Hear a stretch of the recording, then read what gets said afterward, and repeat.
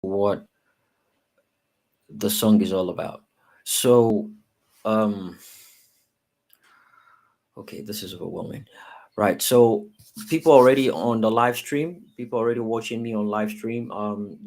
I do this every Friday. I simultaneously host on either StreamYard or Rest Stream. That way, all the social media platforms are connected to one platform where people can actually see me. So whatever it is I'm doing or saying right now is being viewed on five different um, platforms: X, YouTube, Facebook, TikTok, um, Twitter, and Instagram simultaneously.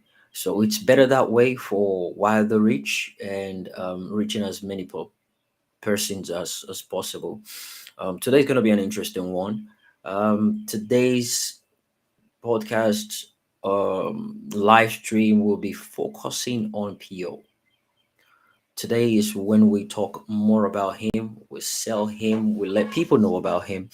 People can come and share their testimonies and what they know about PO and reasons why he's the man of the people, the reason why people are still on his mandate, the reason why the people willingly gave him the mandate, credibility, what he has to offer the country, what he has to offer Nigerians.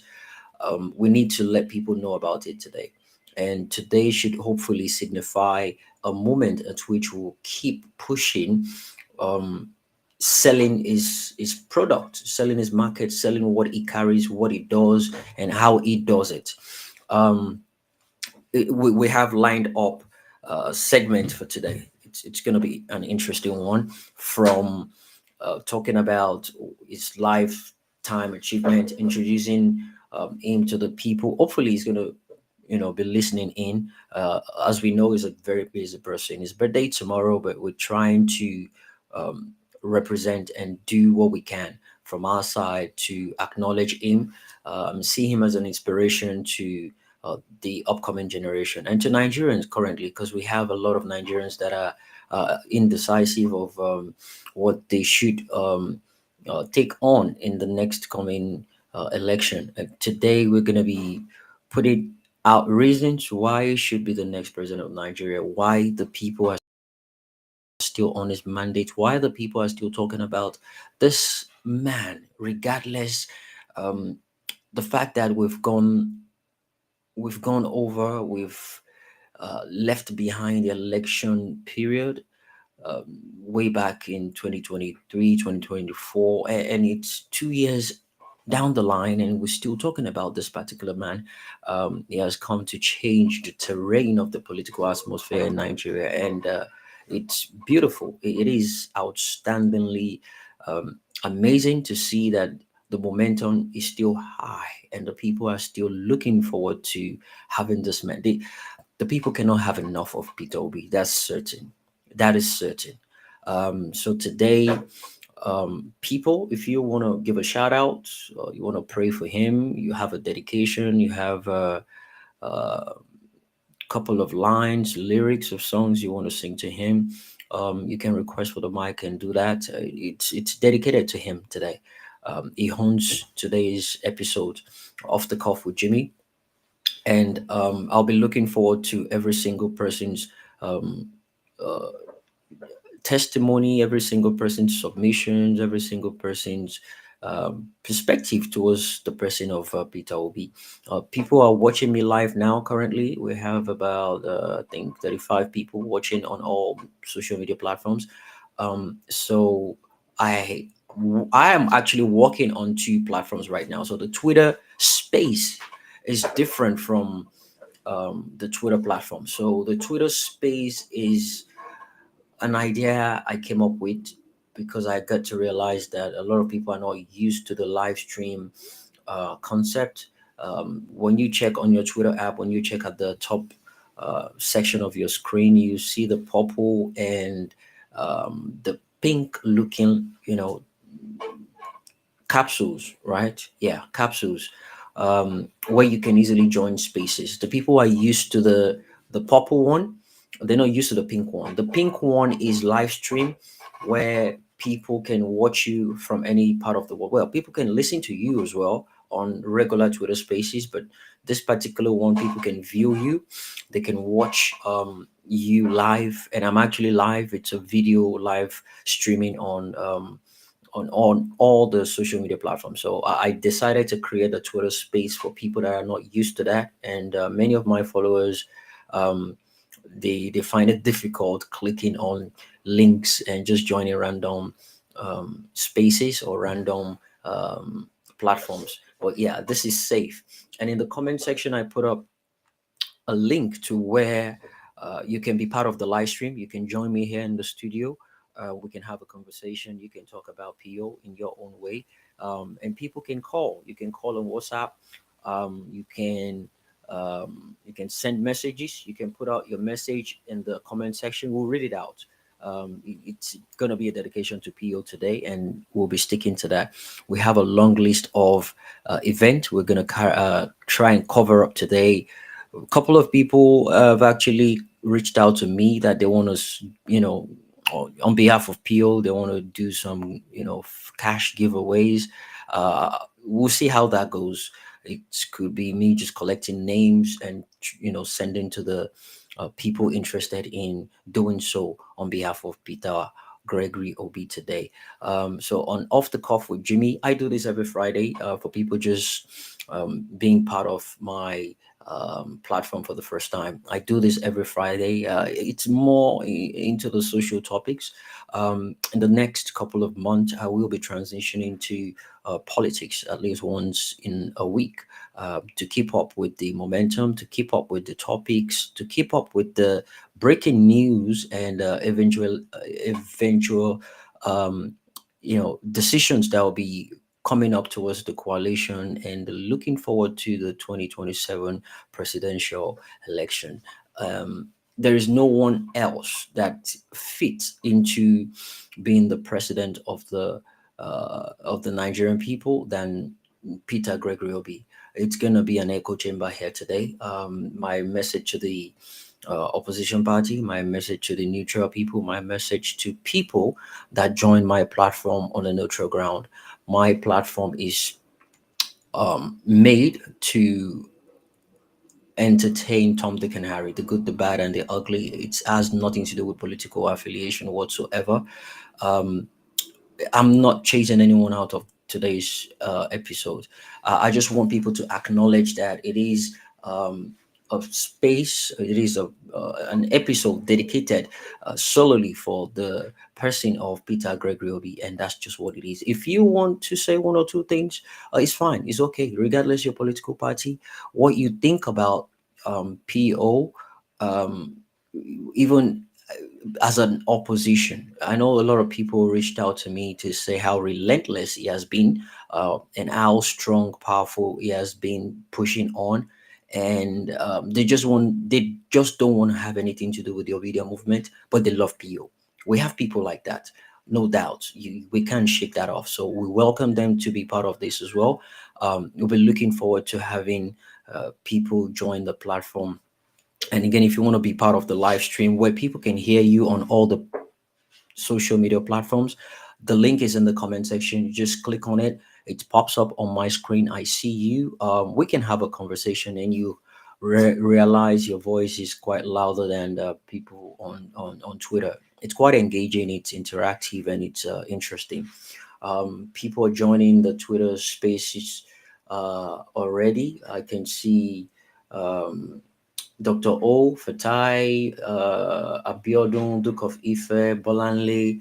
I can see V, Concerned Citizen, Stella, Extraordinary, Omar, Kendo, Reform. I see every single one of you. Welcome, guys. And the list keep growing. We have 33 people on the Twitter space currently, and over 80 people on the live stream. That's the combination of Twitter, Facebook, TikTok, YouTube, and Instagram. Thank you so much, guys. Thanks.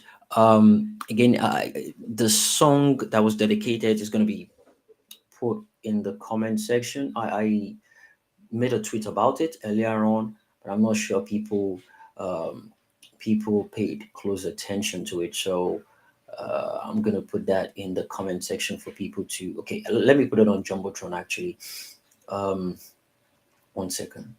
Okay, so I just put it on the jumbotron. So if you listen carefully to the lyrics of that song, it consists of um, 64 reasons why people should be the president of Nigeria, which signifies his birthday, 64. It's quite loaded. It's it's intellectually um, placed on solid rhythm, and I employ people to take time to listen to it. It's quite interesting. So without wasting any much time, I'll dive right into today's episodes of Off the Cuff with Jimmy. Again, I do this every Friday. Today is just being dedicated to um, Peter Gregory Obi.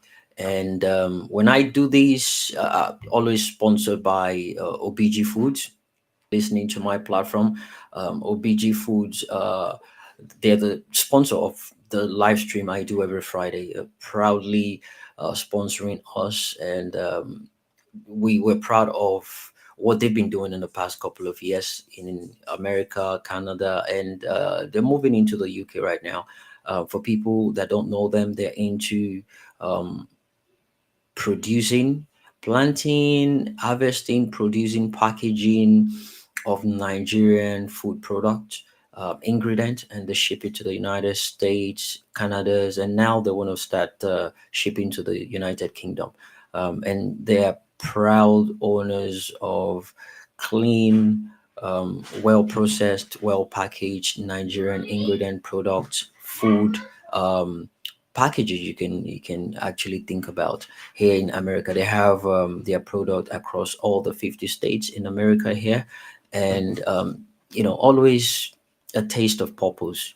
Always proudly clean, boldly made in Nigeria. Quality and the impact of their product is out of this world, just like our principal Peter Obi. So thanks, OBG Foods. We'll be hearing from them in the next couple of seconds now.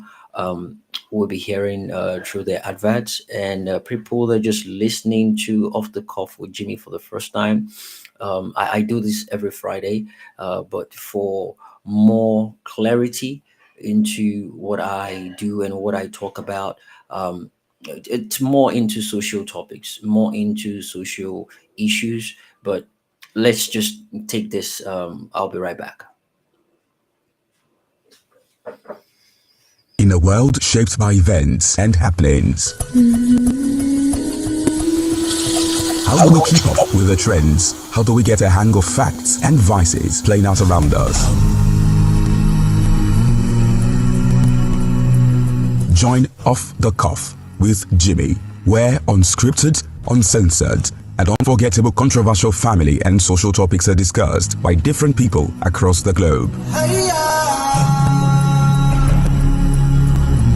Topics ranging from depression, abuse, homosexuality, marriage, sex, anxiety, drugs, suicide, mental illness, bigotry, near-death experiences, parenting, PTSD, racism, culture, rape, peer pressure, abortion, and many more. Listening on Fridays, 10 a.m. Central Time Zone via YouTube at Off the Cuff with Jimmy, TikTok at Off the Cuff with Jimmy, and X Off the Cuff Jimmy. Join us to explore today and tomorrow while shedding some outdated views from yesterday. If you want your story to be heard, contact us via WhatsApp +1773 461 7622 or X handle at Off the Cuff Jimmy. Just in my mind, Yans Jimmy. Give me better. Are you ready for the rich traditional flavors of Nigerian cuisine? Obidi Foods brings the heart of Nigeria straight to your kitchen with a diverse range of authentic, high-quality ingredients. From sun-dried vegetables like bitter leaves and ukazi to richly smoked knife fish and snails.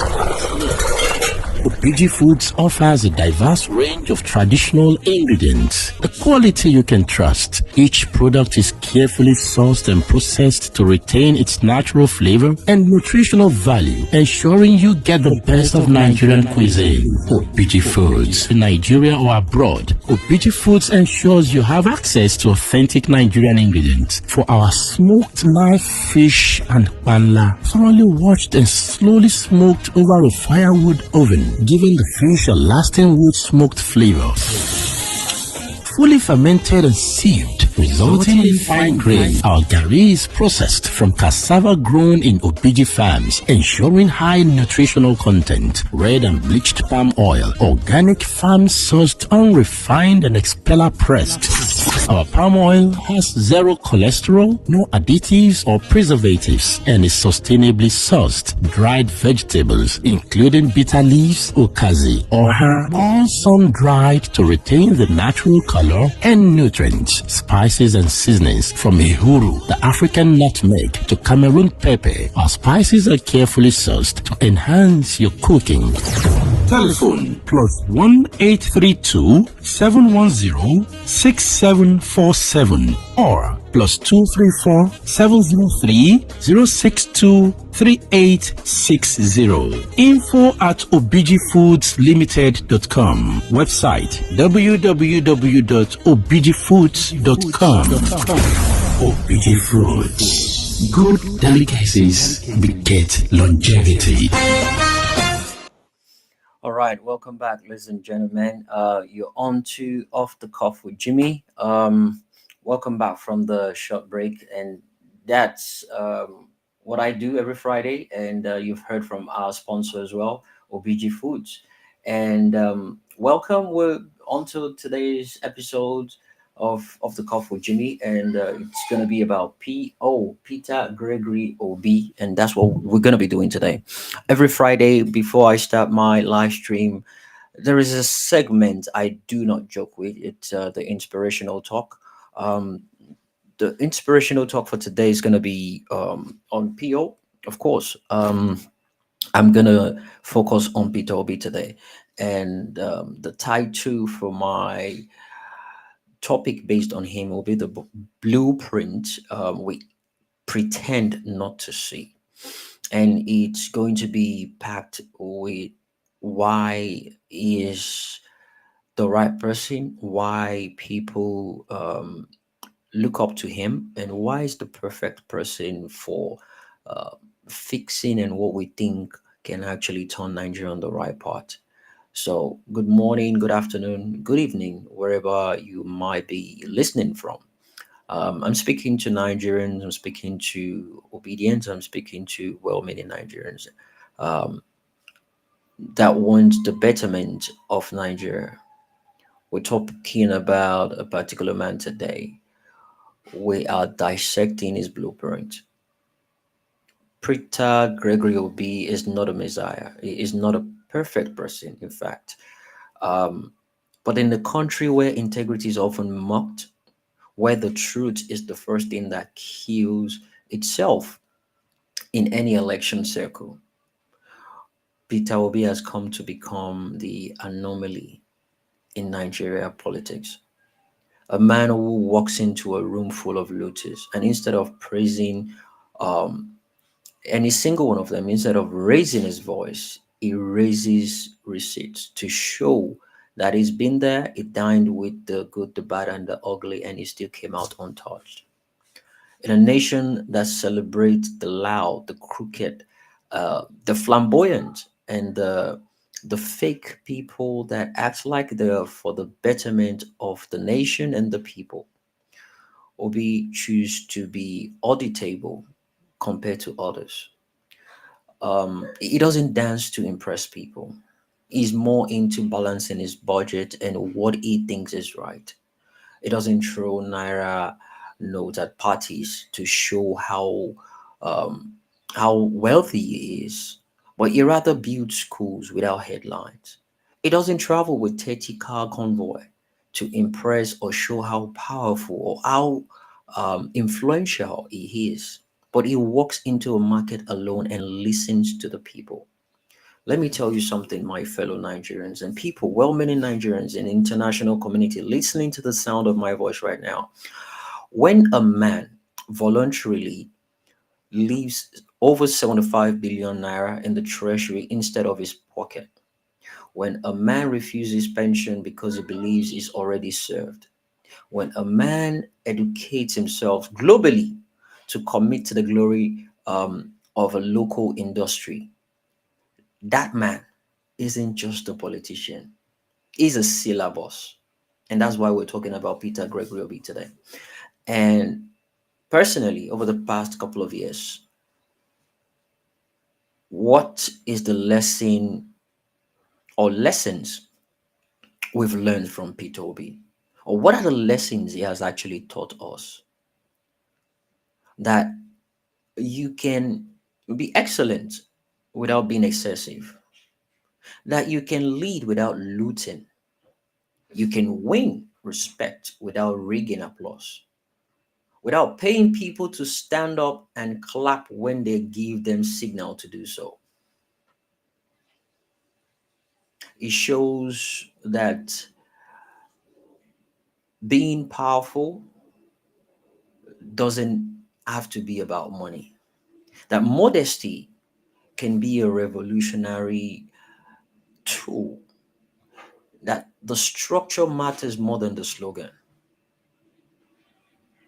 Peter Obi is a man of intellectual depth, highly educated from prestigious global institutions, Harvard, Kellogg's, Oxford, name it, speaks fluently with data, fact, and statistics, value audience-based governance, intellectual depth, that is PO, fiscal discipline, known for budgeting, cutting waste, and saving public funds.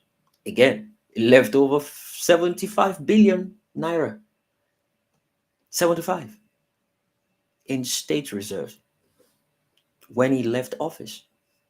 He rejected unnecessary luxuries from bulletproof cars to, bloated convoy and pensions. He rejected them. That is called fiscal discipline. Simplicity and modesty. He lives a humble lifestyle despite his wealth. Peter Obi is a man that has what it takes to own an island and just be there with his wife and decide not to have anything to do with Nigeria. But no, he has decided to put it upon himself that to make Nigeria great, to make Nigeria better, is a task that must be done. And he's not backing down, he's not backing out. He lives a humble lifestyle, flies economy class. He doesn't flaunt his status or wealth. I remember a couple of days ago, recently, when he was videoed serving food, and the people castigating him are nothing but an example of the definition of poverty. I'm not talking about financially, intellectual poverty. That was exactly what happened watching that clip over and over again. And it was shocking that the Vatican actually picked that up and they tweeted about it. They made a statement about it. What they didn't know is that was a deliberate event. It was an event for the rich to serve the poor. It was an event to pass a message of humility. It was an event to pass a message of modesty. And no matter how rich you are, we are all equal in the eyes of God. And it displayed that with all his wealth. That is the kind of person we should take after. Accountability and transparency. Known for always keeping receipts and documenting expenses. Doesn't fear public scrutiny. The only man that came out publicly and he said loud and clear to the people, if you find anything whatsoever against me, I will drop from the campaign, I will drop from this contest. And nobody, none whatsoever, no one had been able to come out to say you did this, you did that. No one had taken a court case to him to let him come and show himself in the court of law to prove otherwise. None whatsoever. Accountability and transparency. He refused the state pension and retirement benefit. It doesn't need it. How many governors, how many ex presidents did that or doing that right now? None except him, except Peter Gregory Obi.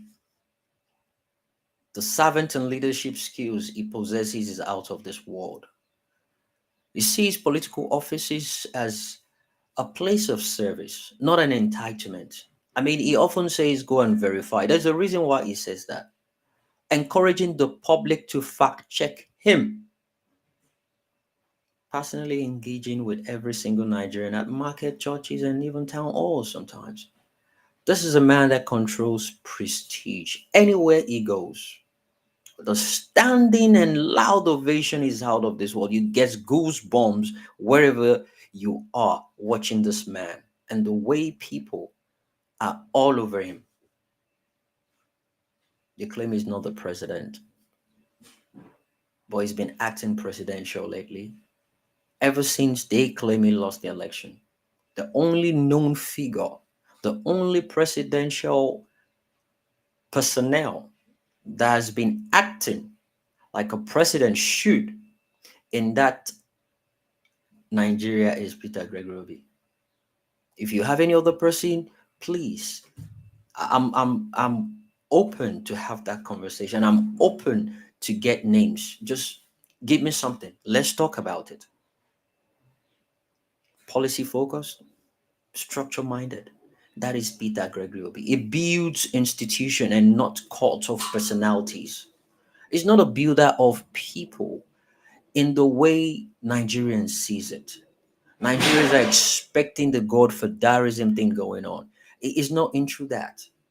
In fact, it was so focused that he knew the best way to get the job done is to get technocrats, people that are expertise in their fields, to get the job done for him. And that's the reason why people keep asking, where are all the people that he worked with? Where are his commissioners? They've all gone back to their livelihoods. They do what they do for a living. They are expert at it. They're not politicians. They're not waiting around. They're not waiting, looking for offices or someone to cling onto so they can suck the money of the people. That is not Peter Gregory Obi. Believes in cutting the cost of governance, to invest in infrastructure and education. It does not joke with that. We can see that categorically clear. And now integrity. No known corruption scandal tied to his name. The people will come up and tell you his name was found in, what was it called again? Uh, the offshore account thing. I've forgotten what it was. But yeah, I'm certain people know what I'm referring to. So, what about it? He has given his time to explain what it was and how it happened. Yet, no invitation from EFCC. It's almost as if they're looking desperately for something to hold him onto, but they don't. But if they see something close, they just gonna rub it all over the whole social media, all over the world, just to make him look bad. But guess what? You're just gonna keep trying because integrity is embedded in his DNA. He's not doing it for clout, he does it because it's now part of him. You see, to make an habit or to break an habit, it takes, I think, about 30 days for you to do that. Obi has been doing this for years. He's not pretending, he's not making it up. He does it naturally. It is a natural thing to him. He doesn't play with transactional um, politics. It doesn't mingle in that. It does not. He says what he says. He means what he says, and he does what he wants to do in his own pace. That is Peter Gregory Obi. Education advocate is one of the key pathfinders, is one of the key enablers, one of the key personalities pushing for education advocacy in the whole world. He invested heavily in education during his tenure as a governor. No doubt about it. It is shocking how people are now comparing him, how people are now still dragging him, even though, um, how people are still dragging him, even though he left office years ago. People took over him when he left. And miraculously, people are not even calling the governors that came after PO. They're always referring to him. They're always attacking him. But guess what? All the governors that had actually governed that state have been invited by EFCC, except Peter Gregory Obi. He took Anambra from 28th to first in WAEC rankings. Go and verify. He believes in education so much. In fact, he believes education is the key to national development. Where is the lie? And at the same time, he knows if you're educated, but there's no avenue, there is no platform, there is no conducive environment for you to practicalize what you've learned, it is waste. Was it yesterday, a couple of days ago? Adekunle Gold was asking after um, first class students. Did you see the amount of people that came out? Did you see the amount of first class students we have in Nigeria? Useless, jobless. I have no doubt in my mind, not an ounce, that if Peter Gregory Obi is the president of that country, we would never see that amount of first class students showing up on Twitter like that. The other day, Pella was asking for people to come be his driver or something, cameraman or whatever. People with BSc, with degrees, are there queuing up, listening, waiting to be interviewed by an illiterate. That is the Nigeria we're living in right now. Global awareness and locally rooted is something Obi has been practicing for a very long time.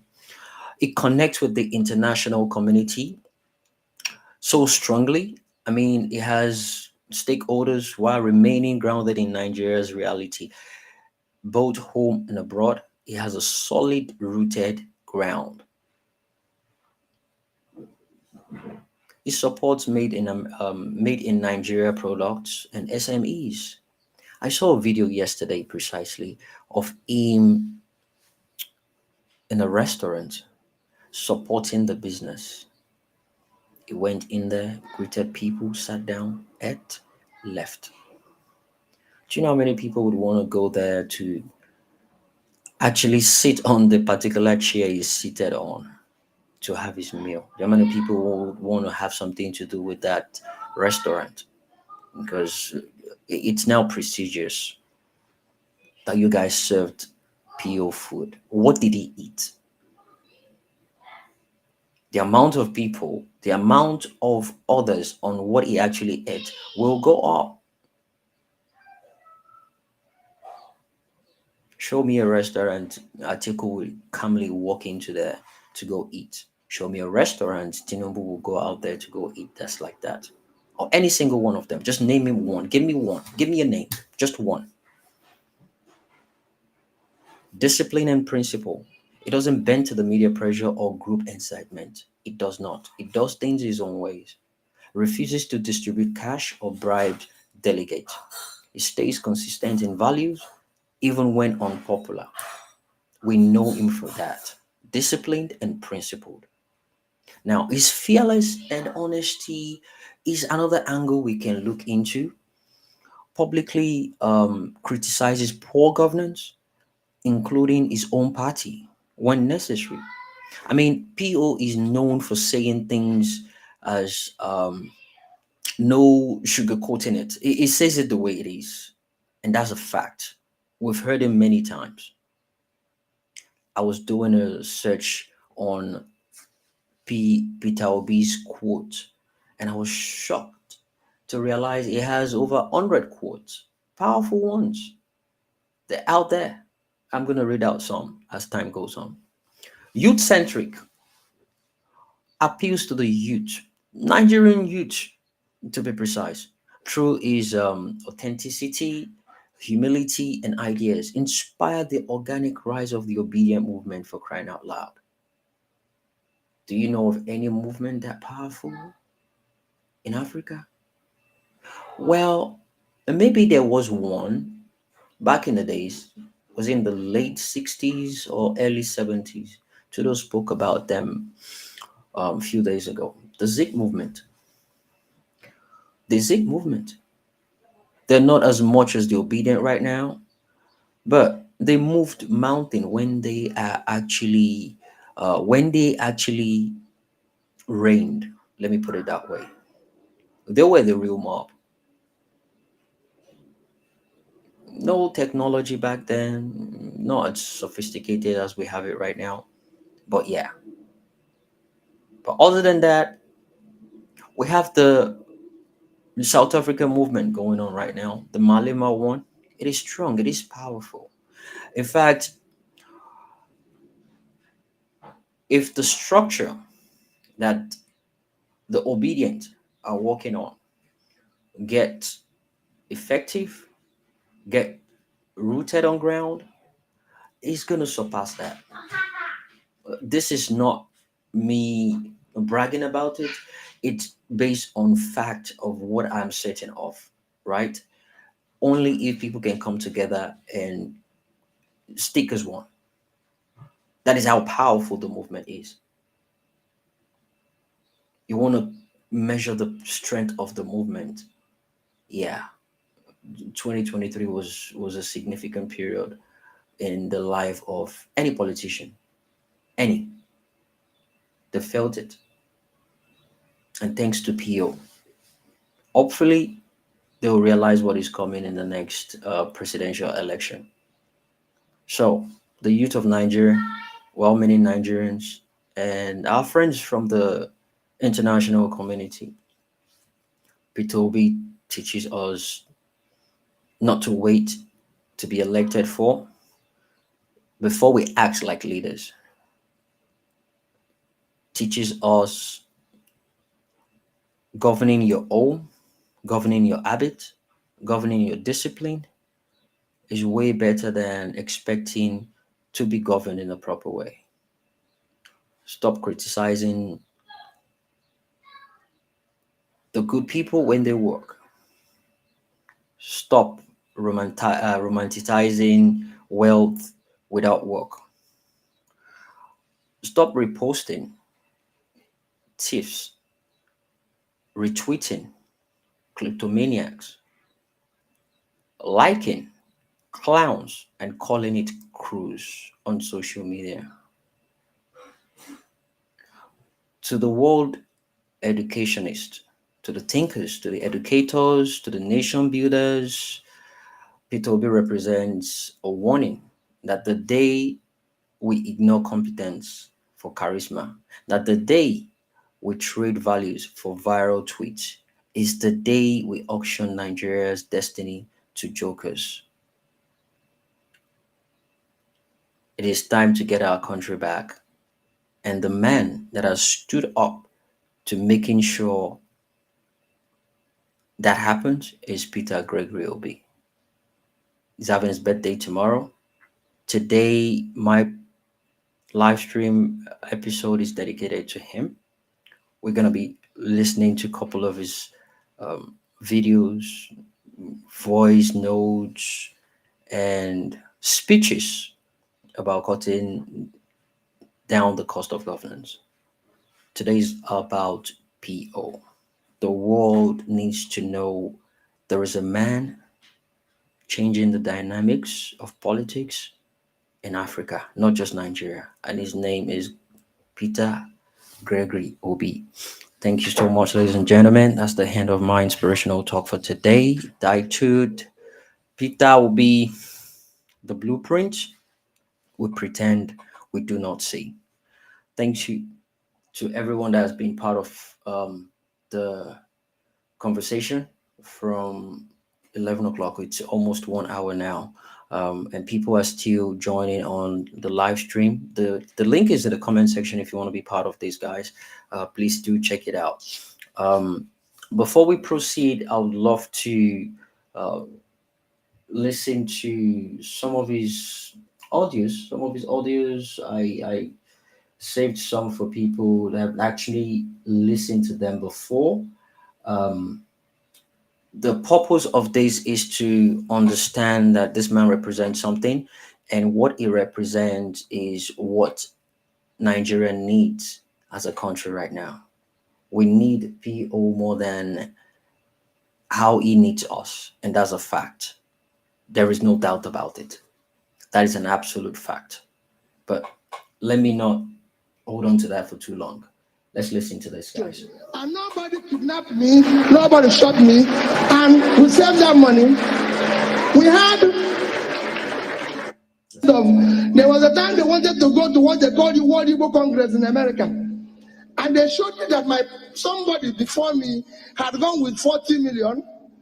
And they said they reduced my own is 32 million. I said to the PAMSEC, can you write me what is the implication of this to Anambra State? Nothing. He just kept telling me they have reduced it. I said, no. Well, let one person go. Whatever the Igbos in America discuss, they can tell us by this thing. When I changed, we came to the government house. When I started being a governor, no permanent secretary in Anambra State had a car. The judges didn't have a car. And meanwhile, there's in the budget provided there's a 150 million naira for the government to buy 2 bulletproof cars for the governor. I said, okay, fine, it's good. I took it, called one Mr. Eric, who was then the GM of PAN, with Onyemuche Namani, and said, listen, I want you people to do me a favor. I want to buy, they used to sell Peugeot 406, 3.7 million. I said, I want to buy about 100. So you sell it to me, 3 million. The Frenchman agreed with me. So I took the 150, gave him my deposit. He gave me the first 50 vehicles. I had 18 judges, so 18. I had permanent secretaries, 19, so 19. The governor will keep 10.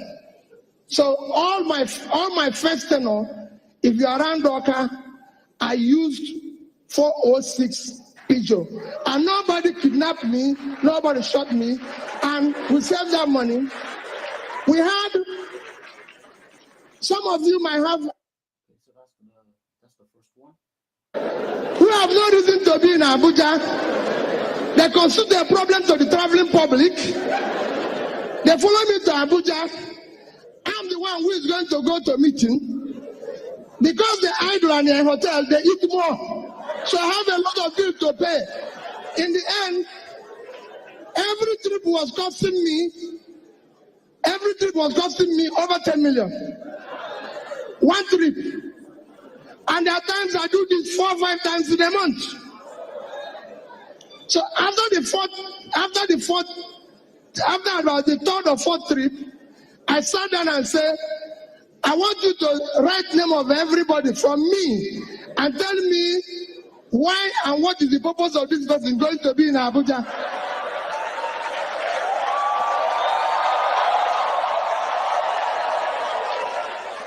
And what did they do? What happened?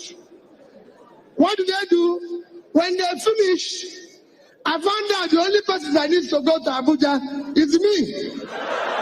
So I said to them, leave it, because some of you must have heard Peter Obi travels alone. No, because the other people, I don't need them in Abuja. I give you an example. If I were taking police from Waka to Abuja, Sorry, guys, I'm just getting a message now. People saying the audio is breaking. So the reason why the audio is breaking for people on Twitter is simply because I'm playing it from another device, and you guys can listen to it. But if you check on the live stream directly, I don't think that is the case on the live stream. Um, Hold on, the your audio is okay. So, Doctor Who, I just got your message now. So when you say the audio is poor, is it the playing or my speech? Can you put in the comment section? I want to be certain. Is it just the playing, the audio playing, or my speech? Is that what is actually not audible? Let me be certain before we proceed. I don't want it to be a futile. Um, I don't want it to be a futile.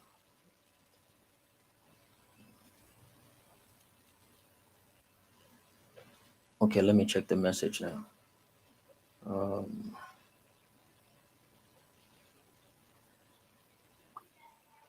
okay, the speech is perfect. Is the audio? Yes. So yeah, that happens all the time. Uh, because the microphone and the setup is linked to a laptop. So what I'm doing on live stream is crystal clear, and people can hear me clearly on the live stream. Capsule, if you click on it, you can hear me clearly.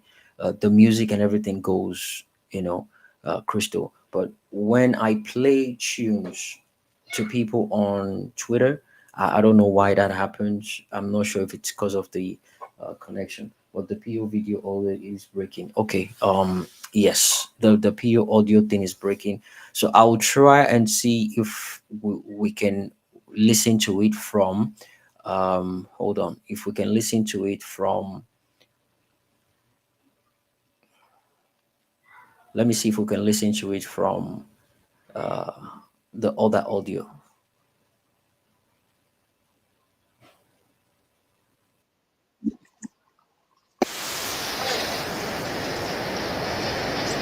Right, Dr. O, what about now?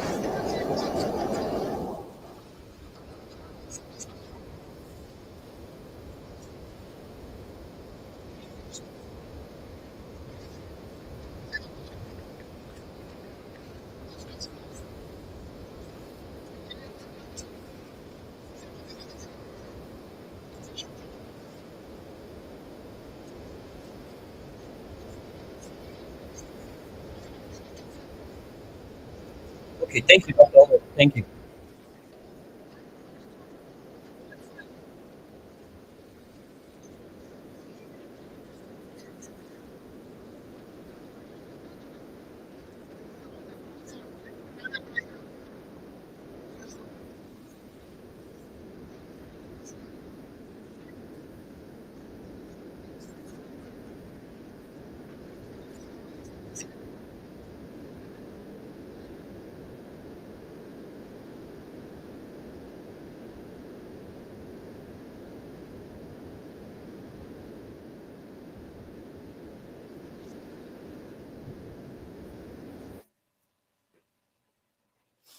Right. So, Dr. Ho, you just confirmed that that was okay. That's better. Okay, way better. All right. Thank you. So I think I'm just going to be playing the audio from the laptop. So I just played that from the laptop now. Um, so before we start officially, I just wrapped up the inspirational talk. So today, guys, as the beating heart of a new Nigeria turns 64 today, Peter Gregory Obi. A lot of a lot of people don't feel comfortable with that phrase, beating heart of Nigeria turns 64 tomorrow. We're here to celebrate his legacy, his brilliance, the audacity of His Excellency Peter Gregory Obi, CON, the man whose simplicity terrifies the corruption we're dealing with today. Um, and it's worrisome to people that knows They are not playing according to the law of the land. Is truth telling rattles the status quo, and there's nothing they can do about it.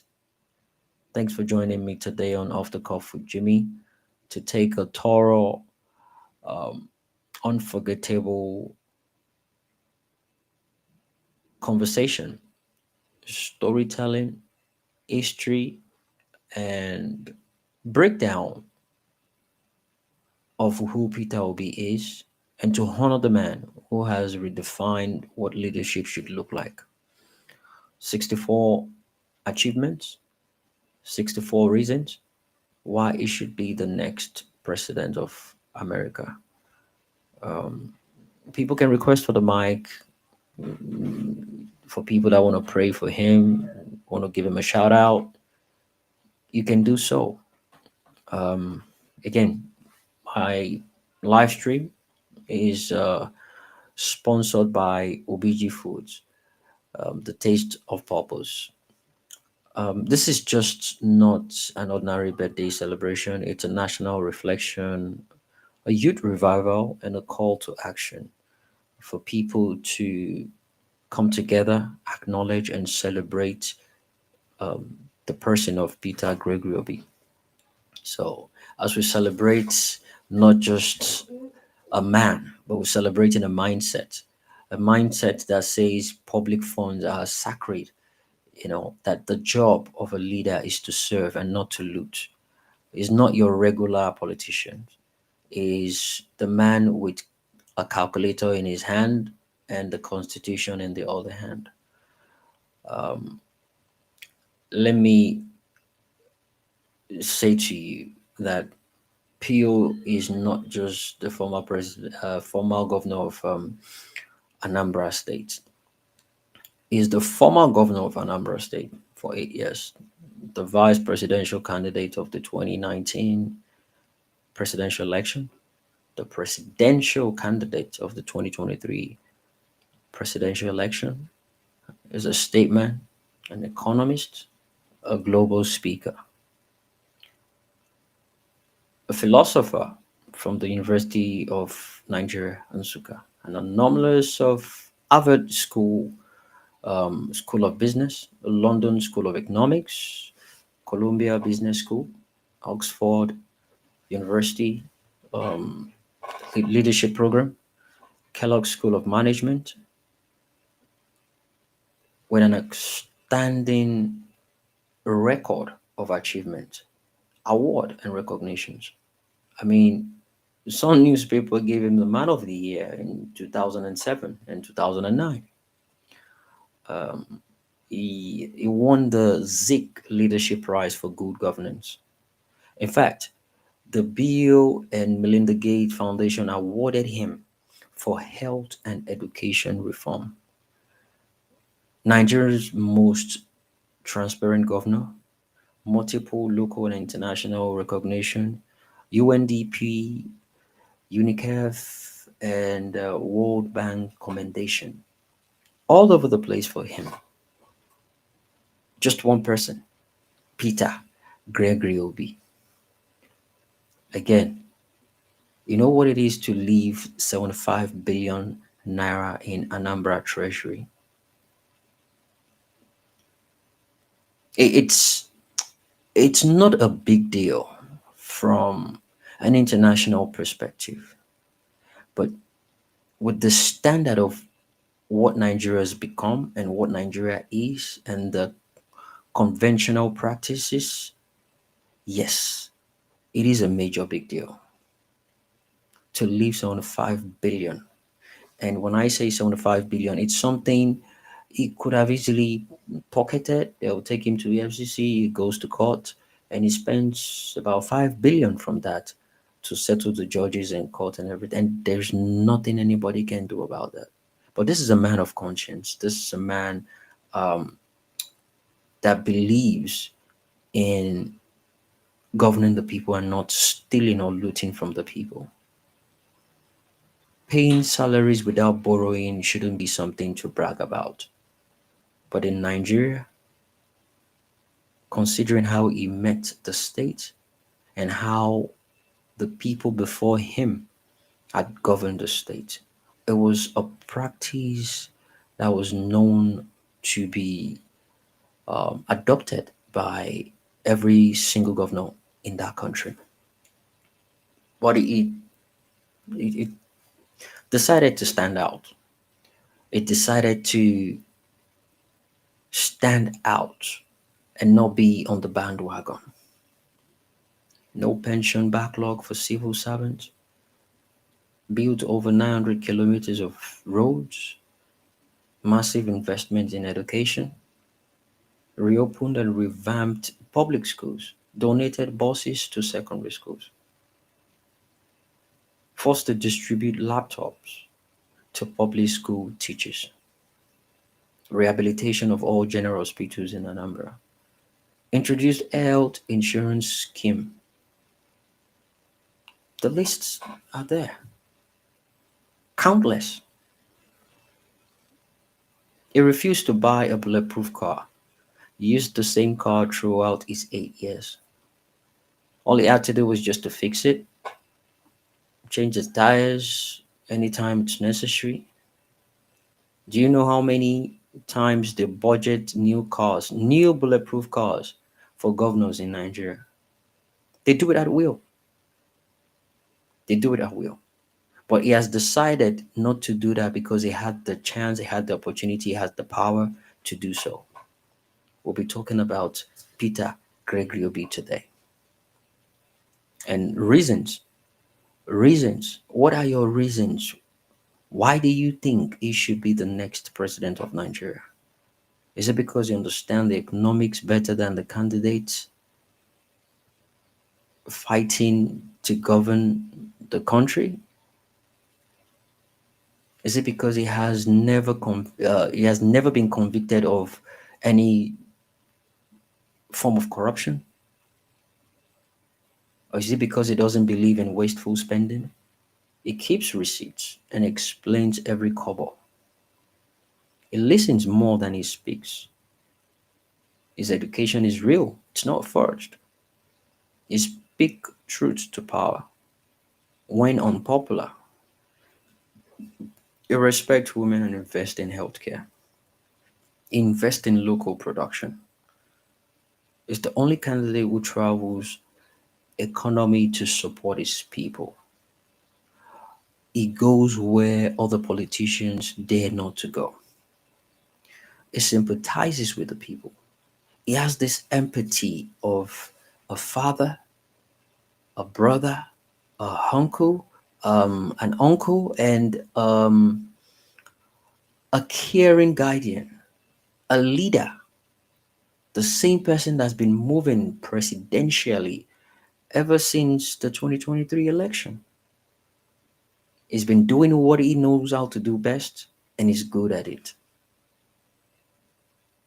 We need Peter Gregory Obi way more than he needs us. Way more than he needs us. Thanks for being part of this, guys. I see Tudo, Dr. O, Chooks, V, Bolanle, calling out people on the Twitter, Andu, Polonium, Concerned Citizen, Oluwa, Toby, Goat, the greatest. I see every single one of you. You can request for the mic. The live stream will be open and the space will be open for people to ask questions. For people wanting to join me on the live stream, there is nothing wrong with the link. I just tried it out myself. It's working perfectly. I don't know why it's showing otherwise from your side, but yeah, the link is working perfectly. If you click on it, it's going to take you straight here.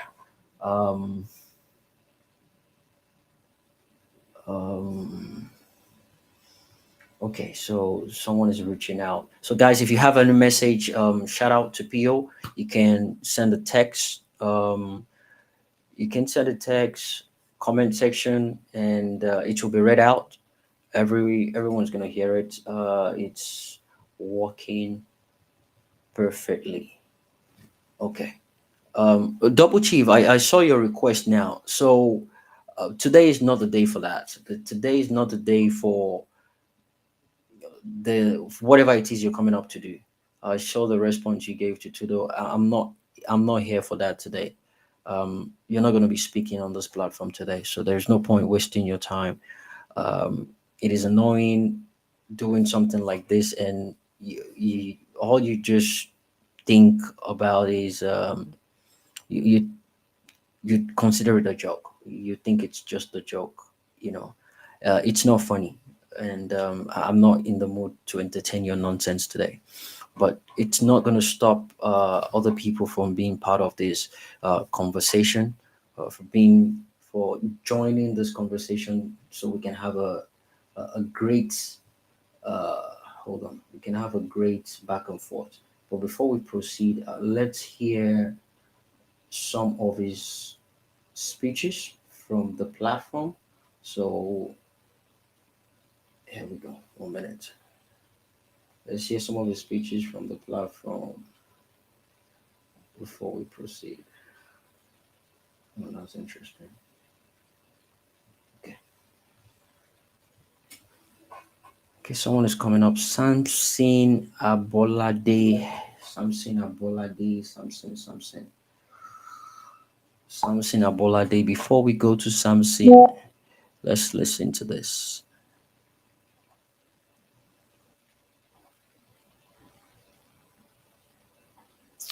Here we go.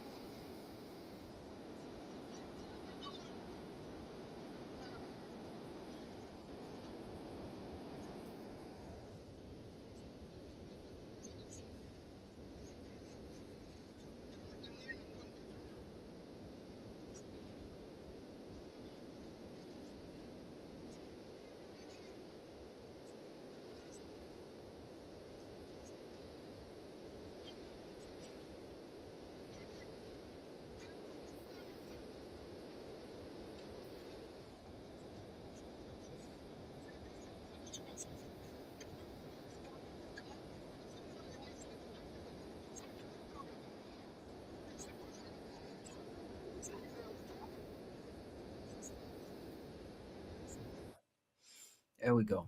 Thanks. I'm gonna play other part of that video pretty soon, or better still, I'll play the whole lengthy one so people can it can preoccupy everyone listening for the meantime.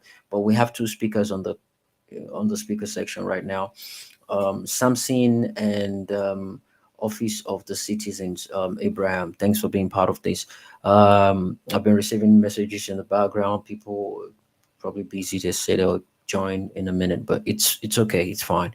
Um, Samson Abayomi, how you doing, my brother? Jump in. What have you got to say to Peter Gregory Obi today? Our principal is having his birthday tomorrow. What do you want to say? What do you want to share with us about him? Oh, thank you very much, my brother. Jimmy, God bless you for organizing this space. And it has been a long fight indeed since 2023, even before that campaign election. What I just want to say is this, that the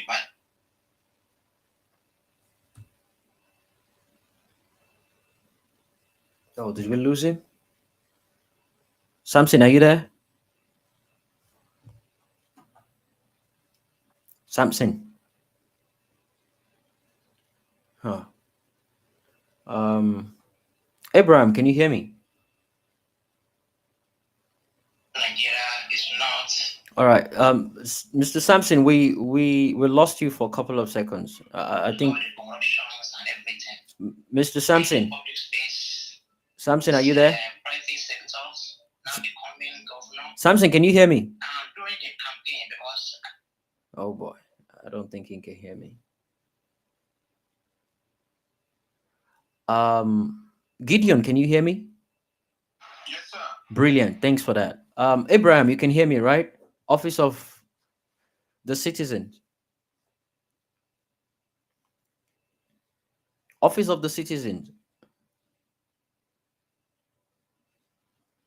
All right. I guess he's not next to his phone. Yeah. Gideon, welcome. Take it away. How you doing? Yes, I'm doing good. Thanks to Jimmy. Thanks everyone listening. Please. Yes. Tomorrow will be P.O.'s birthday, and I wish him birthday. Happy birthday. I thank him for fighting for democracy, for being truthful. For Nigeria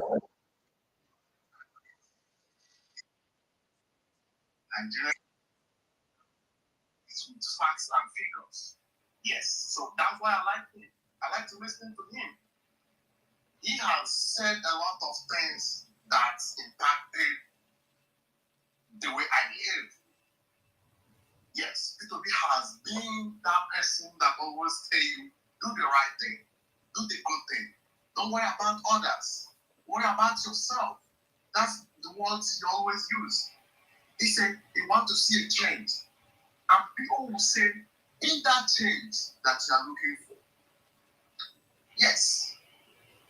And I'm supporting him anytime, any day. I'm here for him.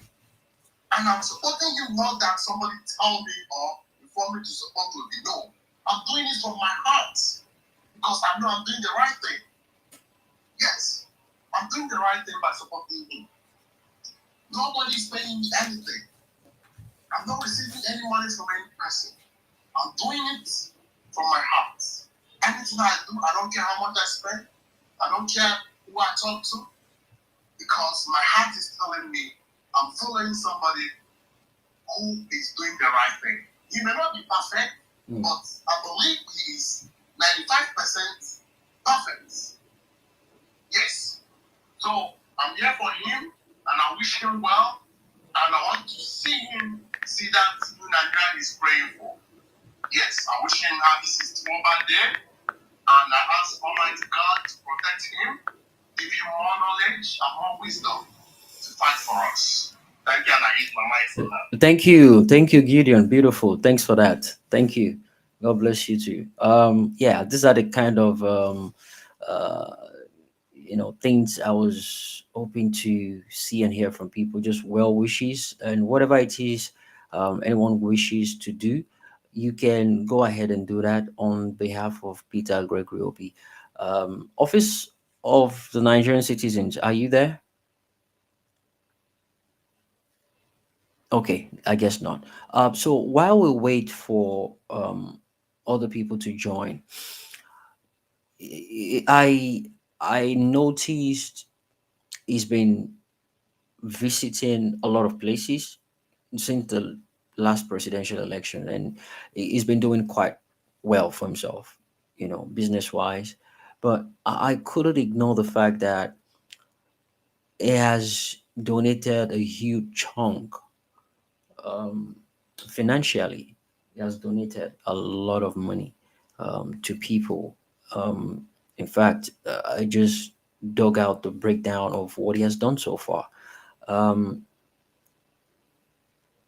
May 20, May 19, 2025. Hold on. Let me take it from the top. Actually, no, let's do this. All right. So since he's been going around donating monies, and it's been estimated that over 600 million there, the value keeps going up and down. No specifics, right? But one thing is certain: the amount he donated, the people he donated to, and the date he donated is, on the internet.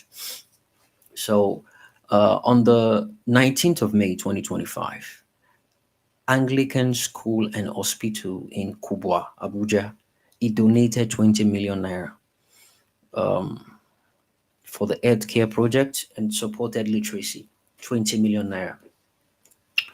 May 6th, 2025, Godfrey Okoye University Teaching Hospital, Enugu. He donated 20 million naira. Donated to support medical student welfare. 20 million naira. June 2025, no date specific. Um, Flood victims in Niger State, he donated 20 million naira to them. Initial donation to aid flood relief.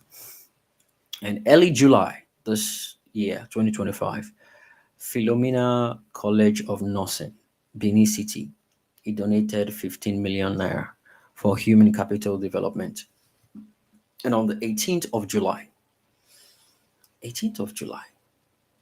hold on, that was yesterday. Huh. 18th of July, 2025. Hold on, 18th. Today's 18th. Yeah, it's today. Wow. Faculty of Dentistry, University of Nigeria, Nsukka. He donated 50 million naira. Oh, okay. I think that's the video that's been circulating. Now our papa BD, so we know get another one. I think that's the video. Posting lab and accreditation drive. Okay. July 16th, 2025. Community development. Facebook group report. 90 million naira plus two vehicles to his community. 90 million naira. And the summary says public donation since March 2023 has been amounted to 180 million naira, excluding the large sum of 90 million naira plus two vehicle, which, okay, which brings it to 270 million naira, depending on the actual amount and value. Main beneficiary of his donations ranges from education, healthcare, disaster relief, and local community initiatives. Spanning from May 2025 to mid-July 2025. These are the donation documented in reputable media. If you're aware of others' private gifts, please share with us, guys. I'll be looking forward to that. Um, there was a point in time in 2024 that he donated 200 million naira, but there's no actual itemized cost for that, and there's no breakdown cost for that either. Um, some claim since 2024, over 670 million naira has been donated based on videos and event circulation on social media without detailed breakdown. Hopefully, we should be able to have a detailed breakdown of the actual amount he has donated in the past couple of years, 2 3 years. Agulu community 90 million naira plus two innocent pickups 2 days ago. Wow. So 50 million naira for Agulu Microfinance Bank, aim at supporting local SMEs. 10 million naira to the Agulu Skill Acquisition Center. 30 million naira to the Agulu Progressive Union Women's Wing. Two innocence pickup vehicles donated to the Agulu Vigilante Group to enhance local security. Okay, interesting. All right, so that's the update on his donation so far. He's still donating. He never stops donating. He's still donating, and he's gonna keep donating. That is PO for you, and that's one of the reasons why I love the man. I love his passion. I love what he represents, and I love what he stands for. But yeah, that's it for now. As time goes on, when I get other updates, I'll definitely update us and I'll share with us. Office of the Citizen, I guess you're back now. Yes, I am back. There you go. I am back. Let's have it. Let's have it. What have you got to say about PO today? Okay, my name is Abraham Greatman. In Port Harcourt. And the first time I bumped into PO was in 20 the pre-election period when the campaigns were still going.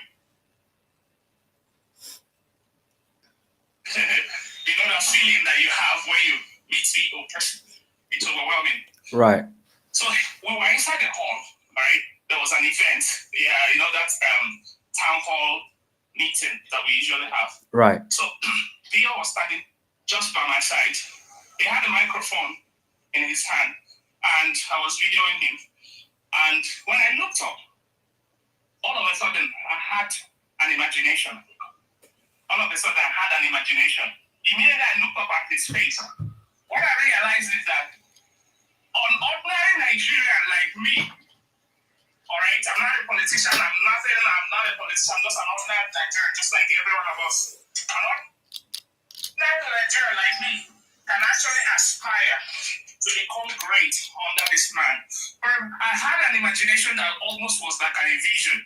Because we are used to having politicians being in the heavens while we look up to them from the earth. Right. But the simplicity of this guy gave me goosebumps. See, the hall was filled with a lot of people. All right? A whole manner of people was in the hall. And none of the persons that were in the hall were mobilized with money. No, not a single soul. Everybody there they were so optimistic. When I looked around, I saw the eyes of the people. Peter was talking. Most people didn't know what was going on at that moment. In my mind, I was like, wait a minute. So fast forward into the future. So if we have somebody like this as a president who actually didn't know what was going on, so simple. Yes. Who is so simple that he's going to listen to our pains. Because I'm 40 years old now, and ever since I've been in Nigeria, for a long time, I've never felt any relief as a Nigerian, not gained a single thing from the government. Literally, they've taken a lot from me, but I've not gained nothing. When I sat down there, I had like a vision. It gave me hope. Honestly, I was so fired in my spirit. I said, no matter how the bad governance in Nigeria happens, as long as there is somebody like Peter Obi, who is still here, he's not dead, he's alive, man, I'll be fired up. And I will use everything in my disposal to make sure that Peter Obi becomes the president. Somebody will say, well, who are you? I'm just an ordinary citizen, just like John the Baptist shouting in the wilderness, that make straight the path for the Savior that God has delivered into our hands. And like I'm saying, his personality is the only thing that has motivated us. It's not because of his money, his personality.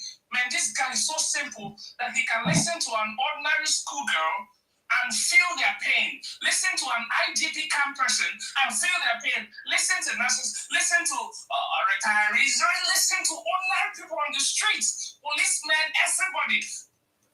And he can empathize with them.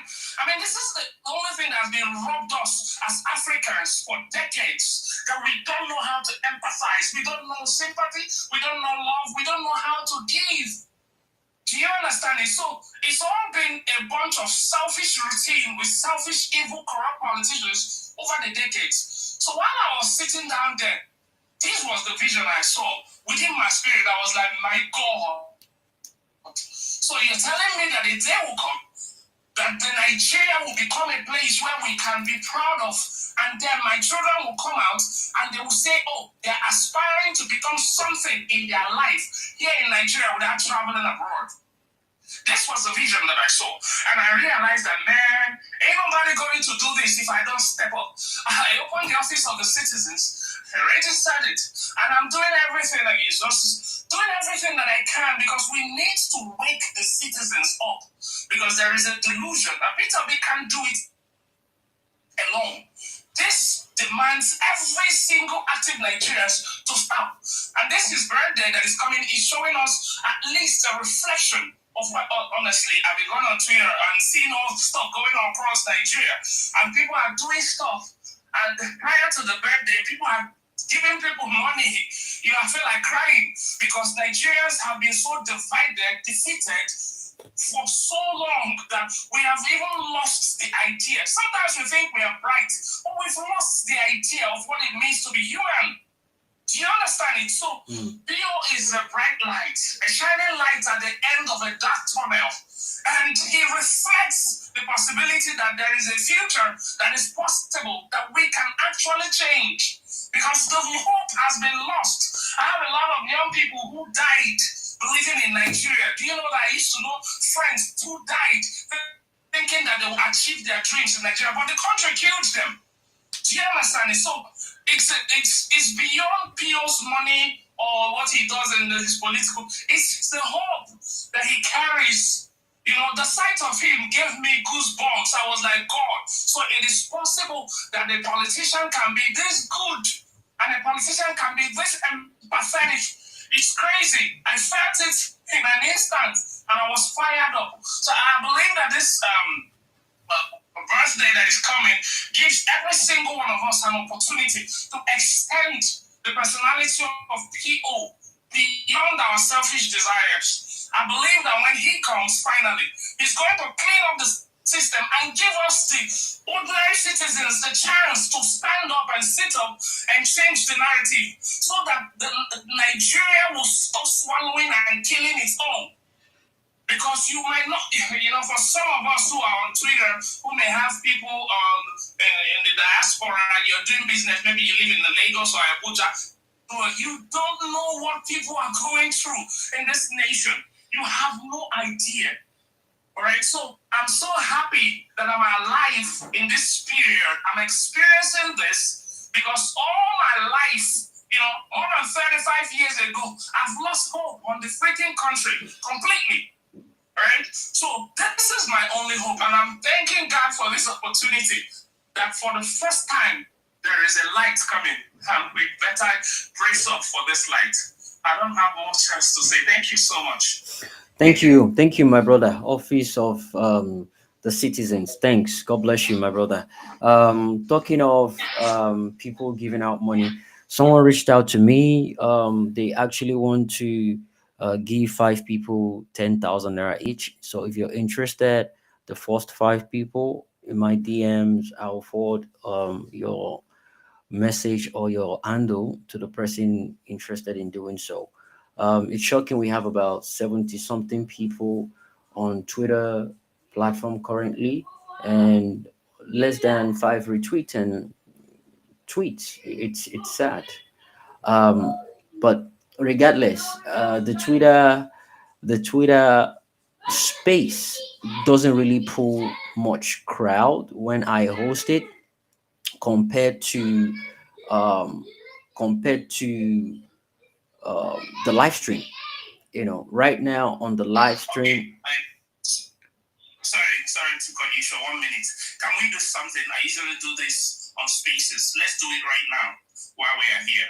Everybody that is listening, who is in the background, if you can hear my voice right now, please. The first step is to follow the host. Just click on this icon of the host. You'll see the follow button. Follow. The second step is to go down at the bottom of your screen. You'll see that icon that has 3 dots. Please share. All right, share the space. That's how we support as Nigerians. And anytime you go on any space that is pro-obedience and people are delivering something that the Nigerians need out there, please share on your timeline. That's the least that you can do, okay? Thank you so much. Please, everybody. Right. Thank you, my brother. Thanks for that. So normally the Twitter space. In fact, when I started my podcast, I didn't plan on using Twitter Spaces. The whole concept was to do the live stream, but I realized that a lot of my followers are still stuck on Twitter Spaces, and they want to be part of the conventional method at which they listen to people speak on Twitter. So, but other than that, the live stream I do. By the way, the link is in the comment section. You click on it, you can join me in the studio. The studio is linked to all the major social media platforms: Facebook, Twitter, Instagram, YouTube, TikTok. And right now, on all those platforms put together, right now, 7,959 people are watching live right now. So on the live stream, we have over 7,000 people listening. And on Twitter here, we have about, 106 people listening on Twitter. So, and the good aspect of this is internationally, you don't know the way I can see the platforms and the amount of people watching from different platforms. But it's okay for reaching larger crowd this way. I just keep doing this old Twitter spaces to keep up with people that have already known me for Twitter spaces. But yeah, thanks guys. It would be helpful if you retweet it as well so people can be part of this. Um, whoever is interested in uh, whoever is interested in the 10,000 naira, the person just sent me a message now. So, okay, 10,000 naira each for five people. So, the first five people will be given 10,000 naira each, five people. So, I'll just forward your details to the person in question. Thanks for that, Office of the Citizens. Thanks, Karigo. I see you, Tudo. Thanks for joining. I see Otumba, Dr. O Fatai Chooks V. I see you. Emil Saddam, thanks, my brother. Thanks for being part of this. Thanks, welcome. Um, Auntie Bolanle is here. Welcome. She came actually at the beginning of the space as well. Thanks for being part of this. I see Nika. I see Nos. Ray Polonium. I see Lua Tobiloba. I see Lua Damilari. I see Maurice Stella. CJ. Peter Obi. Concerned citizen. I see Abiodun. Nenet. Um, Lawyer in the house. TZ, I see you. Sound Mind. Oh, great to have you guys here. Goats, greatest. I see you. Peter, Godwin, Mbaka, Idiakosa, my brother. Thanks for being part of this. Gentle, AA, OB, Voice of God, Reform, Bidday Me, and every single one of you. The list is, growing by the seconds now. People are retweeting it. Thanks for being part of this. Thank you so much, guys. It's all about PO today. It's all about Peter Gregory Obi today.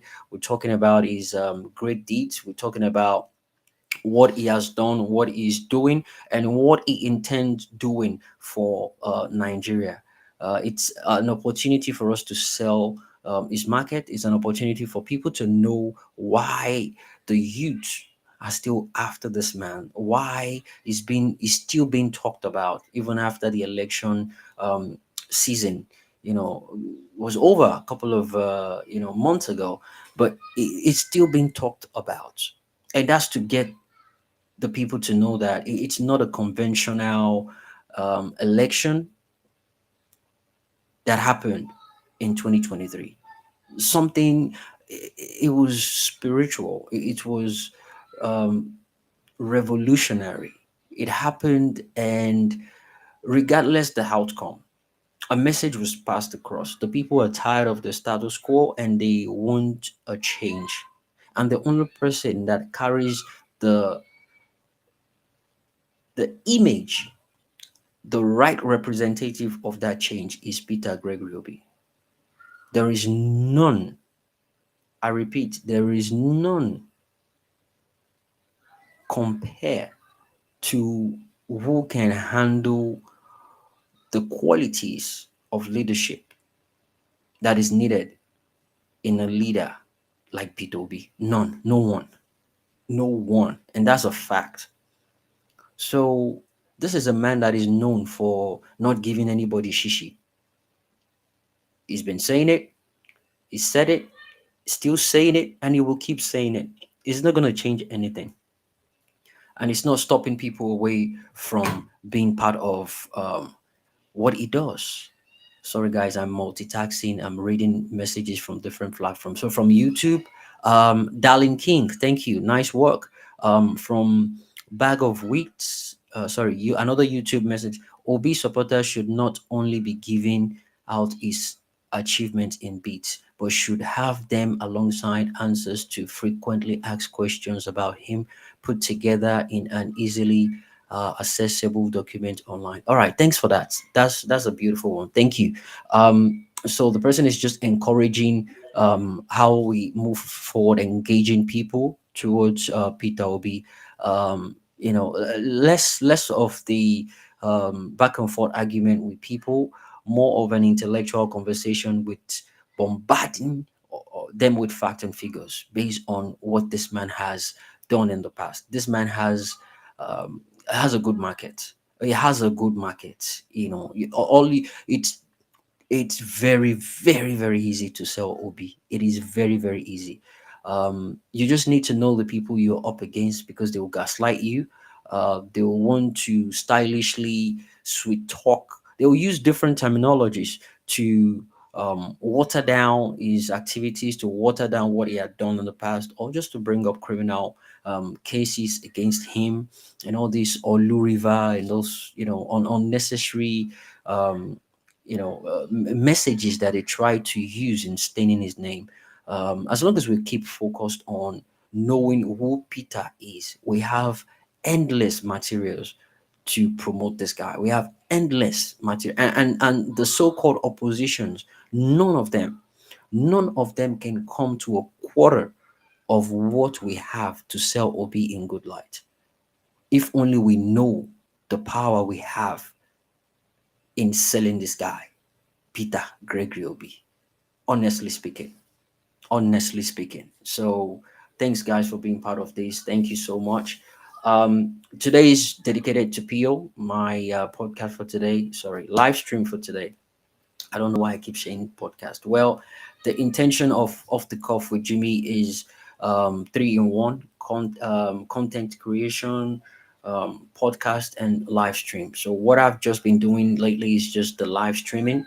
I've not started the podcast at all. I've not started. It's it's cumbersome, and it's about engaging people one at a time, interviewing. The podcast is obviously not going to be as long as this, 2-3 hours. That's it, we're done, and the video can be accessible on YouTube and other platforms. I'll probably have a sign up with Apple podcast and all the major podcast streaming platforms. But thanks for being part of this once again, guys.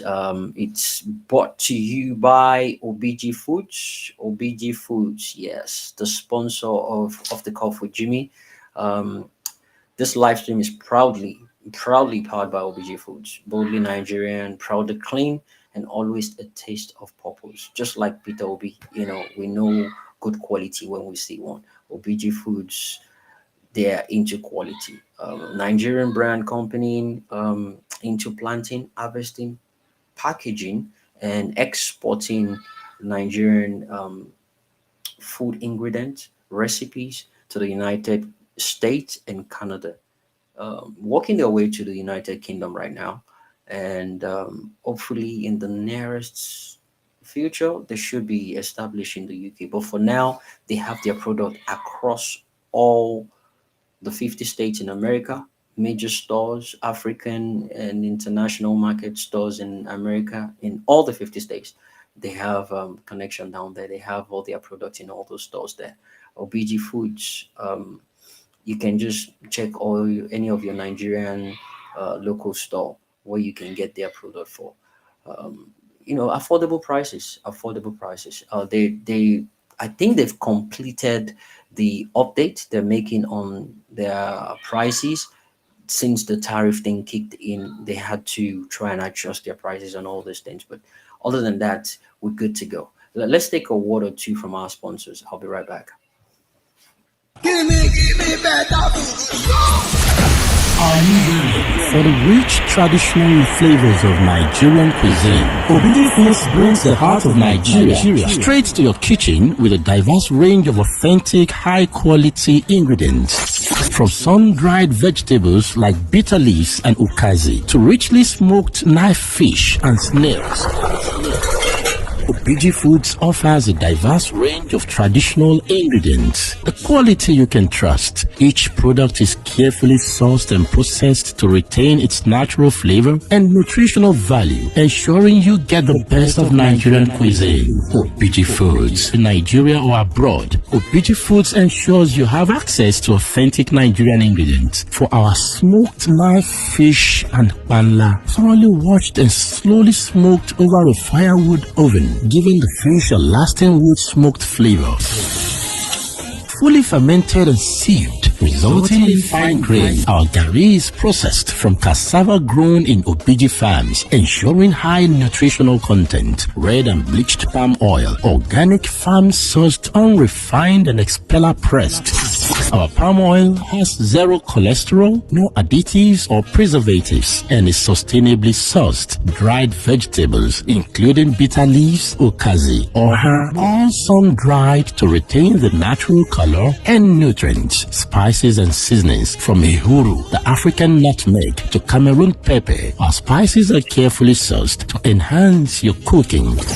Telephone +1 832 710 6747 or +234 703 062 3860. info@obijifoodsLimited.com. Website www.obijifoods.com. Obiji Foods. Good delicacies beget longevity. All right, welcome back, guys. Welcome back to Off the Cuff with Jimmy. Thanks for the messages. I've been seeing people's messages in the background. Thanks for the sweet and kind words. Thank you so much, guys. If you have a message, I can read out to the people. Hopefully, Pio is listening in, or probably gonna have to play the recording later on, or someone would play to him later on. Yeah, whatever message you have for him, I can read it out. Read out the name. I've received a couple of text messages on Off the Cuff with Jimmy telephone line. I'll keep doing that, and I'll read it out to people at a point in time. Let's just work on the accumulation for now. Welcome. Hello, Jimmy. Yes. 1 minute. I want to log off, okay? Yeah. Please try and follow me. I have a message I'm supposed to send to you on some stuff that we're planning. Okay. Okay. All right. On the inbox. No problem. Thanks. Thank you. All right. Thanks for that. Welcome to the Welcome Carigwe. Guys, jump in. What you've got to say about this wonderful man, Peter Gregory Obi? I know it's almost like an echo chamber and preaching to the choir. We already know this, but today I think it's an opportunity for us to re-hammer it in, for people to know that we're not just saying this because we feel like, talking about it. We're saying it because we know, we have this conviction that it is the right thing to do. We know we're on the right side of history, and we have a good person to sell out to the world, because Nigeria deserves something better. And the only man capable of getting that done is Peter Gregory Obi. What's up, Carigwe? Tudo, jump in, guys. Hey, Jimmy, what's up, bro? I'm all right. How you doing? I'm good. Listen, man, great job. Thank you for hosting this. I appreciate you for that. James Jimmy. I say James Jimmy. I've been listening to these things since. Jimmy, say on them like this, because now people really answer. Jimmy is a derivative of James. You already know that. Can you imagine? I want to do a special number. Oh, okay. Mute your mic. All right. Make I don't give you background. All right. I don't need your help. All right. Special number. That's a good one. You have your keyboard ready? No, I'll wait for the real birthday. Oh, well. The real birthday is actually tomorrow, Saturday. I know. Oh, okay. So here we go. Now, Papa,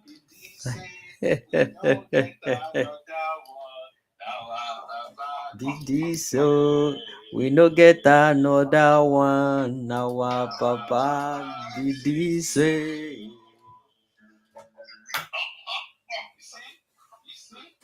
see how life works? The song they thought I invented gold. See how we flipped it? We flipped it. All right. Is it just this 10 seconds this thing you want to do? So are you gonna give me honorarium? There you go. That's what they give people when they sing.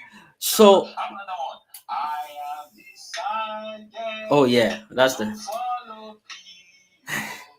I have decided to follow people. oh my goodness. I have decided To follow Pio, no turning back, no turning back. I like that verse that says, though no one joins me, Still I will follow.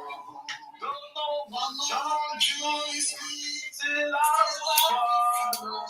Don't know what joy is. Still I will follow.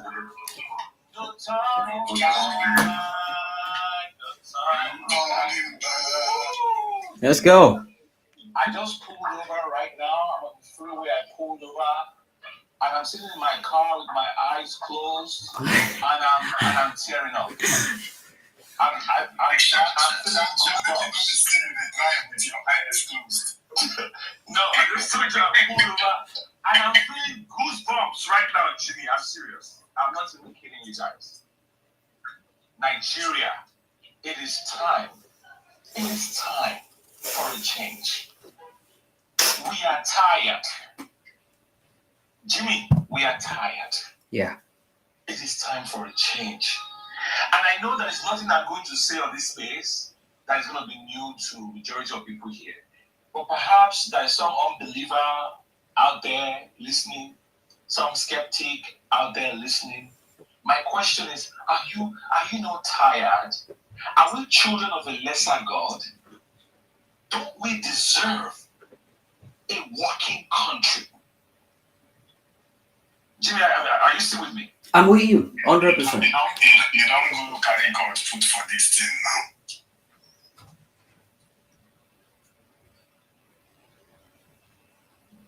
Fucking, my network is messed up. Yeah, he's on the highway, so I'm guessing the network is kicking in. Tudo, you there? Oh yeah. I don't think it's mine. Yeah. Yeah, Yeah, so it dropped. I just have a simple, I think, about one sentence to say about PO. I encountered PO and my life changed. Although I've always seen myself as somebody that always wants to do things the right way. But before I encountered PO, I thought it wasn't working. I thought it's not the right way to do this because I suffered. If you for suffer, I suffered because I always think different. I suffered because I always wanted things done right. So I met PO and I discovered that doing things right can actually work. And then changed my life. I think I've got a master's degree today because I wanted to be like him. I wanted to like him. The way he values education. Jimmy, can you hear me now? Yeah, you're back now. We lost you for a second. Can you hear Carigwe? Yeah. Okay. Oh, okay. Okay, so the way he valued learning new things, and there's his speech I listened to where he paid about $4,000 for just a very short course. I was kind of wow. Now that I don't have money, but I'm going to make sure I get a PhD because of this guy. Investing in learning, because I don't see it as a waste again. I'm always on my way to learn new things. Finished my master's degree in international management. Next year, by May, I'm starting the master's degree in psychology. And after that, I'm doing a PhD in psychology because I want to get a PhD. That's my research will be to study the effects and trauma that religious indoctrination brings to people. So PO kind of changed the trajectory of my life, and but I don't know where I'm becoming emotional about. Nigerians that PO have motivated a lot of people. If we miss him, I don't think we can get another PO. PO is kind of our own Ibrahim Traore. And Nigerians need to fight for this man because he doesn't need us, the ones that need him. He won the last election, but Nigerians adored and lost it. This time around, I want us to use this his birthday to start a radical campaign that will show Nigerians what they will lose if PO loses 2027. Because I think if PO loses 2027, we've lost him. Because I don't think PO is going to want to run for presidency as an old man. He's getting old. And we need to see this stop. last chance to survive. Thank you. Thank you, Karigwe. Coming from someone like you, I felt the passion and emotions um, from the speech you just made now, and it has boiled down to one thing for me. Okay, um, there's been a lot going on lately, even within the obedient movement, within Twitter space, and within people that have known themselves over the course of this obedient period and movement. The truth of the matter is, regardless whatever it is going on, regardless whatever reefs going on, regardless whatever back and forth, there is always this common denominator that brings people back together, and that is just Peter Gregory Obi. Like, no matter how much you're hungry, no matter how much um you envy, you hate, you dislike, um you know insult one another, even within the movement, when it has to do with a particular person, everything disappears, and it brings in the good, the bad, and the ugly on the same table. And guess what? It does it without even being there. It does it without saying a word. It does it without even knowing something like that is going on. That is the power this man possesses. That is the energy circulating around him. It is contagious, and it is something a lot of people, which is the reason why they call it a zombie movement. It is when the people cite what they know for certain, that yes, we've been in and out of the country, we've been to different countries, different places. We see how governance is, we see what makes governance work. And the only person that embodies that in the Nigerian political atmosphere is Peter Gregory Obi. The hate, the dislike for this man from certain people is so much that they will lie he did things he never did. They will twist words against him, but he still doesn't, he's not bothered. In fact, if he sees them, regardless what they've written about him on social media, if he sees them, he treats them like human beings. He treats them like brothers. He treats them like family members. Even if you abuse him, you curse him, you do anything to him, he's not just a leader. He's an example of how to how to act right, how to control your emotions.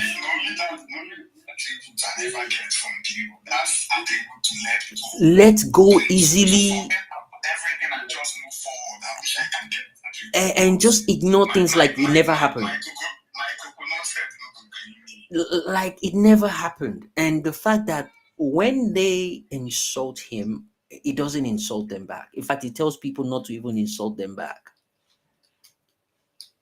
This is a man that knows that when he gets into power, he's going to govern over the bad, the good, and the ugly. He knows. So he's not going to segregate. He has not segregated since I've known him.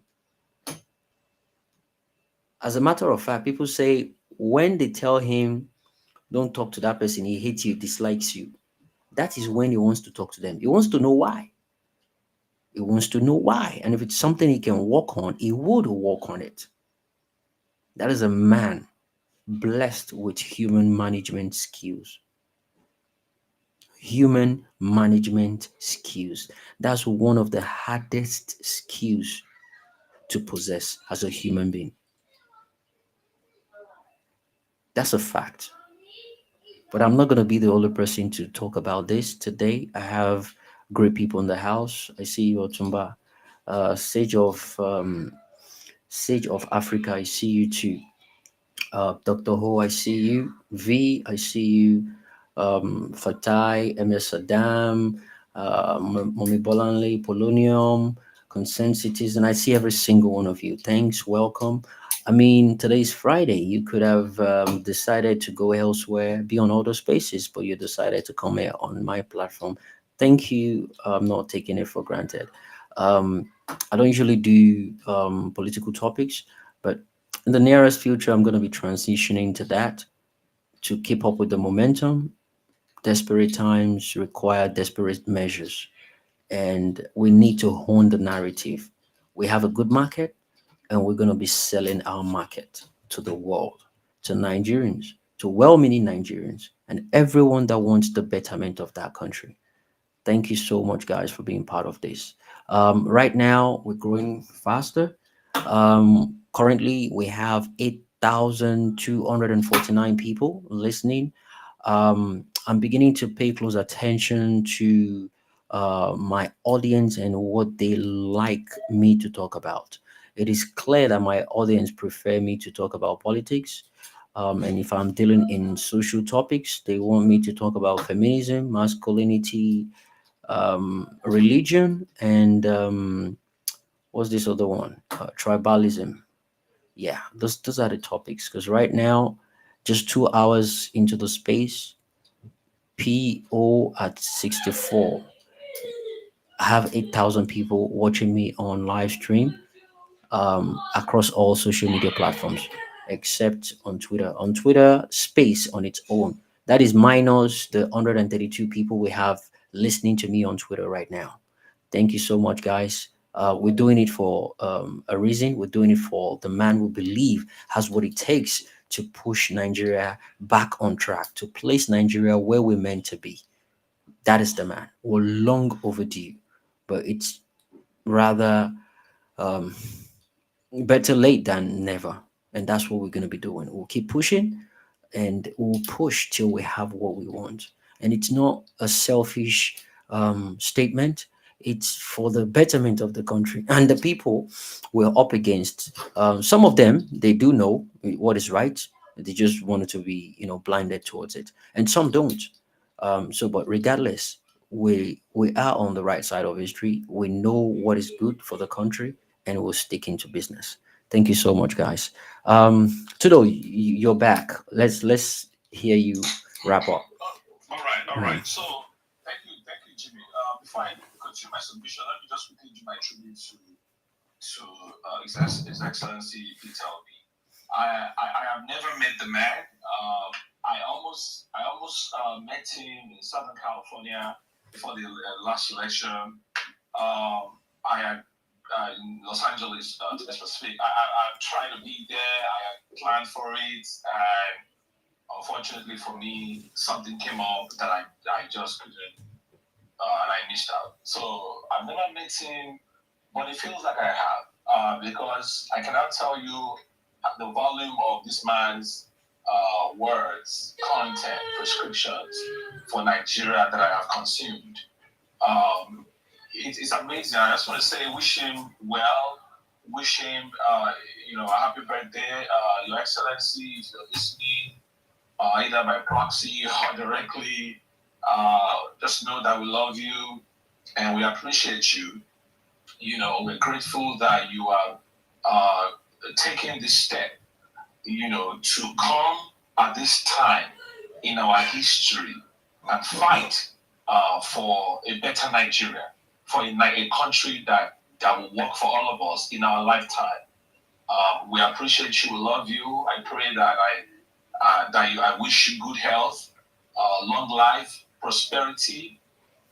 As you move around, as you traverse all of Nigeria.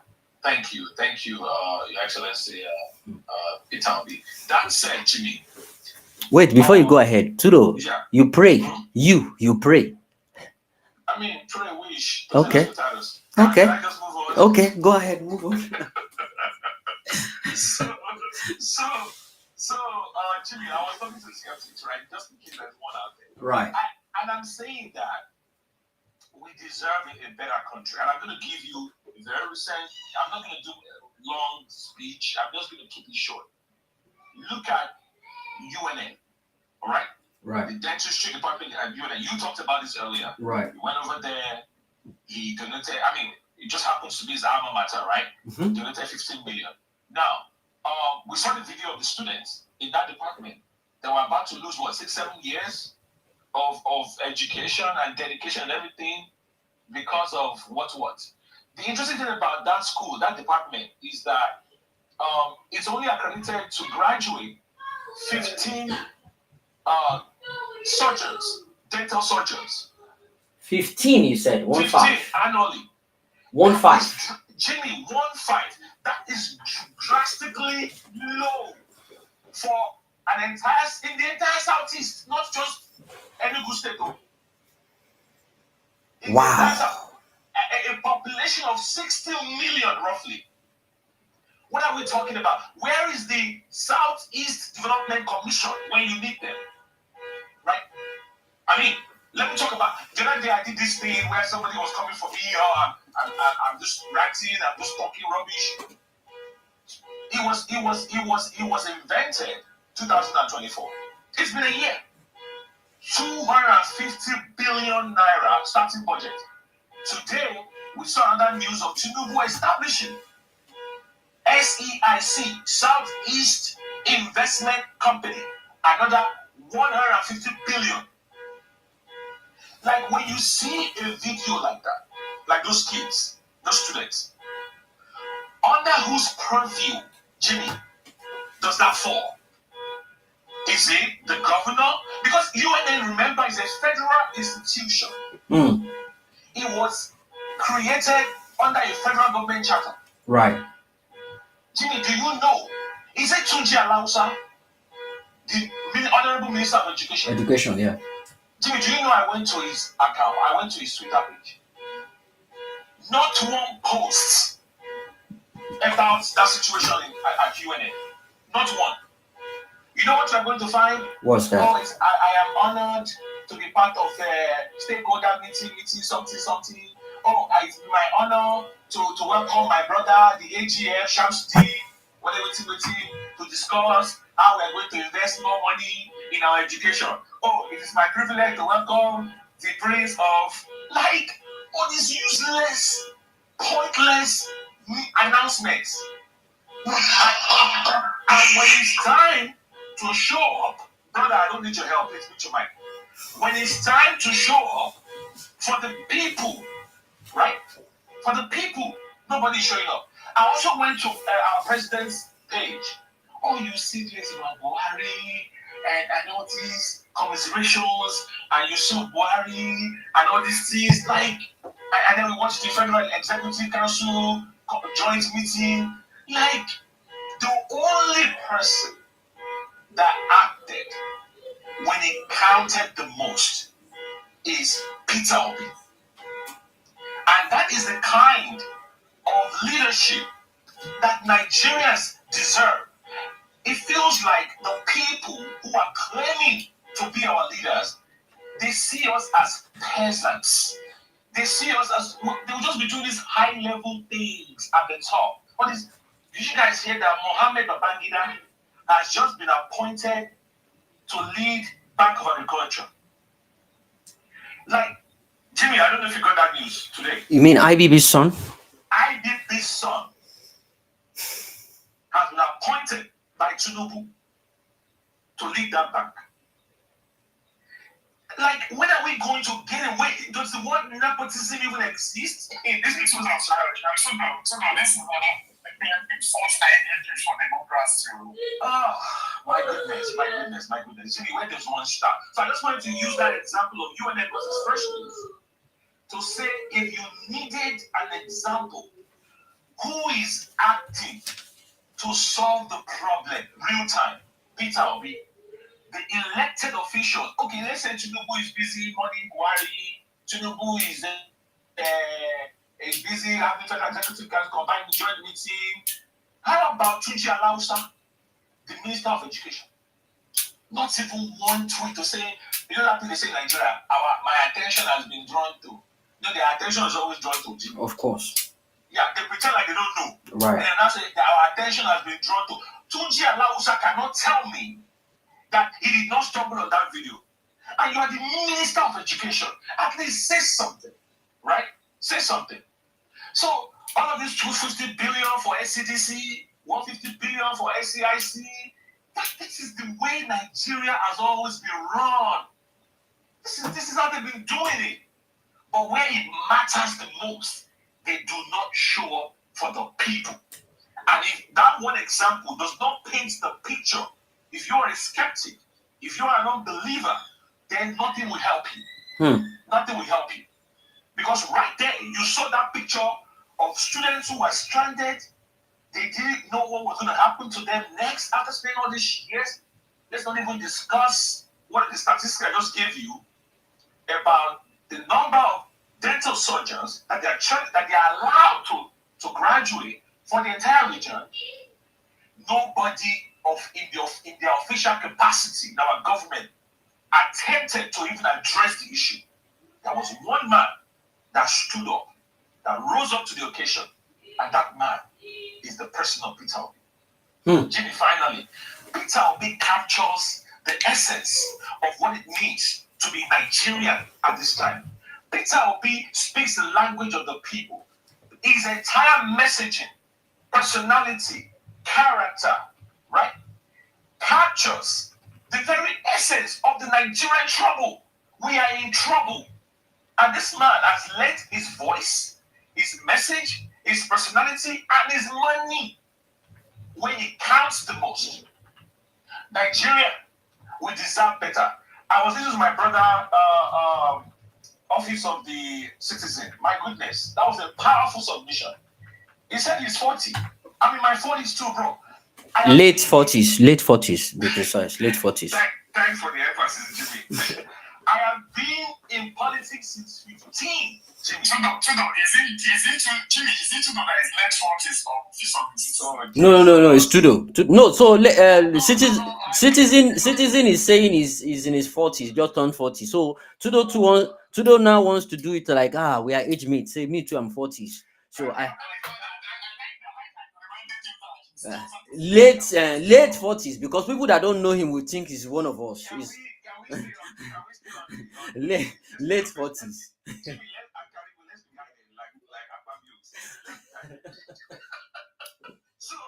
So Jimmy, what I'm saying is that I have been involved in politics since I was 15.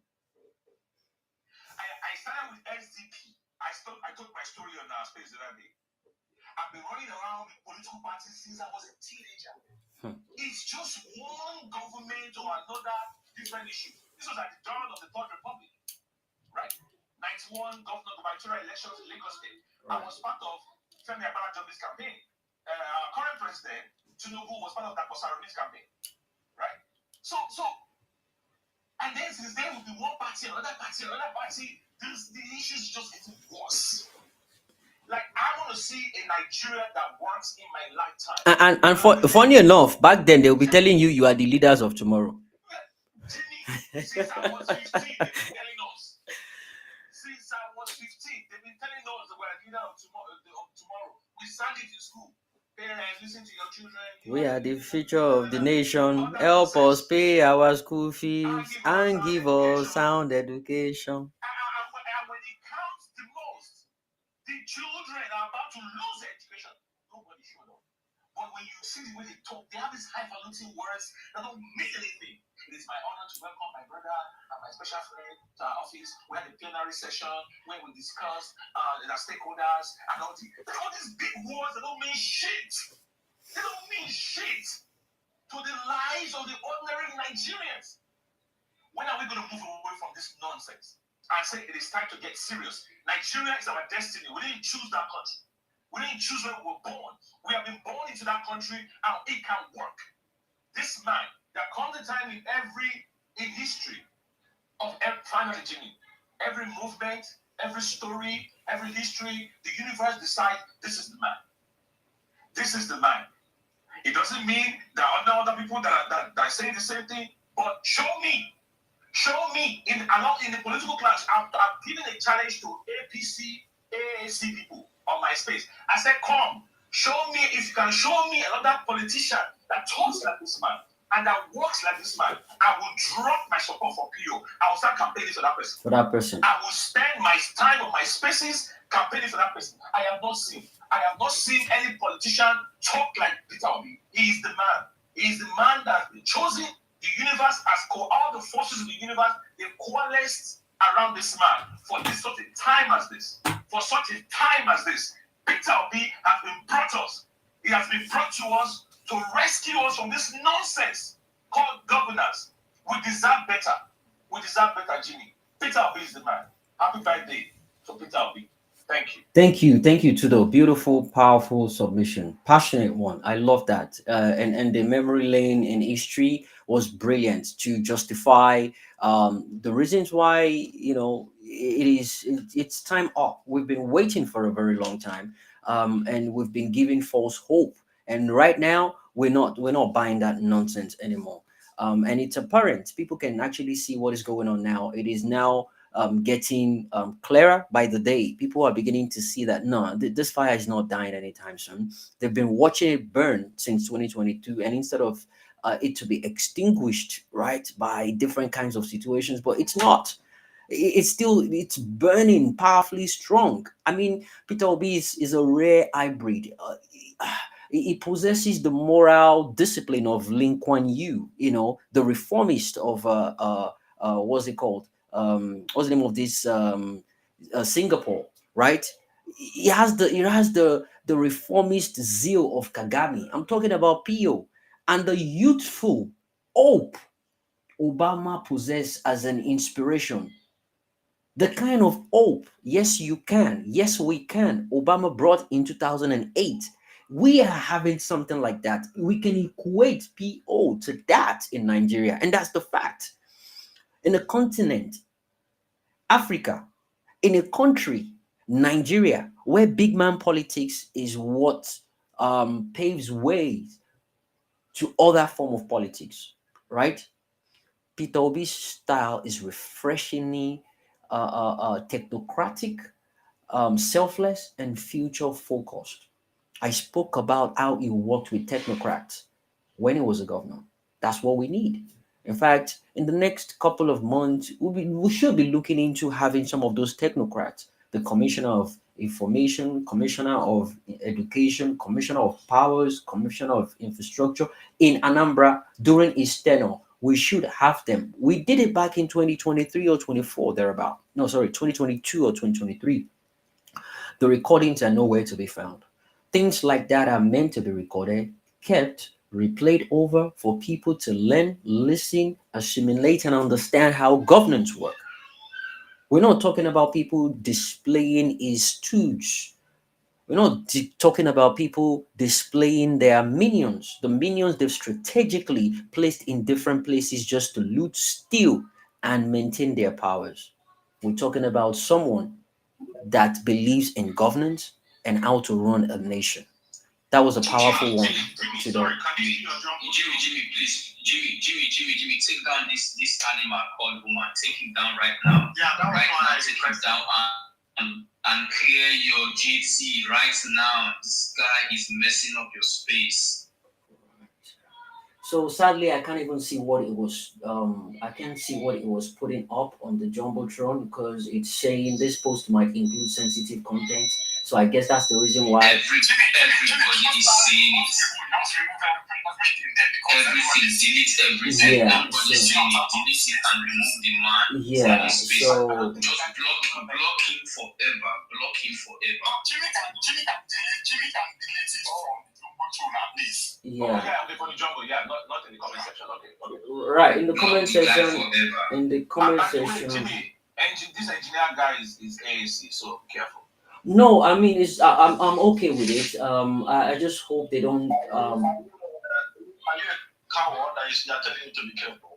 Oh no, I'm not gonna tolerate that. Fuck you and your fucking mouth. Okay. This guy, forget that this is the real PO. Are you serious? Right. We go start. This is a crash idea is about. We go scatter this party now. Don't worry about that, guys. So this was what. So this was what TikTok banned me for a couple of weeks ago. Once I was having this peaceful place, someone just say, "You effing That's why I see that ring message from TikTok that you've been banned for 24 hours. I say, Jesus Christ of Nazareth. So, but Jimmy, sorry, this remind these people they don't care about Nigeria. Of course. It's that simple. They don't care about Nigeria. Right. Nonsense. Yeah, it's okay. I'm not gonna. I have no problem with them coming up to even This is a message for all of them. This is Pino's birthday space. I made that apparent at the beginning. If you're go to your space and talk about the shit you talk about there. This is Pino's space. Okay, we don't want you. Right. This is invitation only. I don't understand. Why can't they go and start their own spaces? Right. They're talking amongst themselves. There are 10, 20 people among themselves. Go and be talking amongst yourself. Why are you here? You are a personal non grata. You are gate crashing a party. We don't want you here. Get the fuck out. Sorry, Jimmy Jarrett. No, it's fine. So Tudo, can you try clicking on that link and join the live stream first? I want to see if the live. Yeah. Jimmy, you still never clean this thing, Jimmy.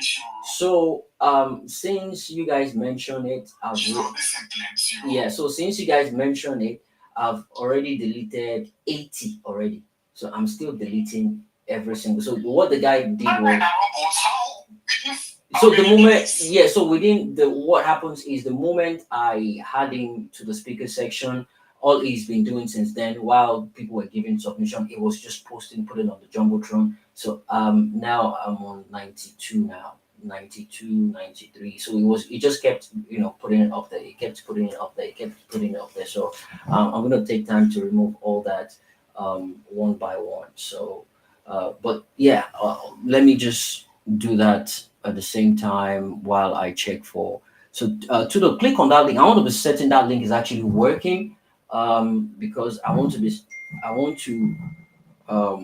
know if people can actually join, because right now we have 8,325 people watching on live stream, and I want to know that people deliberately chose not to come on live stream and just want to listen than assuming that they don't want to come. So if you click on the link and try join the live stream, let me know how it goes. Someone tried joining and they said the link was showing them something different. So I want to confirm if that's the case. Yeah, Jimmy, it's not working. The link is not working. Okay. Because man. Okay, refresh. 1 minute. Okay. Let me copy another one. Let me send it to the comment section.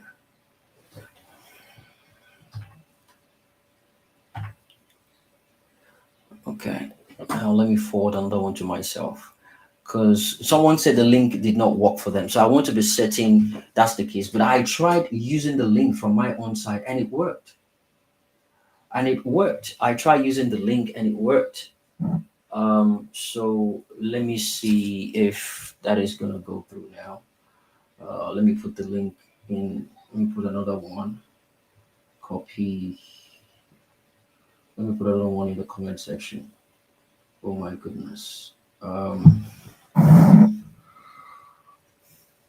Sorry guys, I'm multitasking and I'm deleting this as well. He put up over 100 posts on the jumbotron, so I'm doing that. Thankfully, it's not on the live stream.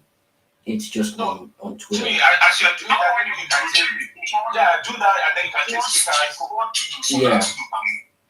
tactics because we're here to party. Right. So we're here to celebrate.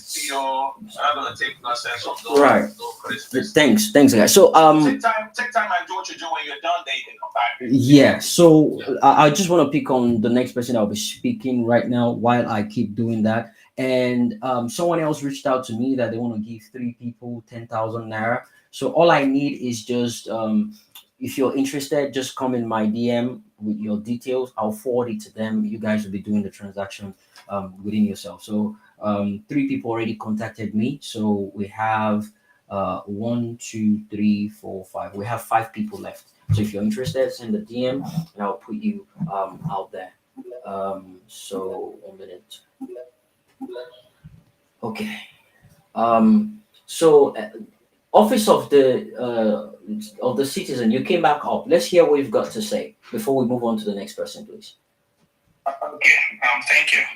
I've been listening. Thank you so much, guys, for I'm so happy when Reverend, right, and Tudo and all the people that attack the dimwit, we need to have departments that are very effective because we can't just have intellectuals. I am an intellectual myself, but I'm also an iron man. Right? In the last election, I single-handedly handled my polling unit, I carried all my iron there, and I was in a very ras mode. I wasn't speaking grammar. I was dead serious. The policewoman that was located in that polling unit saw me and said, "What the hell? What are you doing with all this equipment?" I carried my gym equipment to that place, all my dumbbells, my bench. I cooked food. I was ready to protect that polling unit alone. The funny part was that the people that saw me there, they were like, "What's going on? Why you?" I said, "No, I'm here to die." You get it? This is election day. Because on that day, I found out that this thing that after registering for my PVC, we went to collect it and they told us that our names are not found in the system. And I was like crazy. I can't vote. So what I did was I now started using my resources and everything I had to do campaign and all that. And on the election day, I mounted the polling unit and I was with my iron, So I like this part that because these people that are destroying the nation has taken us for granted for so long, they feel like we are too intellectual, too refined that we cannot engage in some type of activity. And I love that you guys have proven them very wrong. Okay, so that department we need it. 2027 is coming. Make no mistakes about it. We need that department more than we need the intellectuals because we need to protect our vote. That's number one. But there's something that I wanted to say earlier. When Tudo was saying that he's 40 years old, just like me and all that. Let me tell us something, because some people don't understand when I speak with passion in speeches, they don't understand where he's coming from. Okay, I was born in a polygamous family from Enugu State, and I grew up. My late dad, who died when I was a baby with my twin sister. I don't know him, so I grew up in a very poor state. And there was nothing. That situation where you don't know where the food is coming from. You go around people's houses to eat. That was the situation growing up. And it was crazy seeing such situation. Now, personally, I'm a guy that is super talented. I am actually too talented.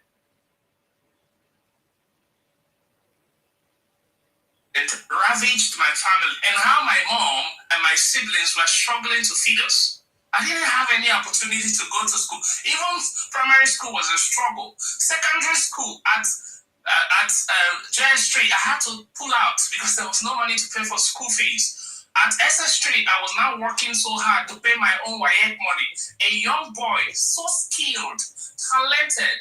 So, majority of my life, thank God for upbringing, I would have maybe ended up in one slum somewhere as a criminal because I watched how everything that we wanted to build got destroyed because there was no support system, the government is not there, the family is struggling, and everything. So I had to grow up in the street. I didn't go to school. I stopped in secondary school.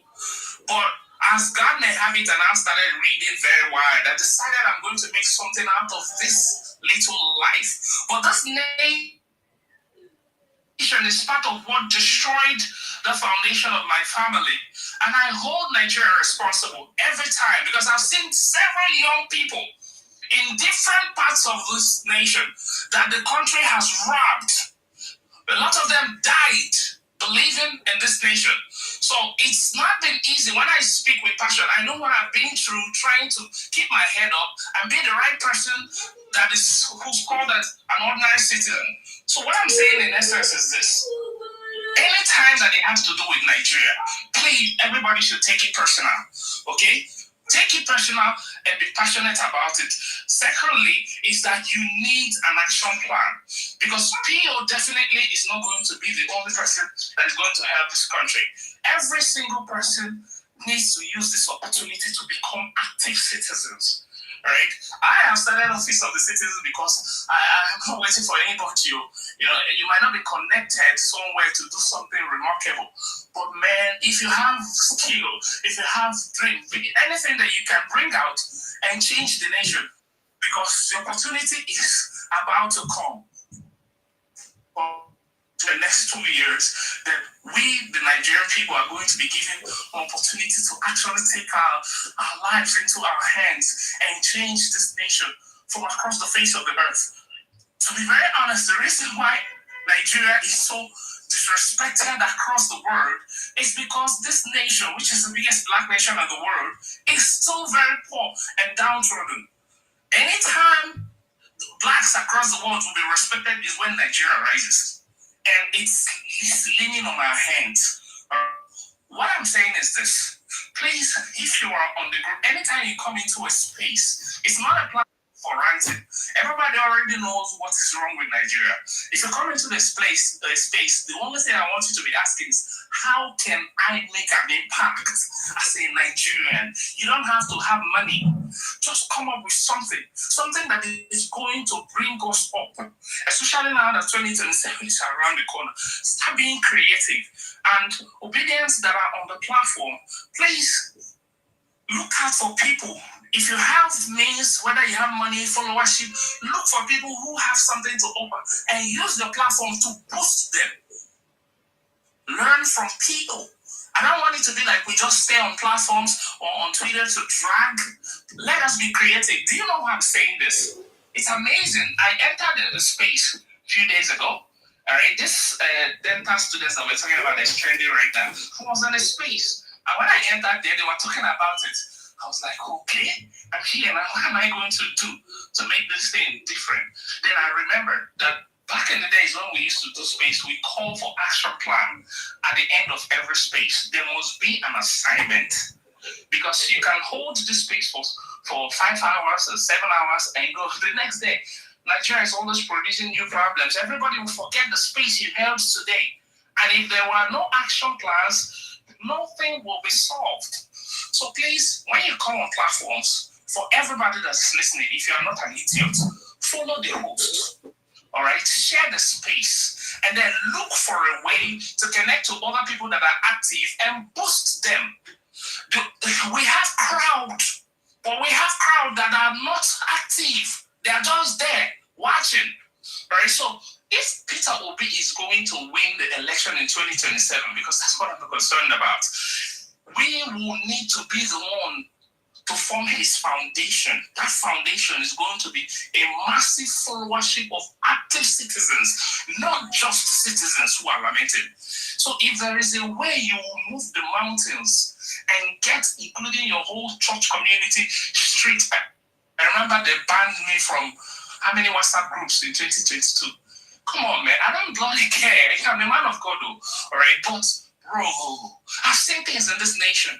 So I will preach Peter Obi everywhere, anywhere. Block me. I will go to another space, because that is the foundation that is going to give us opportunity to actually become alive for the first time in our lives. So please, anywhere you are, start being active.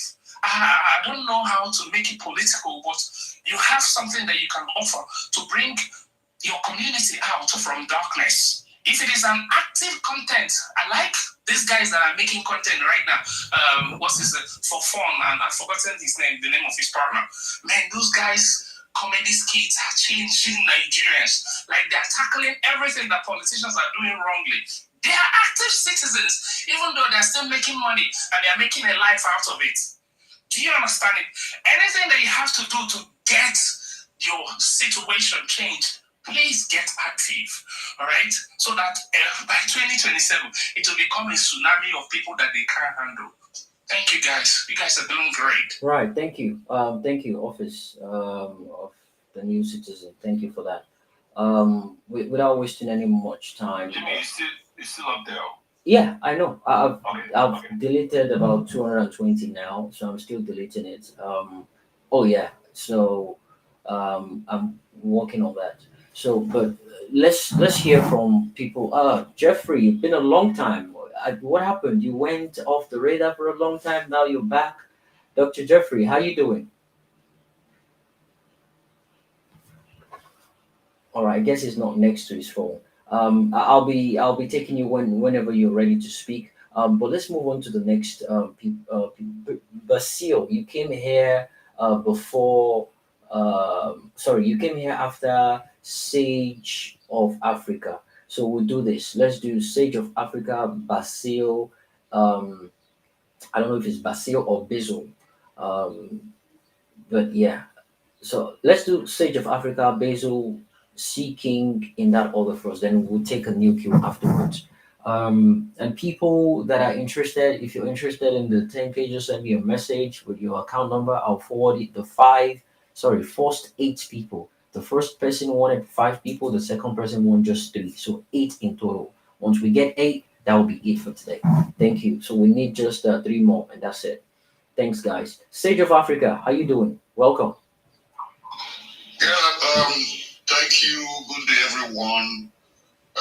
Thank you, my brother Jimmy.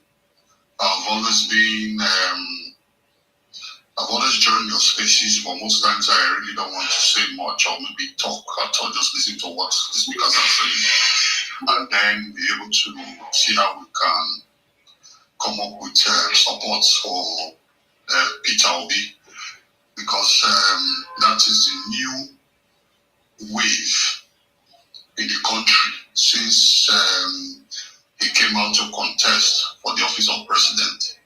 And it is shocking to even the opposition, let me use the word opposition, that is the government in power, that after 2 years after the presidential election, the name Peter Obi did not go to sleep. So, be that as it may, I want to say something because the last speaker mentioned action points. Because I believe in action point really. Because if you look at the way things are right now in the country, you will notice that the current government has started the process of taking power in 2027. Sorry, Stage of Africa, 1 second. Tudo, try the link again. I sent one to your DM. Check the link again. And it's in the comment section for those who might want to be part of the live streaming. I just want to. So TK is here on the live stream, but I want to be certain that the link is working perfectly now. So thank you. Check it out. Sorry, Sage. Go back to your conversation. I'm also on the live too. I'm on my other device. Yeah, so the other live you're watching, you can only watch. I mean, if you want to have a conversation on the live in the studio, you can click on that link, and that way the submission you're giving right now, only people on Twitter can hear it. But if you want to give your submission where everyone can hear it from all the platforms, then you can click on the link and come on the platform. That way, you'll be able to hear every single person like this. Tudo, are you there? Yes. Beautiful. TK, are you there? TK.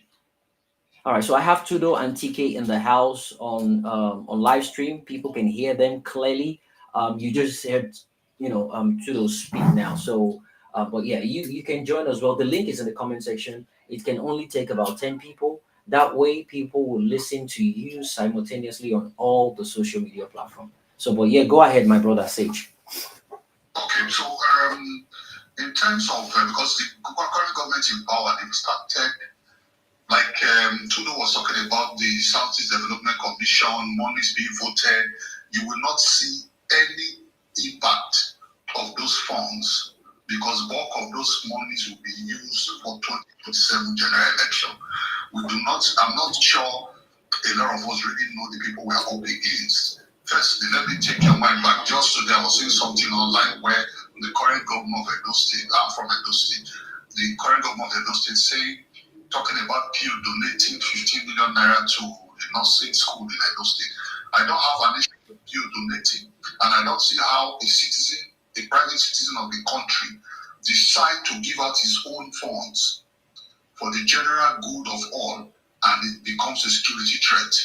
And I don't know how it's possible for me to say I'm going to Edo State tomorrow, or maybe I'm going to Delta, or going to Kano, and I need to inform the governor of the state that I'm coming. I see.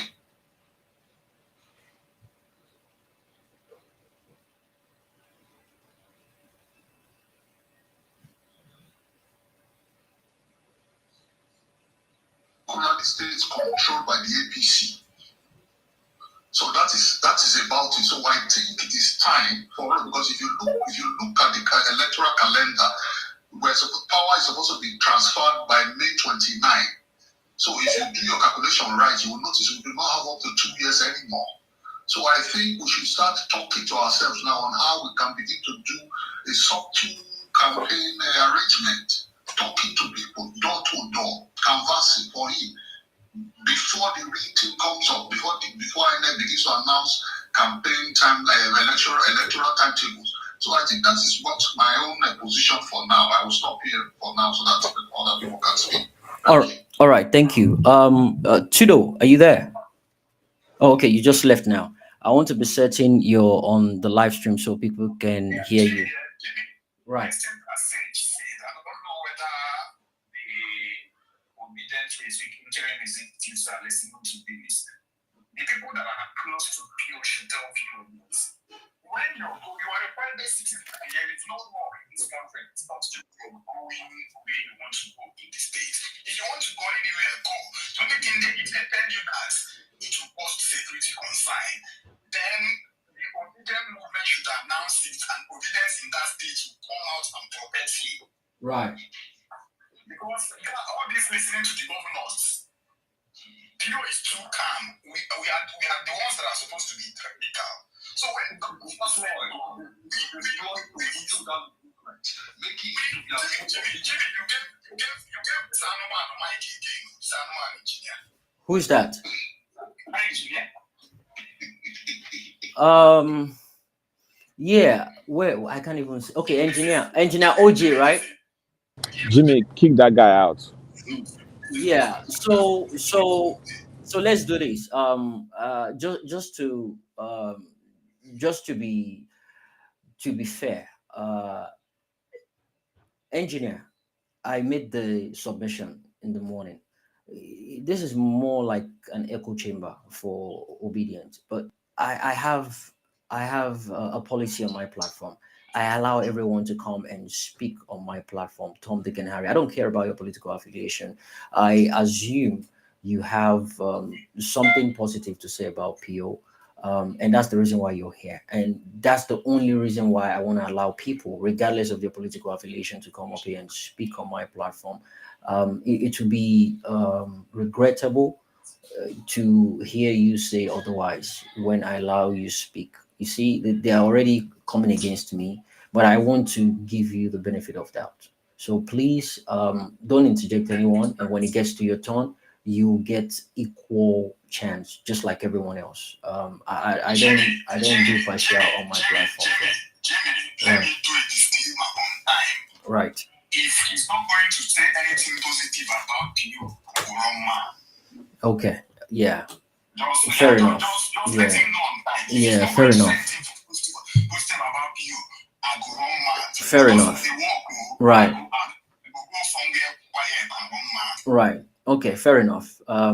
Yeah, I hear you, and I'm sure he would understand that. I mean, if it was on a general or regular platform or space or live stream, yeah, maybe that would be allowed. But today, it's just focused on PO, and I hope you respect that. Otherwise, it's not going to be nice. But yeah, I'm not going to drop him. I'll let people.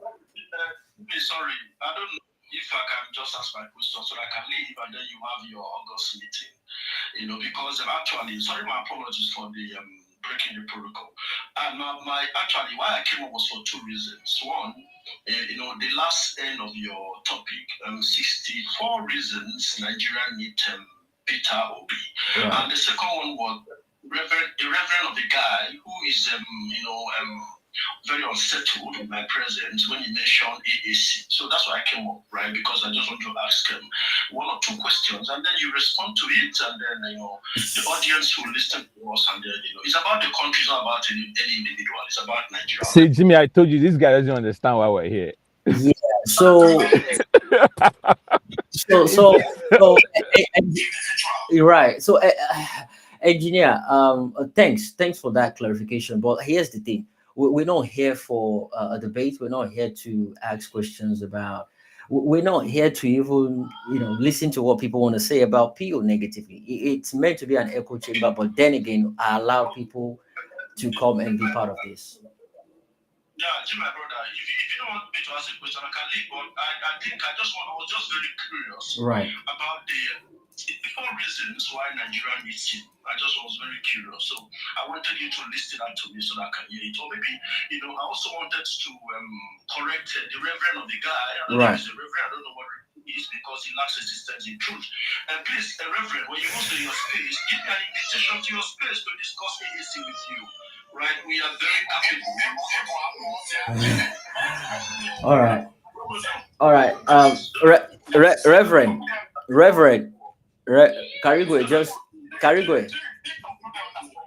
Carigwe.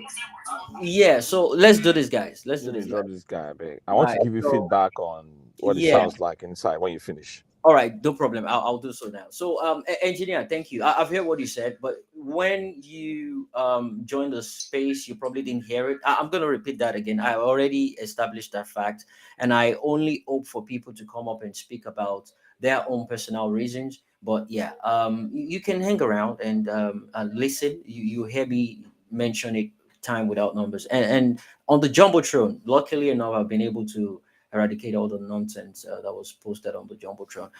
The only tweet on the jumbotron is a song dedicated to PO, and it says PO at 40. You can listen to the song. It might be annoying considering your political party. Listen. No, hold on. No, listen to what I've got to say. The song, yeah. But let me allow you, anytime you use your space away from this tradition now, right, you can give me an and I'll come to engage you. All right. And then the referent guy will be settled every time because I'll be here for you and will be here even after 2027. We can't deceive Nigerians. Right. Carigwe. Right. All right. You're welcome. You're welcome, engineer. Now, Papa BD say we no get another. Thank you. Jimmy drop a boy jaw. Oh my goodness. So Jimmy, sorry, I need to let you know what it sounds like on the inside of the studio. Okay, so go ahead. Your voice is very clear, obviously, but the people on Twitter, it's faint.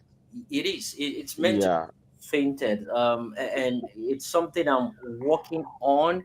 I think I need to get a device that can connect from my phone to the laptop or to the mixer. Okay. So that way, instead of them speaking, or better still, maybe I'll try hosting the space on a laptop. So I can simultaneously do both. So that way people can listen. I'll try it out and see how that works. Let me say something real quick. Carigwe said something very important that I want to reiterate, right? Okay. When Akpakomiza came out and make that threat, see, we obedience in Edo State, that is a challenge to you guys. And this is good because this is a great time because we've been making so much noise. This is what we want. So kudos to all of the obedience all across the country. that are making noise, that are doing one thing or the other. But even when PO's birthday celebrations are over, it shouldn't stop there. It shouldn't stop there. So when you have a governor of a state coming to dish out an open threat like that, that is a challenge to obedience in that state. We need to like hold your own press conference, like gather microphones, call the local media, whatever, and do your own speech, and let them know that we're not just going to sit down and take what. How can a governor, the governor of a state, be openly threatening a citizen? Peter Obi is not even a government official. So what you're saying is that a citizen of Nigeria cannot come into your state. And these people don't understand something. This man has the bully pulpit, Jimmy. The danger about having the bully pulpit is this. That thing that he said, he might not even mean it. You see what I'm saying? But there'll be one crazy person out there that will feel the need to prove a point and will go and jump on it. That's why it's dangerous, and we have to push back. We cannot sit down and just allow them to be saying crazy saber rattling like that. We have to push back. We have to organize as obedience in Edo State. Organize your own press conference, call the media and say and reference that comment. Let them know that you heard them, and it should not be accepted. It should not be tolerated. That's what you were saying. That's what we're saying. So I just wanted to reemphasize that point.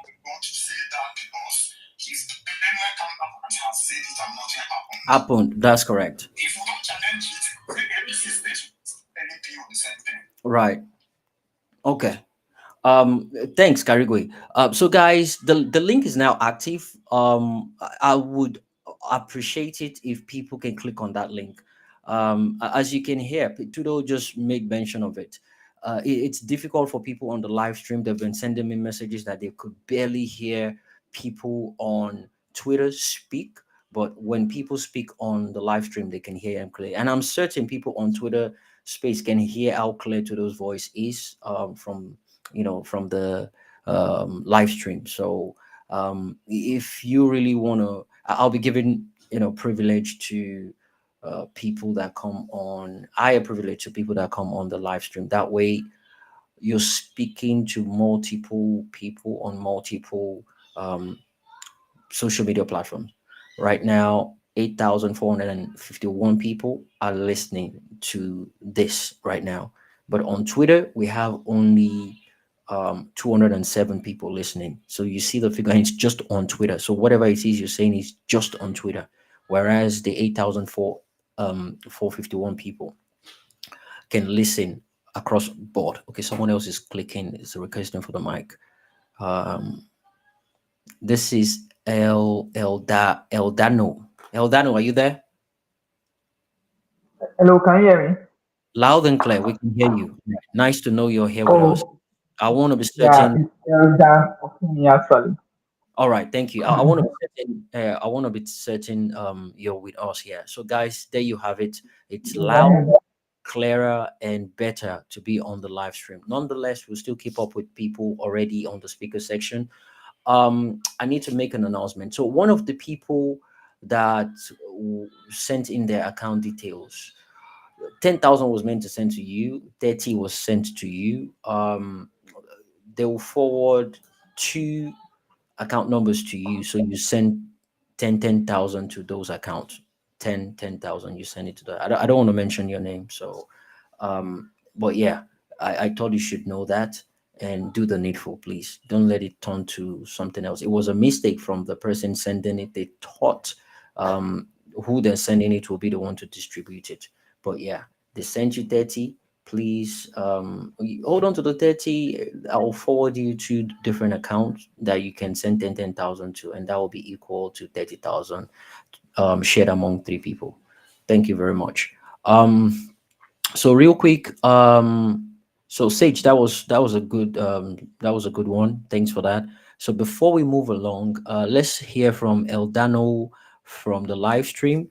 It's louder, clearer, and a lot of people are listening to hear what he has to say to this, and people on Twitter too will be listening keenly. Eldano, how you doing? Jump in. I'm fine. Good afternoon, everyone. Good afternoon. Um, yeah, so it's Eldan Opini actually. So it's a group, it's a player to actually be on this live stream. I mean, I've been following this, joined it on space, and surprisingly, I was even amazed that I was able to join the link. So what I just want to say is this briefly. Um, I'm an ardent, I'm an ardent believer, because that's what I like using in the policy and a government that will be led by Peter Obi, honestly. Or Right. no, no, in all sincerity, I remember when I was about on February 25th, um, that day, my baby brother was actually born. So that day I was not supposed to leave here, but I made sure I left to go and vote. I remember my dad telling me, I remember that this person now a tribe person and all that, and I know. But I remember going to the polling unit, I saw youth coming out in mass in my area around the Alimosho side in Lagos. And I remember I intentionally voted what I should vote, and I stood by it and waited till they counted the vote. And we made sure they recorded it, which I'm going to that point. So I realized that they said the PO did not have a structure, which is one of the amazing things people don't know. No structure, no party, yet people pull 6 million original votes. I call them 6 million organic votes, because we know some of the votes are not organic. We had Right. organic votes of 6 million plus. That's an achievement. In fact, it so shocked the position to the point that I know in my area, people were surprised. They made sure they did everything they could do to counter the gubernatorial election, because they knew this was unbelievable. In losing, if Lagos results were being posted the right way, you all know what will have happened. Same as Abuja, same as PH. Right. So that's an achievement. The good achievement means somebody who Peter Obi is not a person. Obedient are not people who follow Peter Obi in that sense. Obedient are people who follow the ideal or the ideology behind behind Peter Obi. Peter Obi ideology could be put into anybody. In fact, if God forbid today Peter Obi stops following the ideologies he has put in place, if somebody else carries those ideologies and started following through those particular life pattern, you would not and follow that person. That's what we are after. That particular type of leadership style, accountability, transparency. Like Monica, when you can tell you go and verify, and you are sure when you verify, you will find it like that. That is the point. That's something that should ginger us as young people who are common sense in this country, know that this is what we need. This is exactly what we need. Enough of this psychophancy government where everybody just try to pander towards what they will get from the government. It's an ideal. And most people already having second thoughts on this is becoming tribalistic. We are not voting for an Igbo man. I'm voting for an ideology that will last and make sure that our future is secured. That's what I believe in, that's what I follow. And that's why I'm a supporter of Peter Obi. Not because I'm a Yoruba man, for instance, Okay. full-blooded Yoruba man. But I know that there's nobody with such ideology today that is standing for this particular presidency. So we have other people who may be like Peter Obi, but none of them are coming out. This is the only person who is coming out. That is why he's the only person the opposition is fighting. Right. So that is my own point. Like, that's one achievement I know Peter Obi has made. Show that Nigerians actually could have a voice. If you had doubled our effort in 2023 by maybe just extra 20%, that election would have been won by W, and I'm saying that categorically. So I feel more action should be put towards making sure that going forward there is more work being done to ensure that the work we do is not being wasted. People voted massively, and people are discouraged that their vote will not count. So how to make sure the votes count this time around, and nobody can go around and notice corners, just as there are allegations of such. You must make sure that votes will count and put actions towards it. Thank you very much. Thank you. Thank Okay. you. Yeah. Eldano Fini. Thanks for that. Beautiful one. Before we go back to the Twitters, speakers, Icon, are you there?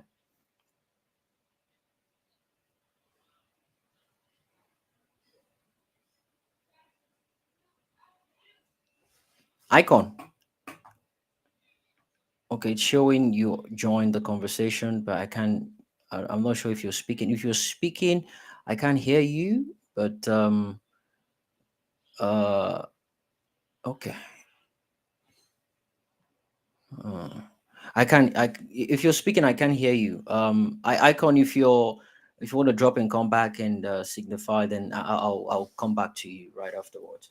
Um, that's for people on the live stream. People are requesting for the mic on live stream. I can only take about 10 people on the live stream, and I think 10 on Twitter as well in that format. But yeah, thanks guys for joining this conversation. Let me acknowledge people that are here, people joining, and people that have been listening from the beginning. Fatai, my brother, thanks for being part of this. Dr. O, I see you. Chooks, V, I see you. Emil Saddam, thanks for joining, my brother. How you feeling now? I heard you're a little bit under the weather. Antibolanle, I see Kempela. Sweet Angel, thanks for reaching out. I already took off all the nonsense on the Jumbotron. Gregory, Polonium, Pervik, CJ, Tishi, Uluwadamilari, Concerned Citizen, Uche, Stella, Auntie Stella, I see you. Dunke, God bless you. Peter, Jeff, Amy, Sammy, Goat, Jerry, N, Dew, Ambassador, every single one of you. God bless you. These are the obedient armies, soldiers, and dedicated supporters of PO. They're here to celebrate the birthday of our candidate, our principal, the man of the people, Peter Gregory Obi. Thanks for joining, guys. Again, it's Friday. You could be elsewhere cheating, um, the weather, cheating, nature right now in your own way, in your own terrain, in your own vicinity. But yeah, you've decided to come here to spend time with Jimmy on Off the Cuff with Jimmy, and today's special edition is dedicated to Peter Gregory Obi. And thanks to all the listeners. Internationally, locally, everyone listening on the live stream right now, 8,465 people and still growing. Thanks for being part of this. We're celebrating Peter Gregory Obi, the man of the people, the man that controls the Nigerian youth, that controls the love of the Nigerian youth, that controls the support, the organic support of the Nigerian youth. Is the man that believes in Nigeria and believes Nigeria can work. The man that can put Nigeria back on track, the man that is respected locally and internationally. Thanks for being part of this. Thanks for listening to us. He's turning 64 tomorrow, and we're here to discuss the 64 achievement that I've actually mentioned earlier on in my intro and my monologue, and 64 reasons why he should be the president of Nigeria. 64 reasons why Nigeria needs him as the custodian of the Nigerian constitution, and what we need to be like a nation. Obi possesses it. And that's the reason why we're here to celebrate him. I dare to say there is no politician in Nigeria that's ever been celebrated this way. No politician that's gotten the love, the accolades, the clout that Obi gets right now. No politician in the history of Nigeria, not that of even Zik, Obafemi Awolowo, Tafawa Balewa, name it. None of them had supporters flocking over them this way, spending their money to sponsor them. None of them. None. The only person that possesses that luck, that possesses that great opportunity is Peter Gregory Obi. And he's doing it effortlessly. It's contagious and it's natural. Thank you and welcome to Off the Cuff with Jimmy. I do this every Friday. It's a social platform for social topics, but today there is an exception for my principal, the man I think can take Nigeria to the next step, Peter Gregory Obi. I'm not sure if my people on live stream are with me now. Tudo, you still there? Icon, you there? All right. I'm guessing there's a connection issue. While we wait for them to signal and acknowledge their readiness, let's just take people on Twitter right now. Jimmy, I'm here. I'm here. Oh, okay. Thanks for acknowledging that, Chudo. I think Icon is having difficulty with the connection. If you want to drop and come back, please, Icon. And guys, it's much more easier and clearer if you join the live stream. I can see Dr. Jeffrey, you're back again. It's been a long time I heard from you. It would be nice to hear from you again. If you want to come on the live stream as well, it will go a long way, considering the fact that everyone will be listening to the sound of your voice on that platform. The link is in the comment section if anyone wants to be part of that. Thanks, guys, for being part of this. Once again, it's PO at 64, and we'll be doing this for the next couple of hours. Dr. Jeffrey, I called you earlier on, but I guess you were busy. How you doing? Long time. Thank you very much. I'm sorry about before. I had a little problem with my phone. I've had a protracted illness, and that has prevented me from being active, or as active as I'd like to be. But I'm on the mend, and I'm getting better. Sorry, sorry about that. Get well soon. Thank you, and I just want to send out my my support for Peter Obi. It all comes down to the election here. There's a little question I have that he has wide support. Sorry, Dr. Jeff, before you proceed, can you introduce yourself to the people, who you are, your name, and where you're spacing from, and how you've come to know about PO? Yeah, I'm Jeffrey Goodman, and I am located in South Florida, USA. And well, it's a very long story. I resonated to Nigerian spaces some years ago, and then when I saw the choices for president, it was obvious that the only choice was and is Obi. I almost said Obama. And I even had the, if you look at my profile picture, that's me and Peter Obi in Houston. He right before the election, some months before, he toured the world, including the United States, and I flew into Houston to see him speak, and I was fortunate enough to be able to take a picture, which I'm very proud of. It all comes down to whether the election will be free and fair. If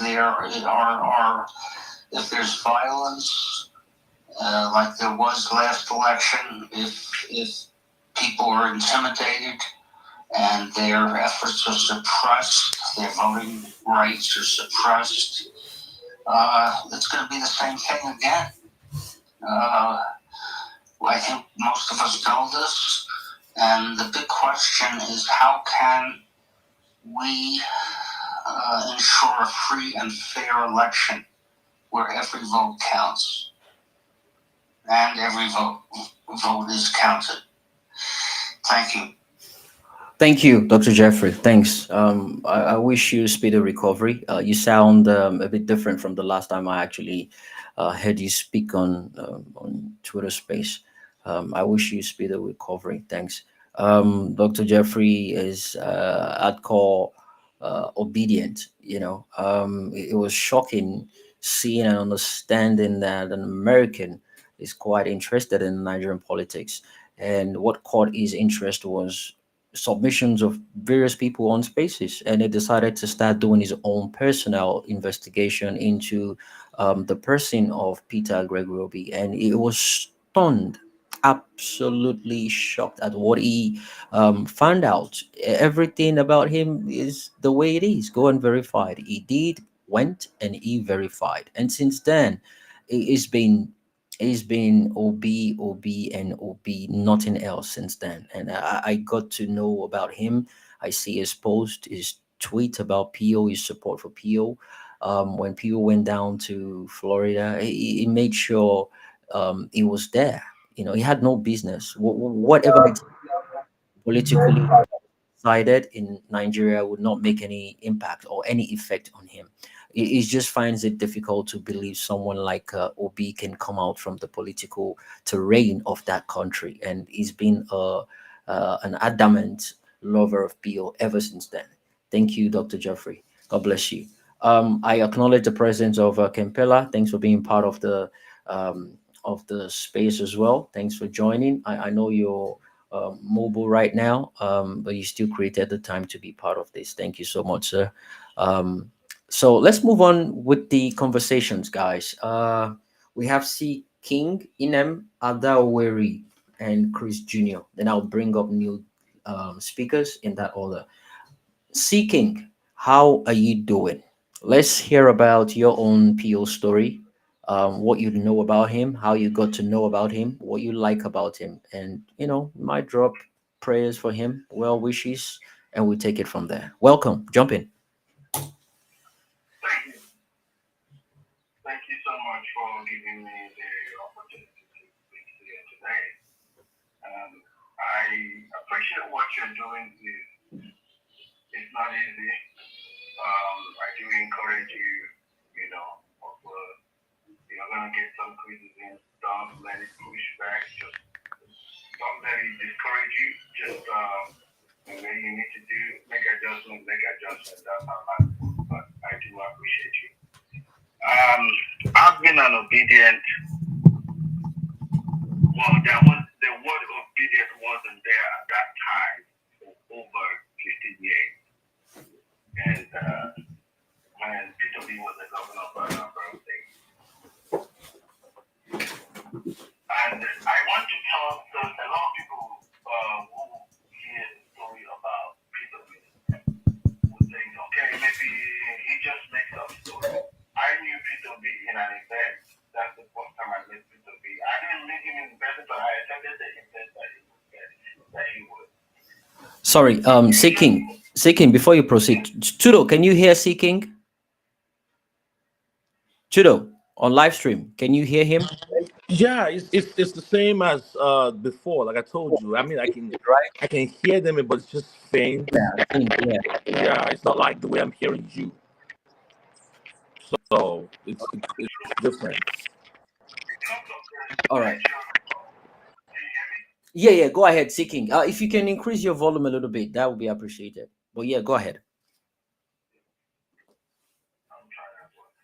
Because of the nature of the country and how the Nigeria is being governed, you see political governors, political executives, whatever you call them, the waste, money in events and all kinds of stuff. So we attended this event. I was at that time, and Peter Obi as the governor. And you could see how organized and lean. And then he made a statement about in the local government, and he talked about waste.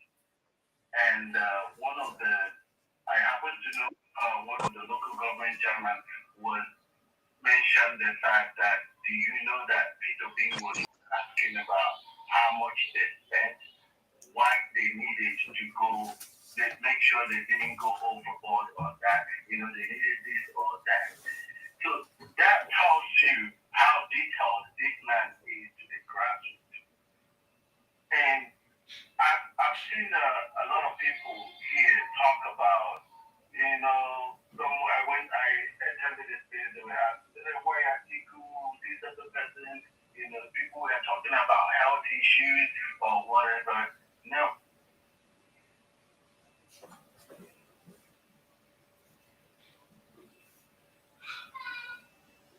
Seeking, you there? What happened? Yeah.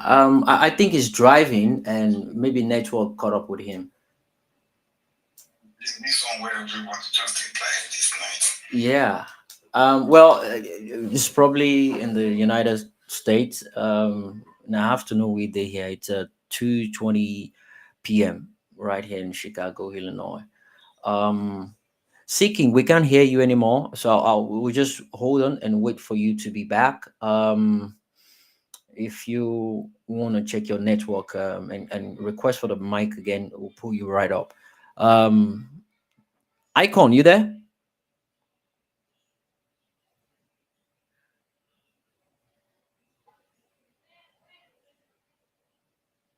icon on the live stream.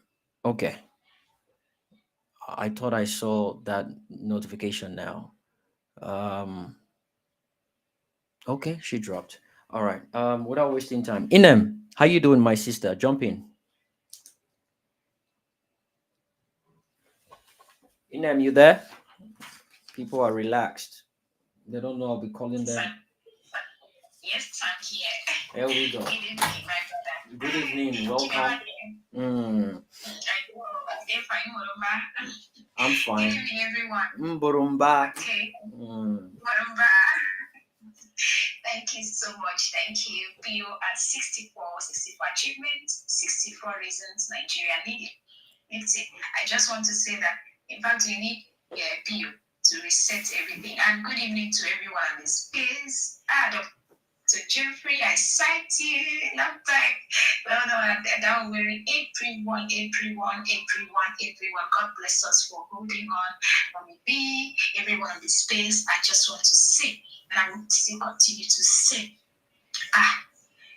if all of us, if everyone, be it in our small corner, in our little corner, could have piloted our lives like His Excellency Mr. Peter Obi, 100% in an intentional life, I think we would have gone very far as a nation, no matter what the leadership do at us.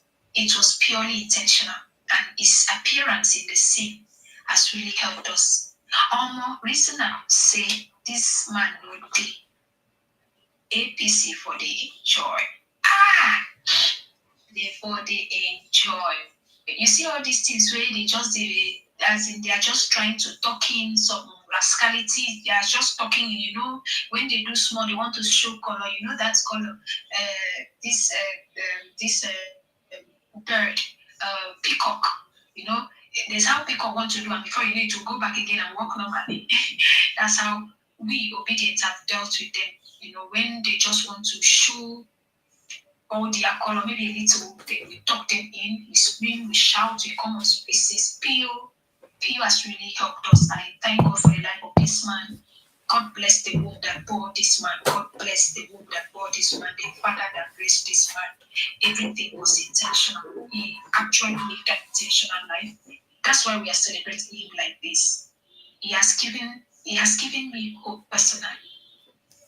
Without Mr. Peter Obi, I don't think we will have obedient movement.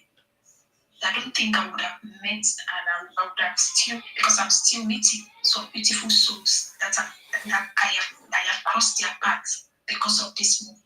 Honestly, if we talk about achievements, I don't think I will finish. But one thing that draws me very close to him is when he appears in any scene. You see the hope in the faces of people. You see people who laugh.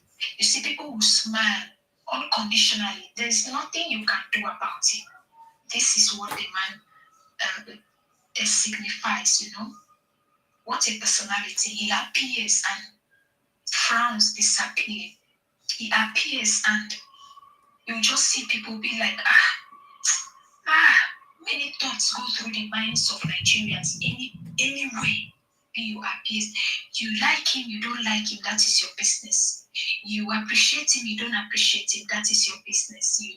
Even the good book, the Bible that I read says the deep call it to the deep. Don't blame the people that don't like him. Their deep is calling for the deep of who they are, the rascality and the criminality. That is what they like. Maybe they're feeding from them. And even those that are not even feeding from them, that means their soul calls for these things. It's not, these things just happen sometimes voluntarily, sometimes involuntarily. Don't even blame them.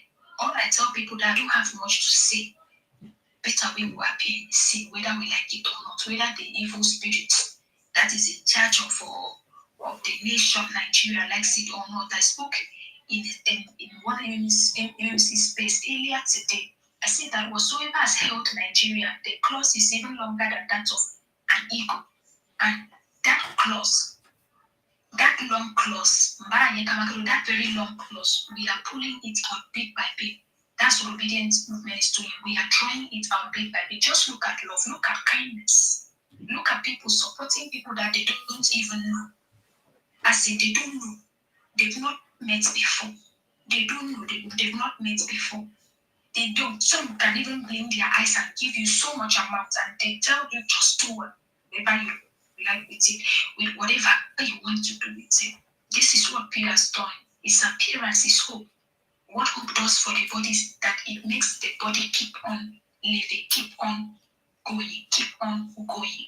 That is what he has done for us. I can still remember when that election came down like that. I did not leave my house for 7 days. I mourned as if somebody died. And our democracy died after all. So it is what it is. We are celebrating this man not because we just want to celebrate. We are celebrating a man that has carved a niche for himself. He has carved a circle for himself. And he's the only one standing there. You see all these people looking, don't blame Soludo, don't blame all these people. You know, if you cannot, if you as person just go, it just affects you. It's just jealousy. It's just jealousy. You know, they can't be like that. And that is that.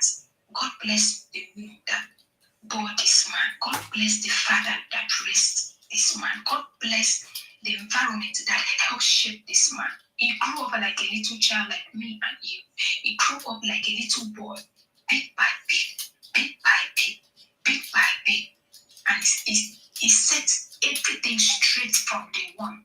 You can imagine how everything is say go and verify. Please just show me a politician who has that effrontery, who has that boldness, who has that kind of mind to tell you go and verify.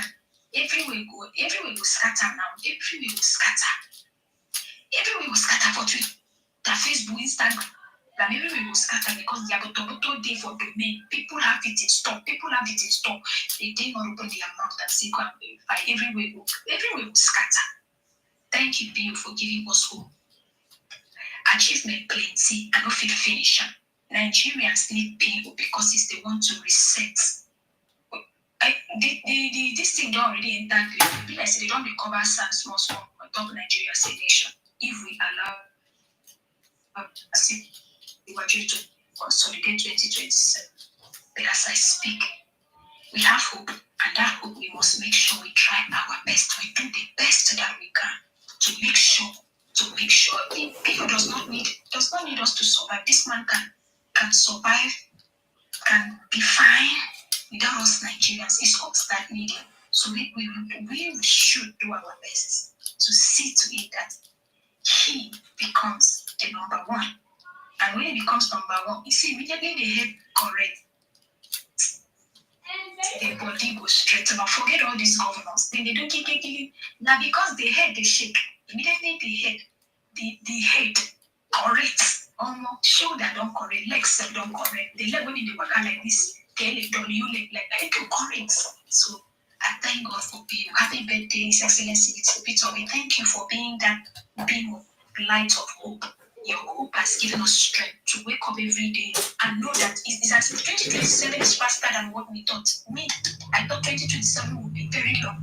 But God has really is too fast because of you. The hope we have in you as make it fast. Wind it closer to us. Thank you, His Excellency, Mr. Peter Obi. Thank you. I thank your dear wife for giving you the atmosphere to function in the way you are functioning. Thank you to your children. Thank you for everything that has given you the peace of mind you need to deal with the issues of Nigeria. We love you personally. I love you. My children in school love you. I pray that you step into your office so that all the schools will have computer, they will have functional laboratories, all the health center, everywhere will function as it should be. We don't want 50-point agenda. His Excellency, you know what we need. Education number one, healthcare number two, give us power. We don't need plenty things in this Nigeria. If these things works, everybody don't do return come back. You invest, you see your money. All these tax where this man won't come kill people. You want to do it because you know how to do it. Thank you. God bless His Excellency, Mr. Peter Obi, and happy birthday. There are many tons in perfect health. In Jesus' name, amen. Are you? Thank you, Nem. Beautiful. Thanks for that. Love the passion. Love the optimism and the rage at which you gave your submission. You're hopeful, and In faith, you believe it's going to come to pass. That was brilliant. Thanks a lot for that. Thank you. Um, so for those people that sent me messages about the 10K, please check. I think it's been done. Hold on, let me confirm. Okay, we'll just. Oh, okay. Not yet. It's not done yet. I'll let you know when it's done. Right. Thanks, guys. Thank you for being part of this. Without wasting any much time, Tudo, I need to pick your brain on something real quick. I was reading an article yesterday while I was, getting ready for um, the the platform live stream. So five names were specifically mentioned. Their styles of leadership was equated to that of PO. So like five different world leaders mentioned in light of what PO possesses. And the number one name was Lee Kuan Yew of Singapore. And the connection is that PO repeatedly cites Lee as a personal inspiration. Um, just like Kuan Yu, Obi believes leadership is about discipline, planning, and building institution. You see, when he talks about, I will make sure I stop corruption by 50%, that if the head is not corrupt, you've automatically cut down corruption by 50%. And this is something Lee Kuan Yew practices, or practiced when he was alive, and he did that effortlessly with brute force. It was the kind that if you do the crime, you got to do the time. No matter who you are, you have to do the time. And he was strict on that, you know, just like Obi. Look, when you appreciate and focuses on education, accountability, and is a man is so aggressive when it comes to anti-corruption issues and nation building over populism. He did not joke with those things, and these are similar things um, we can pick out from Obi's trait as a leader. The frugality in governance, the strategic investment in human capital, vision for long-term economic transformation. Obi has all these things. Rule of law and institutional strength. He believes it's the currency of having a good nation. He believes in the rule of law. He laments that we lack it in Nigeria. He equates it to why America is flourishing because of the rule of law compared to what we practice in Nigeria. So yeah, I think that's a good comparison. And the likes of Paul Kagame, of Rwanda, Barack Obama, his passion and hopefulness towards having a better country and targeting the youth, knowing the youth can actually be put in a position whereby they can make positive impact. They are the true leaders of tomorrow. So he's not just pushing for it. He's not just talking about it for talking sake. He's doing it. He's saying it because he believes it. He knows it's gonna work. That's the reason why he's been spending so much money donating to education, healthcare system, infrastructure, and community building. It's a strategic thing for him. And he believes gradually, if he can keep working on those, it will come to pass. And another equation was to Angela Merkel of Germany. It's the prudency of how he manages his money, the modesty, the deep policy understanding, and the way he pushes data. He has a decision making style, just like PO, and they're both non flamboyant. They don't have a flashy lifestyle. Um, and they believe in working with trusted technocrats, people that are experts in their field, that knows the job. You cannot put a pilot in infrastructure of roads, or you carry electrician go head of healthcare department or Ministry of Health. You don't do that. You pick people from universities, you pick provosts, you pick lecturers, professors to head your educational systems. They know how it works. They know what the students want. They know what is best for the students, and they put it out there. If it's for them to change the syllabus, they are in charge of doing so, and they know they're changing it to something that will better the lives of students across the nation, not in a certain region. These are the issues. Pio knows that, and the reason why he worked with a lot of technocrats when he was a governor. And that's why you cannot see most of them because they've gone back to work. You don't see them begging or running after politicians for positions. They have their own rightful work and they went back to work. The one doing business went back to business. The one doing their careers, they're back to their careers. And that's the way it's meant to be. And the Malawian president, John, the way what's it called?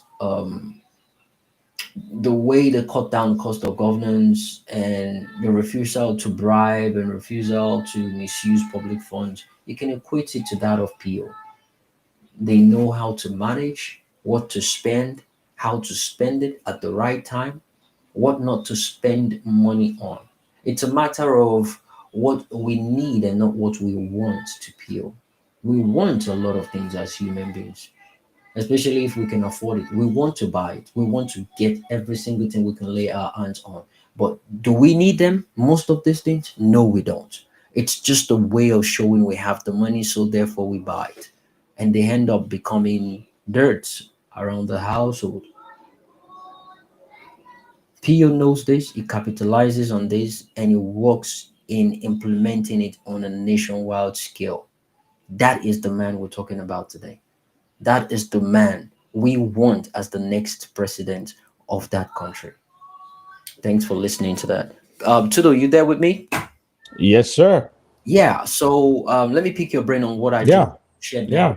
We'll move on back to I the. had everything. Absolutely. There was one man you did not mention though. Remind me. Joko Widodo, Oh yeah, the president of Indonesia. Asia. Yeah, In yeah, fact, look at Pio's appearance, yeah. The dress. the way he dresses, right? I missed that. That's So correct. yeah, yeah, and he has talked about Indonesia a lot. He always throws out, dishes out their statistics in comparison to Nigeria. We're close to that. I mean, we're not exactly close, but 282 million roughly in population, largest Muslim majority democracy in the world. Um, but he draws lessons from Indonesia, comparatively speaking, with Nigeria. Joko Widodo, or Jokowi, as is fondly known, is a revolutionary leader, Right. right? This guy that had no background in any of these things came in, reforms, and all of that. As we speak, do you know that Indonesia is already planning for decades ahead because, in fact, they're moving their capital city, Jakarta. I think I'm right. Yeah. Um, Jakarta is the because correct one. yeah, because it is a sinking city. You get what I'm saying? Right. It is a sinking city. So they're already planning to move. In fact, as we speak, they're already moving government agencies, infrastructure, and all of that to another location. Like, can you imagine how many years in terms of global climate change and all of that? So you can see such a visionary leader, and so PO draws inspiration from such a person in terms of the policies that's enacted. I've actually met Indonesians. I've spoken to them about this guy, and it's amazing how you have a transformational leader come along, share ideas, and the whole it just changes the fortunes, the destiny, the direction of the country. Jimmy, I talked about when my foray into the political space as a teenager. The only time I can remember that like we have been this excited as a nation was June 12 election. Right. 1993, when, remember that song, Nigeria on the march again, looking for Mr. President, on the march again, MKO is our man. Oh. I feel like Goodness. we are at the precipice of something major. I feel like there is a shift that is about to happen in Nigeria. And this moment right here, we have been presented with an opportunity to change the direction of our country. And we have been blessed with a man like Peter Obi, a man whose messaging, a man whose very personality, essence cuts across. Jimmy, do you know what it means to be liked all across Nigeria? Hmm. You know what I'm talking about. We are so, all those other countries you mentioned, they are not as diverse as Nigeria. You want to talk about Lin Kuan Yew? My goodness, like Singapore is not even close. It's not remotely close. All right, in population size, in diversity, languages, they're not remotely close. But it takes a lot. In fact, a lot of us gave up over the years, Jimmy. We gave up, and like, this, we'll never have somebody that the messaging and what they stands for, their politics will resonate with every nook and cranny of Nigeria. A lot of us came to that conclusion that it's never going to happen, Right. and then PO shows up. Yeah. So Jimmy, this is just our time. This is our moment. And to all of those examples you gave, oftentimes in history, nations are presented with gifts Right. through the agency of someone. When Right. you talk about change in history, Jimmy, Hmm. it comes through the agency of people. All the revolutionary movements we've seen all in history Correct. that will come to change the trajectory of a nation. It comes through the agency of people, of oftentimes one person. And this is our time, Nigeria. Hmm. We have been presented with the opportunity to change the trajectory of our country, not just for today, but for future Nigerians. We can do it. We can do it. This is our moment. Peter Obi is the man. Thank you, Jimmy. Thank you, Tudo. Thank you. That was beautiful.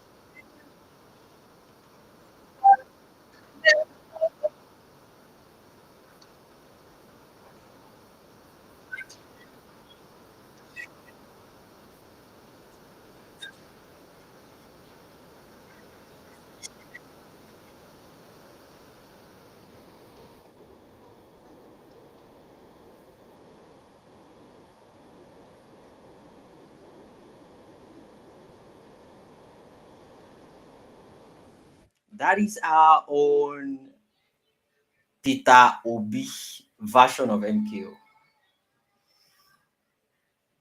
That is the man that we're talking about today.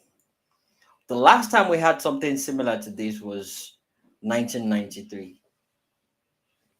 MKO Abiola, loved across board. All the states across the country, they loved him. Regardless of the tribe, ethnicity, religion, they loved him. And it's quite funny how they now turned it around to paint the other man as the one um, portraying himself as the MKO. How they linked it to Hawulowo 30 years, MKO 30 years, and now 30 years to Tinubu. But rightfully, evidently, the man that possesses what MKO had back then in 2023, and it has gotten stronger in 2025. towards 2027. It's Peter Gregory Obi. You can take that to the bank. Peter Obi possesses that. Hands down. It does. So when we see ourselves come on Twitter Spaces, we have podcasts about a particular person. Look, time is money. We in the diaspora, we work for a living. And when we create time, we invest time, resources into pushing a particular person. We know this is the right man. We know this is the way to go. It's not, it's more than politics to us. It's about tiredness of the status quo. It's about Nigeria deserves something better. We do. And the only man that has what it takes to get us to that promised land, to get us to where Nigeria is meant to be, is Peter Obi. I don't care how much you hate him. I don't care how much you love him. The man has what it takes to get the job done. And that's what really matters to me. Today, I'm not here to talk about Obi or nothing. That one is, there's no doubt about that for me. But today, I'm here to blow his vuvuzela. I'm here to remind people why we came out, rallied around this particular man, regardless of his tribe. Religion was nothing to us. Ethnicity didn't mean anything to us. We just wanted a country that worked. And the person, the best candidate that is capable of doing that happens to be PO.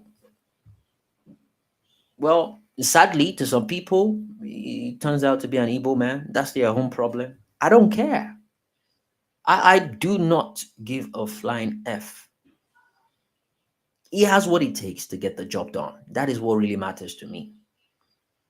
If you want to stereotype him, if you want to tribalize him, that's your own problem.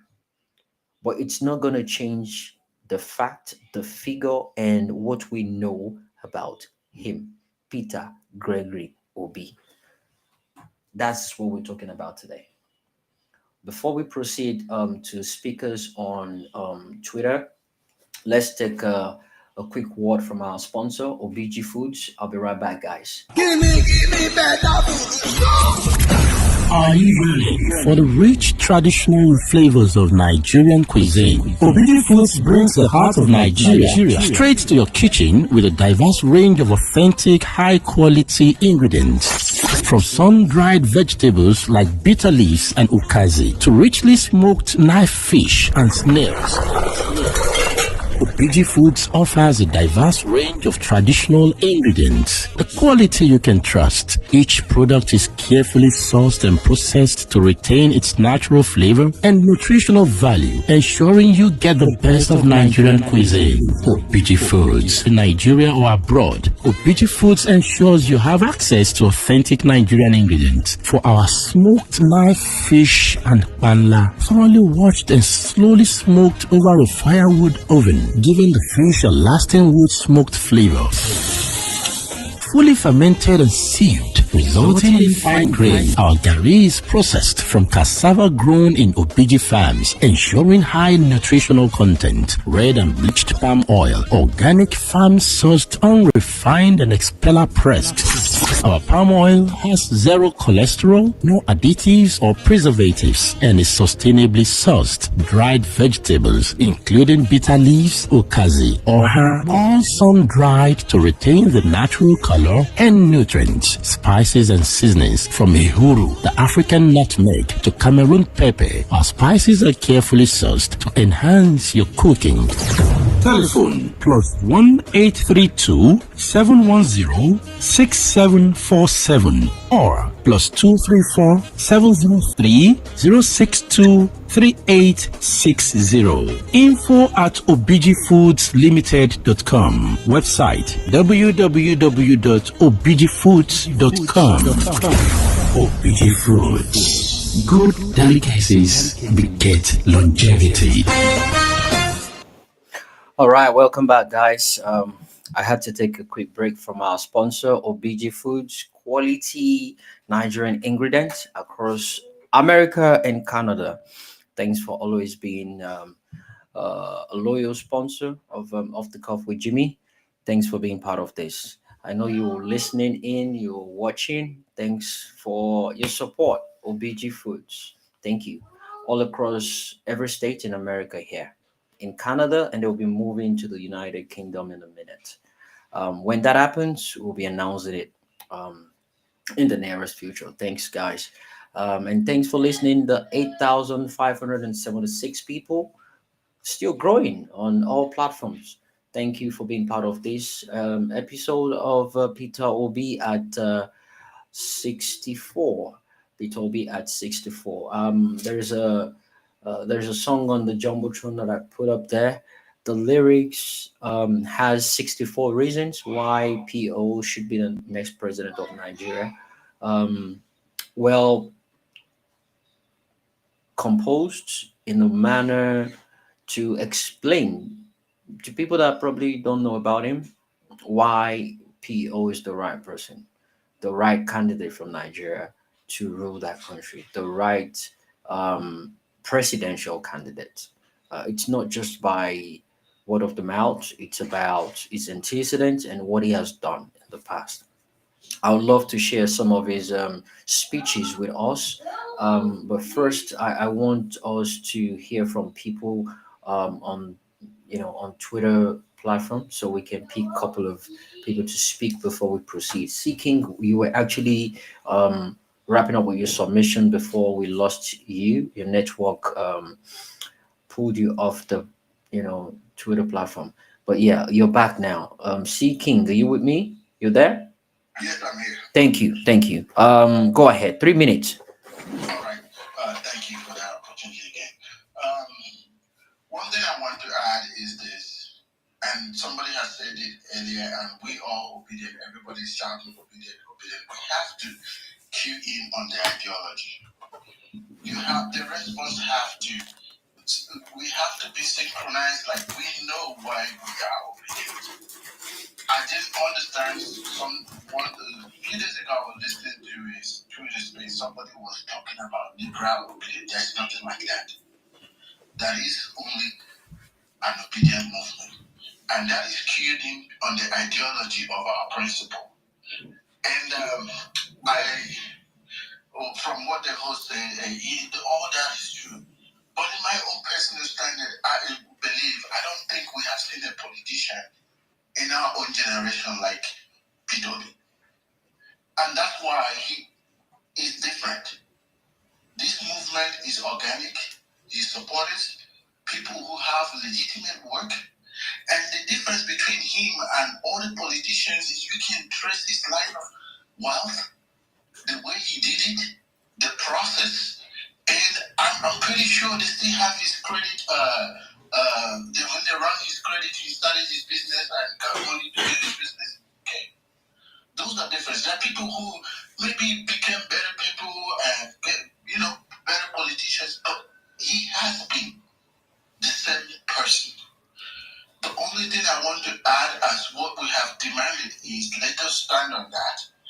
And standing on that is we need to keep demanding or be or nothing.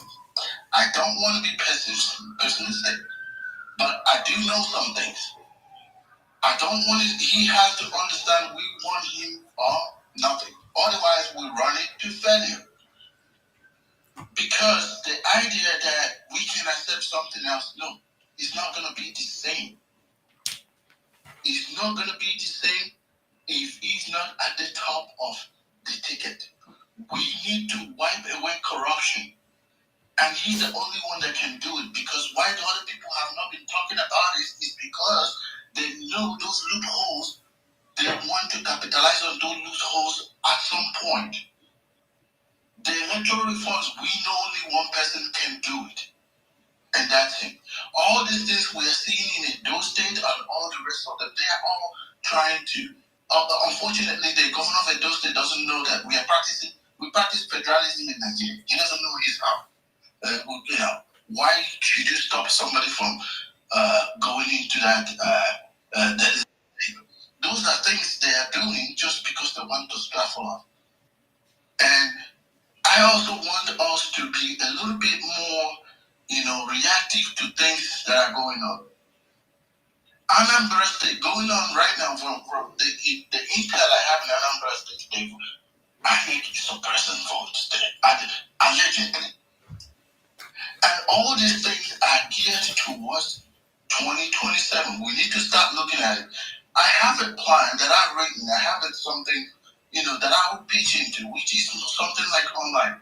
All of us in the diaspora, wherever you are, we can have a polling unit management that can identify anywhere you are who is going to be in any polling unit if we have to support and send our support and to the managers directly. One of the things is also we also have to understand what we are looking at. We have to, before 2027, do we have to, one way or the other, start asking INEC question? I know it sounds like it's not something realistic. But one thing we can keep doing is to make our judges make the same mistake for the history. If we need to start testing the laws with them and keep those history and records, give us this, we want this, provide this, and keep this. So the reason why I'm saying this is we have to be proactive. And the proactiveness also I want to mention there as well is, what is the plan B? I have something about this ADC, and I will speak to Twitter offline. I have something that doesn't sit well. What is the plan B? And I hope PO knows whatever housing, even last minute, you give us that information or whatever, we are not accepting is Obi or nothing. You are the only man that can win a free and fair election in Nigeria right now. That's what we're pushing for. And the only thing anybody can offer you in coalition is protection of vote, not getting the vote. You have the vote. And I want you to go to that negotiating table knowing that you are the man. Anybody can offer. All right. Thank you so much. Seeking. Yes, seeking. I don't know if you're hearing me. You keep having network issue. The coalition should understand this because I know they will. It's either they are listening or we send people to listen. You don't have anything to offer us. Even with your protection of vote that you people claim, you still need us to be radical to protect that vote. You don't have anything to offer us. So just not do yourself, give PO the tickets, or we walk. There are a lot of political parties that welcome in with open hands. You have nothing to offer us. You want to win an election, use your best striker if you want to win the game. Thank you, Gregory. That's true. And I also want to pitch in something that a lot of people may not agree. Looking at the coalition, and this may be not conventional, maybe unconventional information that you get, and not everybody like. As it stands right now, in that coalition, in all the big guys, the people that may be looking for the ticket on that coalition, the truth is that the only person that is in that coalition apart from people with all honesty is Alpha. And I know a lot of people who disagree with me. Right. So what I want us to do is this. I get your point. In fact, you have a valid crippling point and argument. I get that. I don't want the topic to sway away from PO. We can discuss this at length. I love the fact that you mentioned Tudo. Tudo has been handling the talk of coalition lately. It's something I will jump on board to discuss with you guys. I want today to be for PO. I want us to blow his trumpet today. I want the people to they know. We need to reiterate it. We need to remind them of our dedication, um, unshaken trust, unshaken interest in this man. We're not yielding. We're still here. We're standing our ground. We're not doing it for anyone. We're not doing it for Atiku or any other political, um, character out there. We're doing it for one person, and his name is Peter Gregory Obi. That's the reason why we're here. We need to blow his trumpet so loud the people. What is it with these people and PO? That is what we're meant to do today, to remind the people why we're still here, why it is necessary for us to keep fighting for a better country, why we think it is right for us to keep championing this man. I said it earlier on. We've learned a lot from this man. And some of the things we learned from him is that you can be excellent without being excessive. You can lead without looting. That you can win respect without rigging applause. We've learned a lot from this man since the last presidential election. Mention all the presidential candidates. Go through their track record since after the elections. Who has been doing what? Do you know how many times he has been on the international platform to give speeches in different countries, prestigious universities? Out of all the presidential candidates, who has actually done that? Name one. Who has been going from one state to another within Nigeria, helping people, supporting people, showing sympathy, empathizing with the people, hungry people, the needy, is going around helping them. The so-called man that came third, one left Nigeria, went to Dubai. Others all over the place. Erufai was in UK, say wanted to do one course like that. Everyone was just scattered. But the man that has been in the public limelight, in and out, morning, day, and night, every single day since the last election, he had not rest. He's been going from one state to another, helping people, donating money, acting presidential, even to places the so-called illegitimate administration or president would never dare to go. He steps there. That is the man we're talking about today. Pio, the man with the capacity of intellectual depth, fiscal discipline, simplicity and modesty, accountability and transparency, servant in leadership. He does it. In fact, there was one recently that happened when it was serving food to the people, the poor. That is servant and leadership.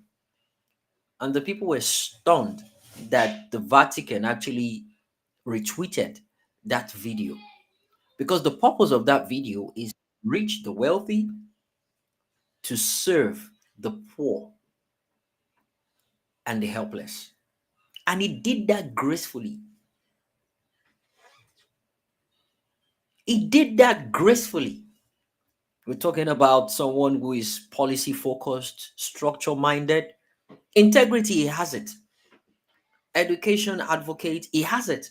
Global awareness and local rooted, he has it. Disciplined and principled, he is. He's fearless and honest, and he's youth centric. That is the man we're talking about today. It's all about Peter Gregory Obi, the man I'll be throwing all my weight behind in the next presidential election in Nigeria. A man the people of Nigeria should be yearning for. That is who we're talking about today. I understand the coalition talk is important, even though the election, even if it's primary, whatever it is they want to do, we still have time for them to do that. It is okay for us to keep standing our grounds on that to remind them. But let's just take today. I beg of you. Let's take today. Let us brag about this man. We have a market. Let us put it out there. Let us brag about it and shout to the heavens and let them know we have a man and we're standing on this mandate. We're not yielding back on this man. We die here on PO matter. It is him or nothing, right? But you see, today, we're trying to appreciate him, celebrate him, and acknowledge what he's actually doing. His service to humanity, to the country, and to the world. PO is the man for today's topic. His birthday is tomorrow. He's going to be 64. And earlier on, the beginning of my submission, my monologue, I explained the 64 reasons why he should be the next president of Nigeria. And I also listed out the 64 achievements he has made as a man and as a governor of Anambra. It's a recorded space. You can listen back to the recording to listen to the words on marble spoken earlier on at the beginning of the space. So please, guys, let us just come up and brag about this man. Is what every single statement, is what every single love, every ounce of it, it deserves it. This is the man we're talking about today. He has no criminal record, none against him. He came out to say, if you have a crime, if you have any evidence that I've stolen money or I've taken anything that doesn't belong to me, bring it out and I will quit campaigning. That is what over tens of $billion statement. No one, I beg, Tinubu should say something like that. Atiku should say something like that. Who? Kwakwanso should say something like that. Name it. El-Rufai should say something like that. So it's a no contest for me, but we're not here to debate that. We can do that on all the spaces. In fact, we've been doing it all week. We've been doing it at the beginning of this month. But you see, today, let us celebrate PO, goddammit. Thank you, ladies and gentlemen, for listening to me. Thank you, C King. That was beautiful. Adawari, without wasting any much time, jump in. Let's hear from a woman. Thanks for your patience, by the way. How you doing? Can you increase the volume? Don't pick up the pace. That ginger, as I dropped it, pick it up.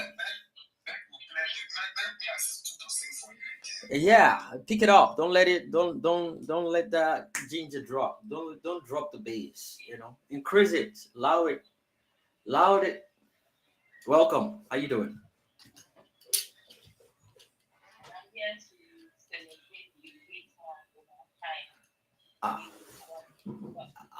We could barely hear you.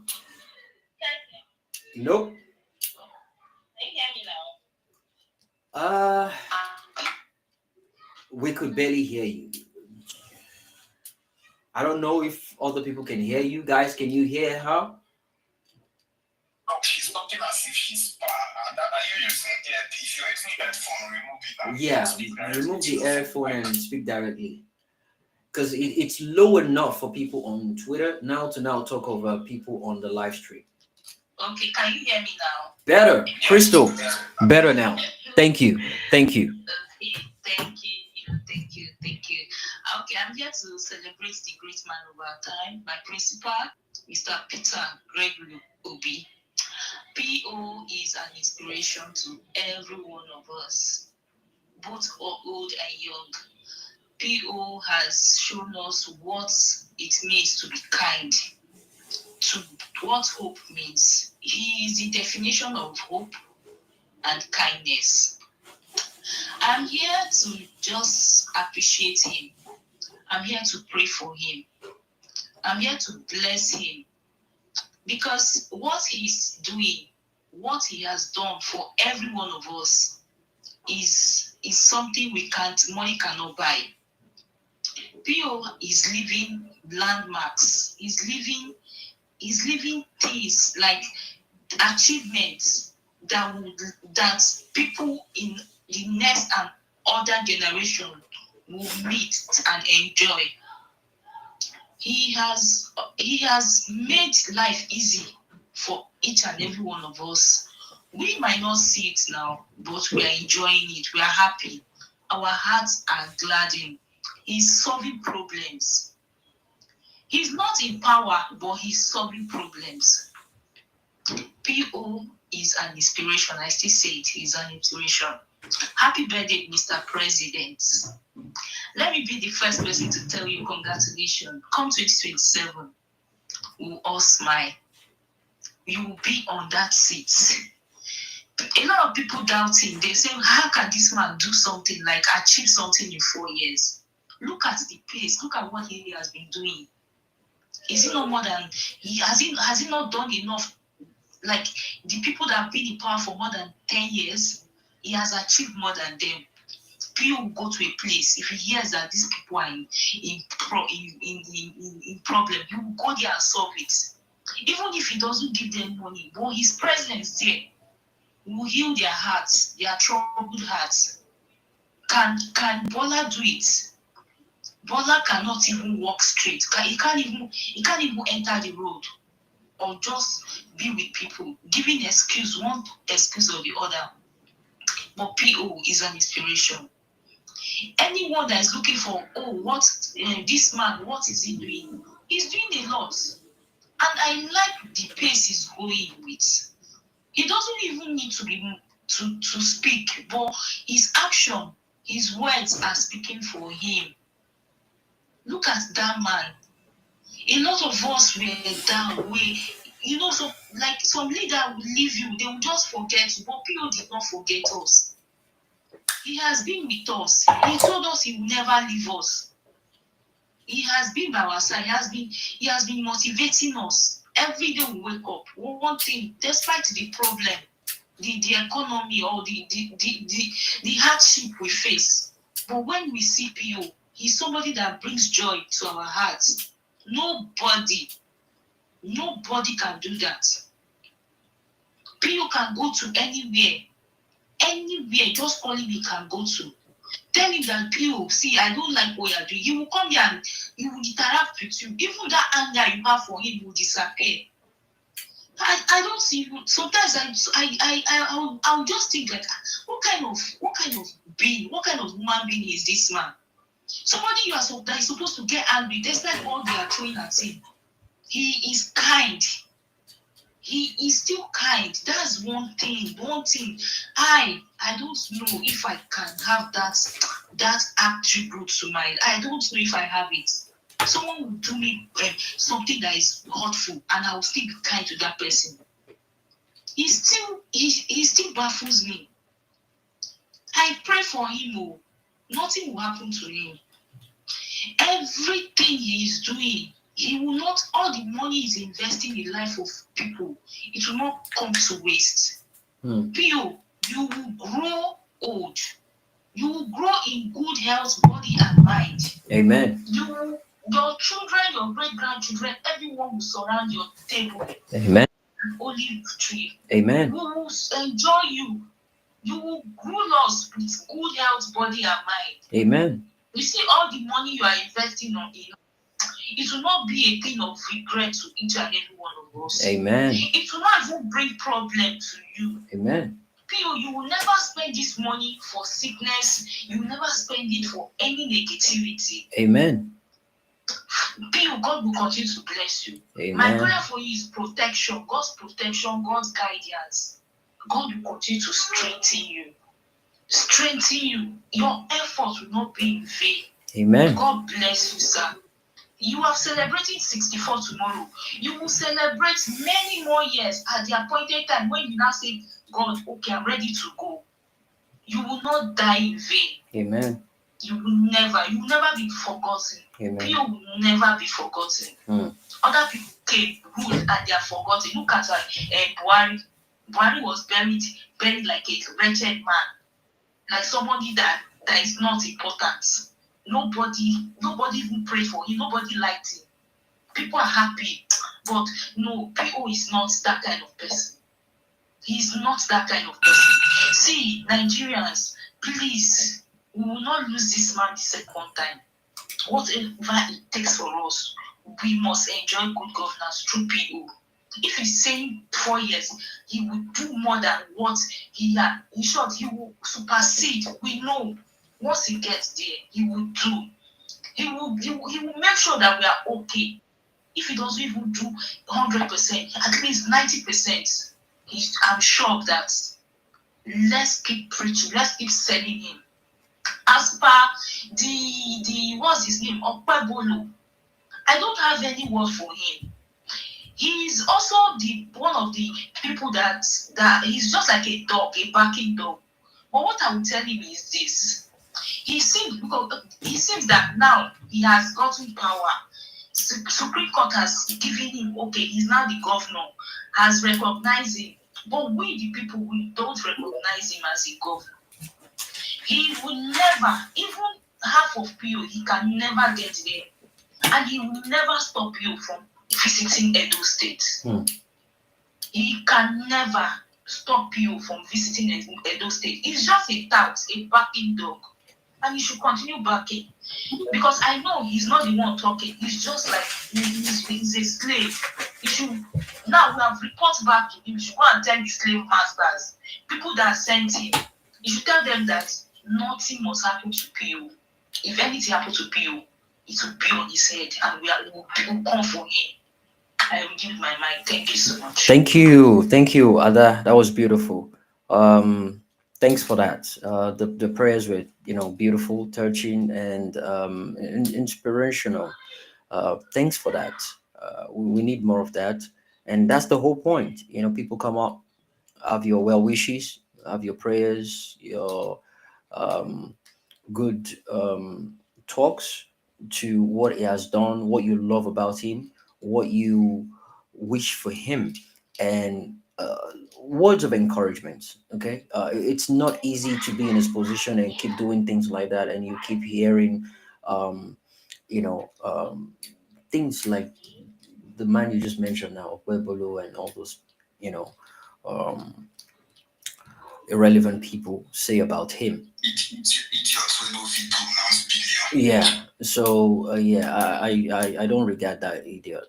So Now so Dr. Who people they do, especially the ones. it's a shame. It's a shame that is the one presiding over a state from a state Dr. O came from. It's a shame. It's disgusting.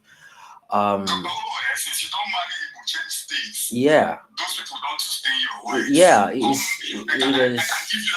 I can help you get land in Enugu so that you back your people. In fact, when the guy talks, I just look at the people that I know from Edo. I just look at Stephen, see your governor. I just be like, Doctor, see the man representing you, for crying out loud. It was so shameful that he couldn't even pronounce billion, and the only way they could justify that is to say he's not used to stealing, so he doesn't even know how to pronounce it. I'd be like, yeah, right, okay, all right, he's not used to stealing. Save that, save that for the fools that'll be listening to you guys. But yeah, the likes of him, they are irrelevant, honestly speaking.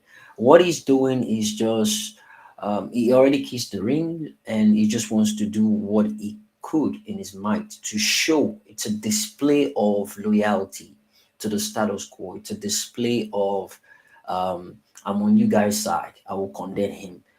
Just the same thing is being with Governor did. So they are irrelevant. Honestly speaking, they are irrelevant. Don't let Dr. O people mess up. Don't let them pour reggae into our blues today. Thank you. Beautiful. Nice one, guys. Nice. Thanks, guys, for joining. I see the new people, see people requesting for mic. I want to decongest the speaker section. After that, we have Chris Jr., Dean O, Agogo, Ernest, Kolade, Zege, and NASA in that order, guys, please. So we can take in new speakers. I would love us to, keep it within time so we can allow other people. The request button is going up now, and I want people to be able to have a go at this live stream and space. So eventually maybe people might have the chance to listen to it, but it does not really matter. What matters is the goodwill, the mindset and the thought behind appreciating him and letting him know that it does matter, and we acknowledge him as the man of the people. We support him. Already, I believe it's a done deal, because right now I'm checking on my TL right now, and what I can see is that we have about three live streams going on. We have one from uh, what is it called? Hold on. One from Niger Watch Media, one from um, Sky News, one from Al Jazeera, and one from Router. And accordingly, they have Niger Media News has about 14 listeners. Al Jazeera has 4,000 listeners. Sky News has 7,000 listeners. And my podcast, Off the Cuff with Jimmy, has 8,623 listeners right now on all platforms. 8,623 listeners on all platforms. So for me, it's an achievement that people are actually tuning in to listen to what we have to say about Peter Obi across the globe. It's an encouragement. It's a beautiful thing for me. It hasn't gotten to the highest viewers I've had yet. The last highest viewer I had was 8,007, close to 9,000. I hope today will surpass that. Already, I think it will, because already now it's just 4 hours into this and we've achieved 8,006. We still have a couple of hours to go. I believe it will move up more than this, but fingers crossed. It will be my pleasure for it to shatter the record. The highest I've gotten last was 8,007. Hopefully today's gonna break the record. But thanks for joining, guys. Thanks for joining the live stream as well. Every single one of you, all the 8,632 people, so much appreciated. It's Friday. You could be in a nightclub. You could be elsewhere, chilling, anywhere you listening from. You could decide to do something else, but you've decided to tune in and listen to the monologue and the sweet talks people have got to say about Peter Gregory Obi.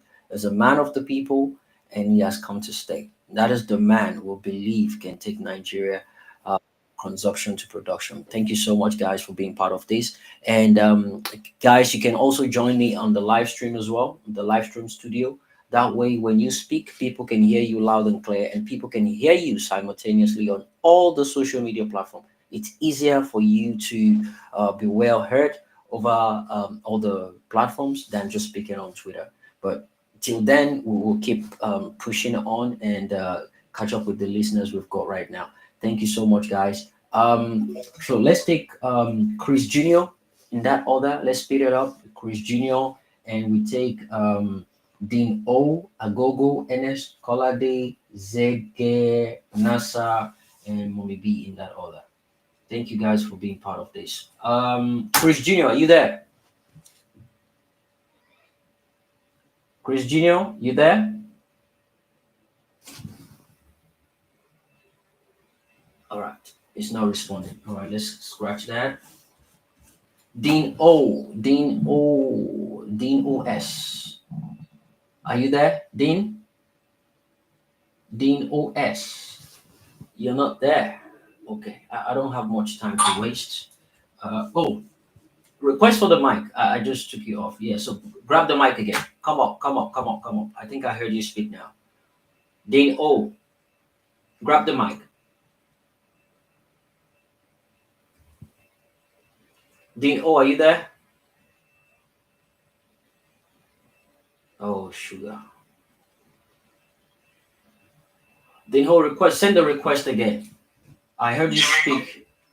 Go to Yeah. the next person. Yeah. Go to the It's actually coming up. It's actually coming up. I really want to speed it up, but it's been waiting for a long time. It's been waiting for a long time. Dean O, you there?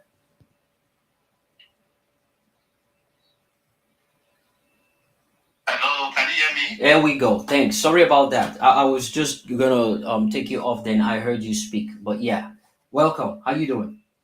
Yeah, good evening. I'm fine. Right. Oh, I appreciate this space, and I thank everyone that's joined. Peter Obi, to me, it's someone I think it's out of this world, considering the type of persons we have in Nigeria.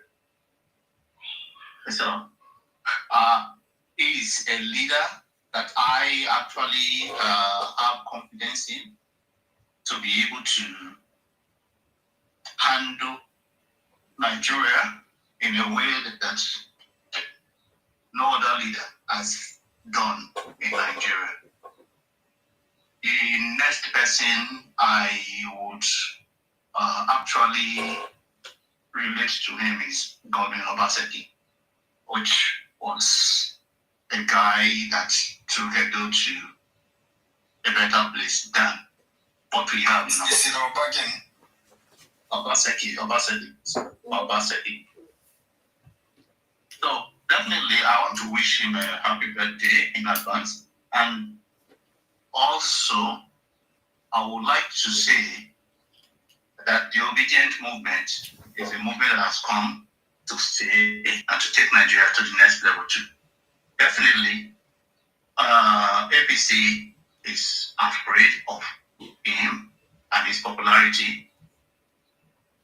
That's culminated in what this man said, the INEC select governor that we have in Edo State. I'm from Edo State, so I know those guys.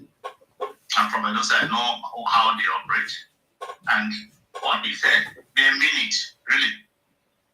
They really mean it, but we have to, we as obedient, we have to take it as a serious challenge to us, and definitely show them intelligently, please. Intelligently, not with violence or any other thing. We have to match them with intelligence, with our intelligence, and ensure that none of those threats come to pass. Definitely, Nigeria is a free place for everybody to live in. So it cannot single-handedly say, oh, somebody should not come to Edo State. Because we know their type. That man, let me not use defamatory words.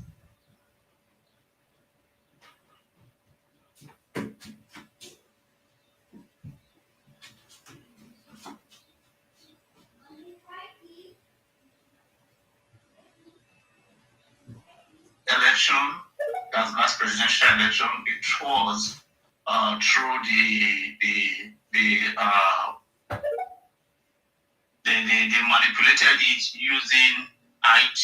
As they manipulated many things concerning that election using IT. So let us also strengthen our IT department. Really, it's something that is going to be a war. It's going to be it's going to be a war of IT intellectual. So let us also try and strengthen ourselves in that area, strengthen our strategy. Let's deploy good IT professionals to be able to checkmate all that they have. If you look at the last, was it the last? There was a space that Obi was supposed to speak, hosted by Aisha Yusuf, I guess, and some obedience too, that Obi was not able to come in time. So those are some of the things that are going on behind the scene. Let us try and strengthen our IT department. It's a key thing. If Obi is really, really ready, it should help us do that in a way that they can. So that's my take. And I want to thank everyone. Thank you, Jimmy, for this space, and I appreciate my time. Thank you. Thank you, Dean. Oh, I love the fact that you kept it within time. You actually did it right on time, right exactly on time. The time just went off now. Thank you so much for that. By the way, guys, on the speaker sections, it's faster for you to speak if you come on the studio, if you come on the live stream studio. um I give privileges to people that come on the live stream studio. That way people can hear you on all the platform, other than just speaking on Twitter. So I just thought I should put that out there. If you're interested, the link is in the comment section and it's on the Jumbotron as well. um so before we move on with the ants, Dr. Ho, I see you jumped in. Are you here to talk about PO, or you want to talk about Okpebolo? Jimmy, I don't know why you were dragging me about Obewodu. I don't know that man from Adams. I must tell you now.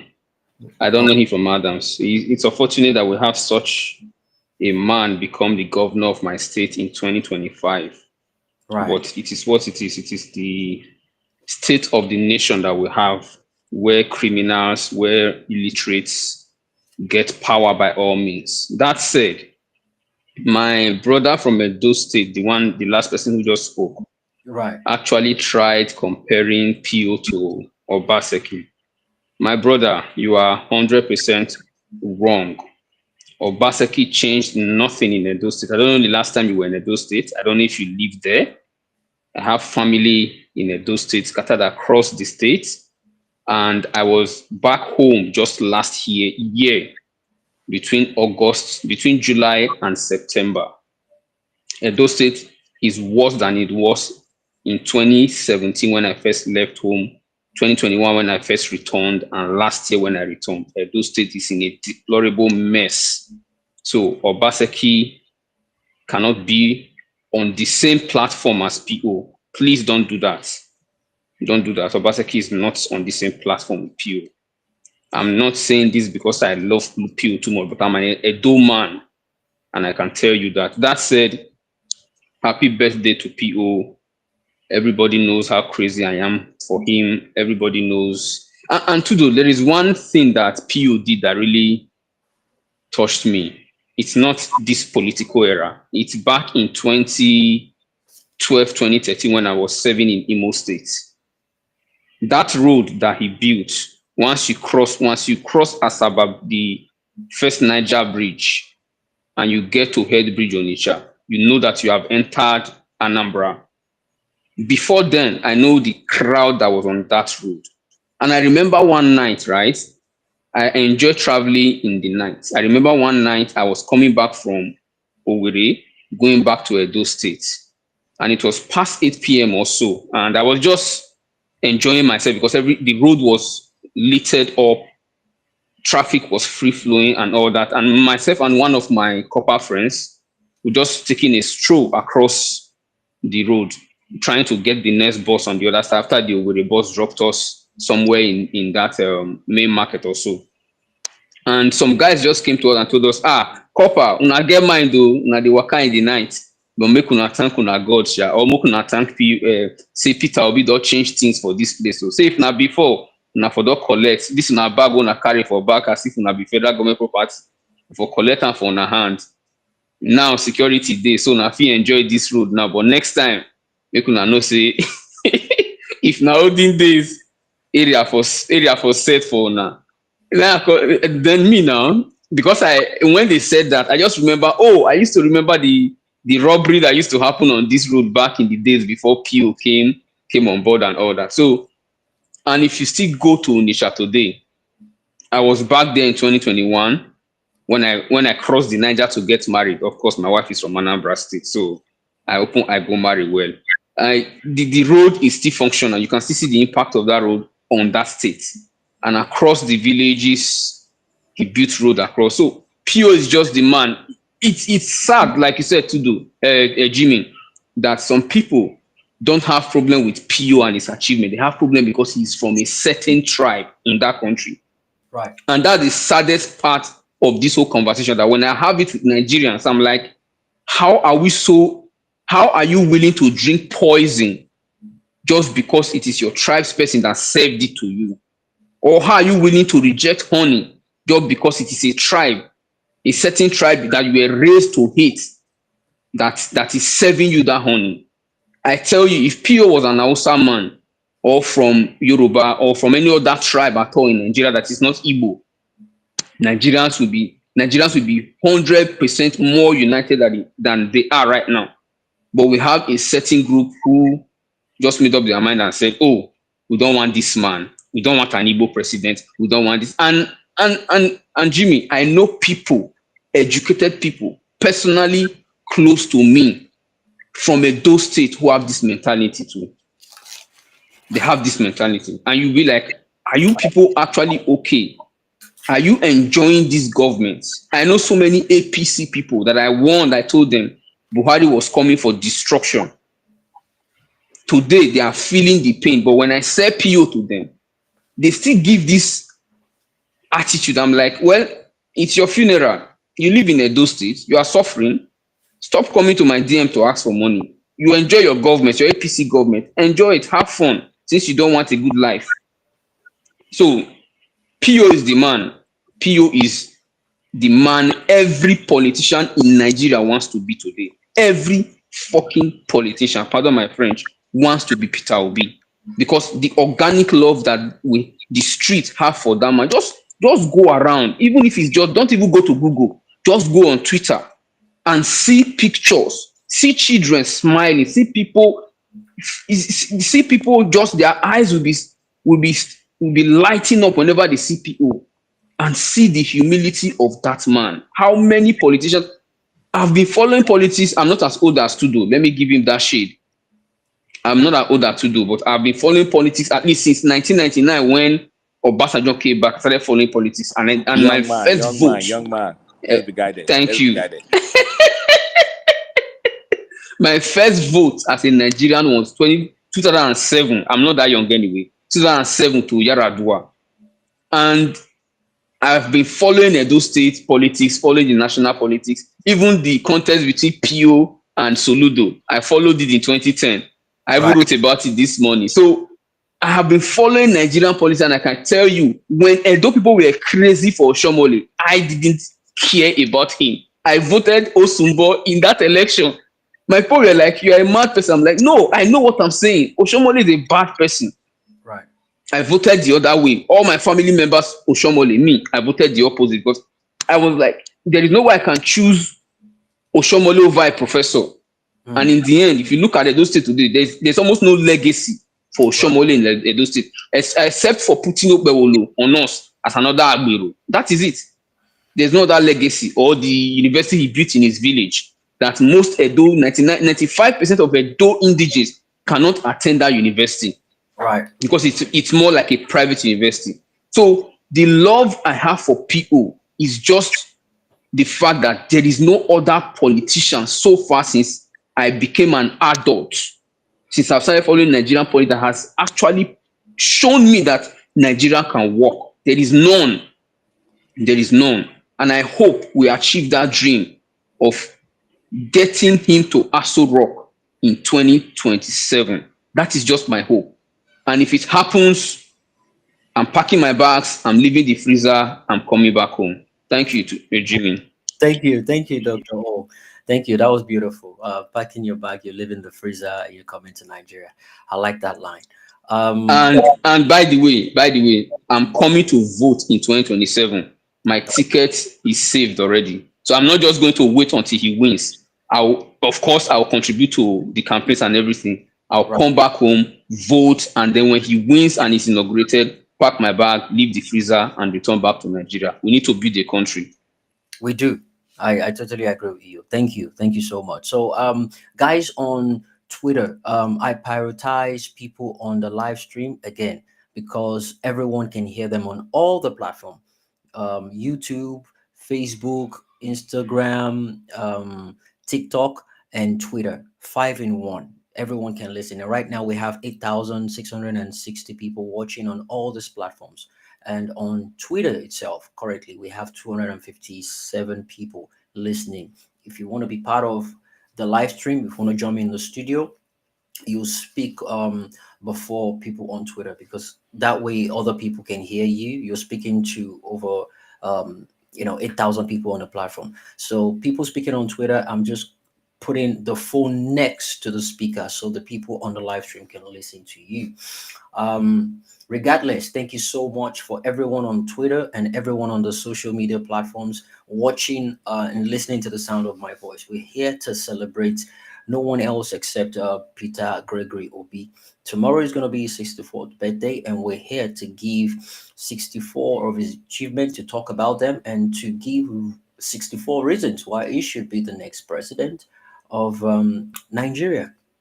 And the next person going now, according to the list, should be Agogo, Mr. Kolade, Zege, Nasa, Mommy B. Then we'll take a new queue. I see every single person requesting for the mic. I'm going to accept everyone, and everyone's going to have a go. But to speed things up, guys, let's do 4 minutes each. When the time goes off, let's wrap it up so we can give other people the chance to do this. Thank you so much for being part of this. Agogo, are you there? Jump in. Agogo Samuel, are you there? Okay, he's not there. So let's do Mr. Kolade, jump in. You're next. Mr. Kolade, you there? Yeah, I'm right here. Nice. Thank you so much, my brother. God bless you. God bless you too. I greet everyone. I've been listening, so I often quite a bit late, but at least I'm here. So yeah. What the conversation? So POV at 64. Man, to me, I think that means a lot. That means a lot because I sat back and I said earlier on different spaces, and what I said was that okay, if a single man could bring millions of people together, millions of people who never knew each other, who never met, and he's able to like bring them together to the point where many of them see themselves as family, to the point where they are able to stick their neck out for one another and even stand by one another even at the lowest of their life. And I'm not saying this because I assume, I'm saying this because I've been in that position. Jimmy, you know, right. And some few other people know. Like, I couldn't believe it that one could build a family outside of even within the madness going on in the country called Nigeria, and that there could be a man that is so upright to the point where he has conquered greed. Like, money, wealth, material things means nothing to him. Like, he could walk away. It's not down to go all this route to like endure all this crash. But the man stood there because he understands that the people need someone to stand in the gap for him, and he did that. And that is Jimmy. T.O. humbled me as a person. T.O. humbled me. I just keep thinking, you know, there's a point you get to in life, you believe, you know, you're a digger, you are there, you get it.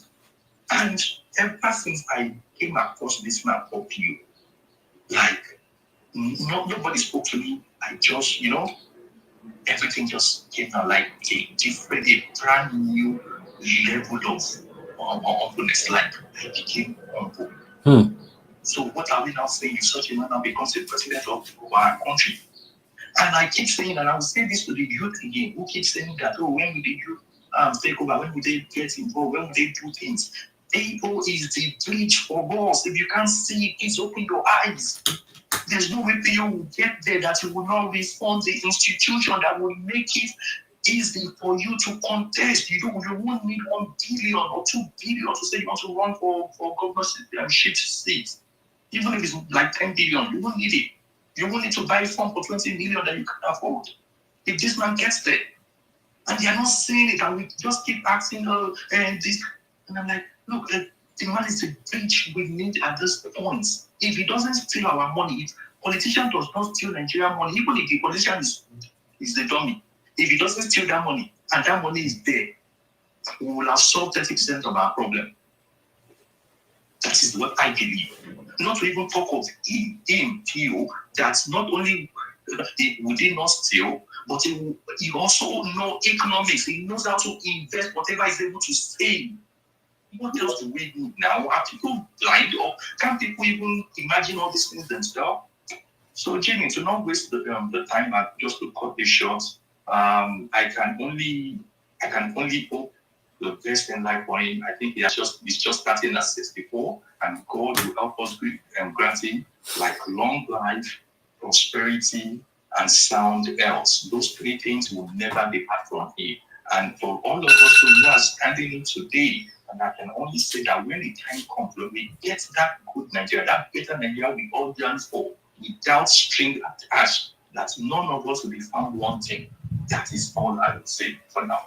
Thank you. Thank you so much. Thank you, my brother. That was beautiful. Thank you so much. You're one of the obedient I respect so much on the platform, and hearing you speak about PO over and over again is quite reassuring and promising to let us know that the combination of people in diaspora and the people in Nigeria coming together to say, this is what we want and this is what we're going to get. It's such a powerful one. And I love that. I love that. Thank you so much. Thank you, Mr. Kolade. I'll go back up, but it dropped. I'm not sure what happened. Without wasting much time, let's go ahead to Zege. Again, guys, you can join me in the studio. You speak before everyone else on Twitter, but it's totally up to you. Let me know if that's what you want to do. It's the link is in the Jumbotron and in the comment section. Thank you. Zege, how you doing? Been a bit. How you been? I do. Evening Nigerians. Evening good and bad Nigerians. I like that. Evening suffering and anguished Nigerians. We're all doing well, I guess. How I do. It's nice to be back here. It's been a while. I've been away from spaces for a while. We need to rejuvenate and get our mindset right. It's needed. It's needed. It's needed. Nice to hear your voice again, Jimmy. Thanks. I can see well-meaning Nigeria is also down there. I can see Saddam. I see a lot of my friends down there. It's good to have everybody there. Thanks, Kolade. I enjoyed your talk. It was good. Now, let me start first of all by saying I know I have 4 minutes. I'm looking at my time. So I start now. Let me start by first saying that happy birthday to a great man. You know, in life, in everybody's lifetime, there are people that come only once in a while. They don't come every day.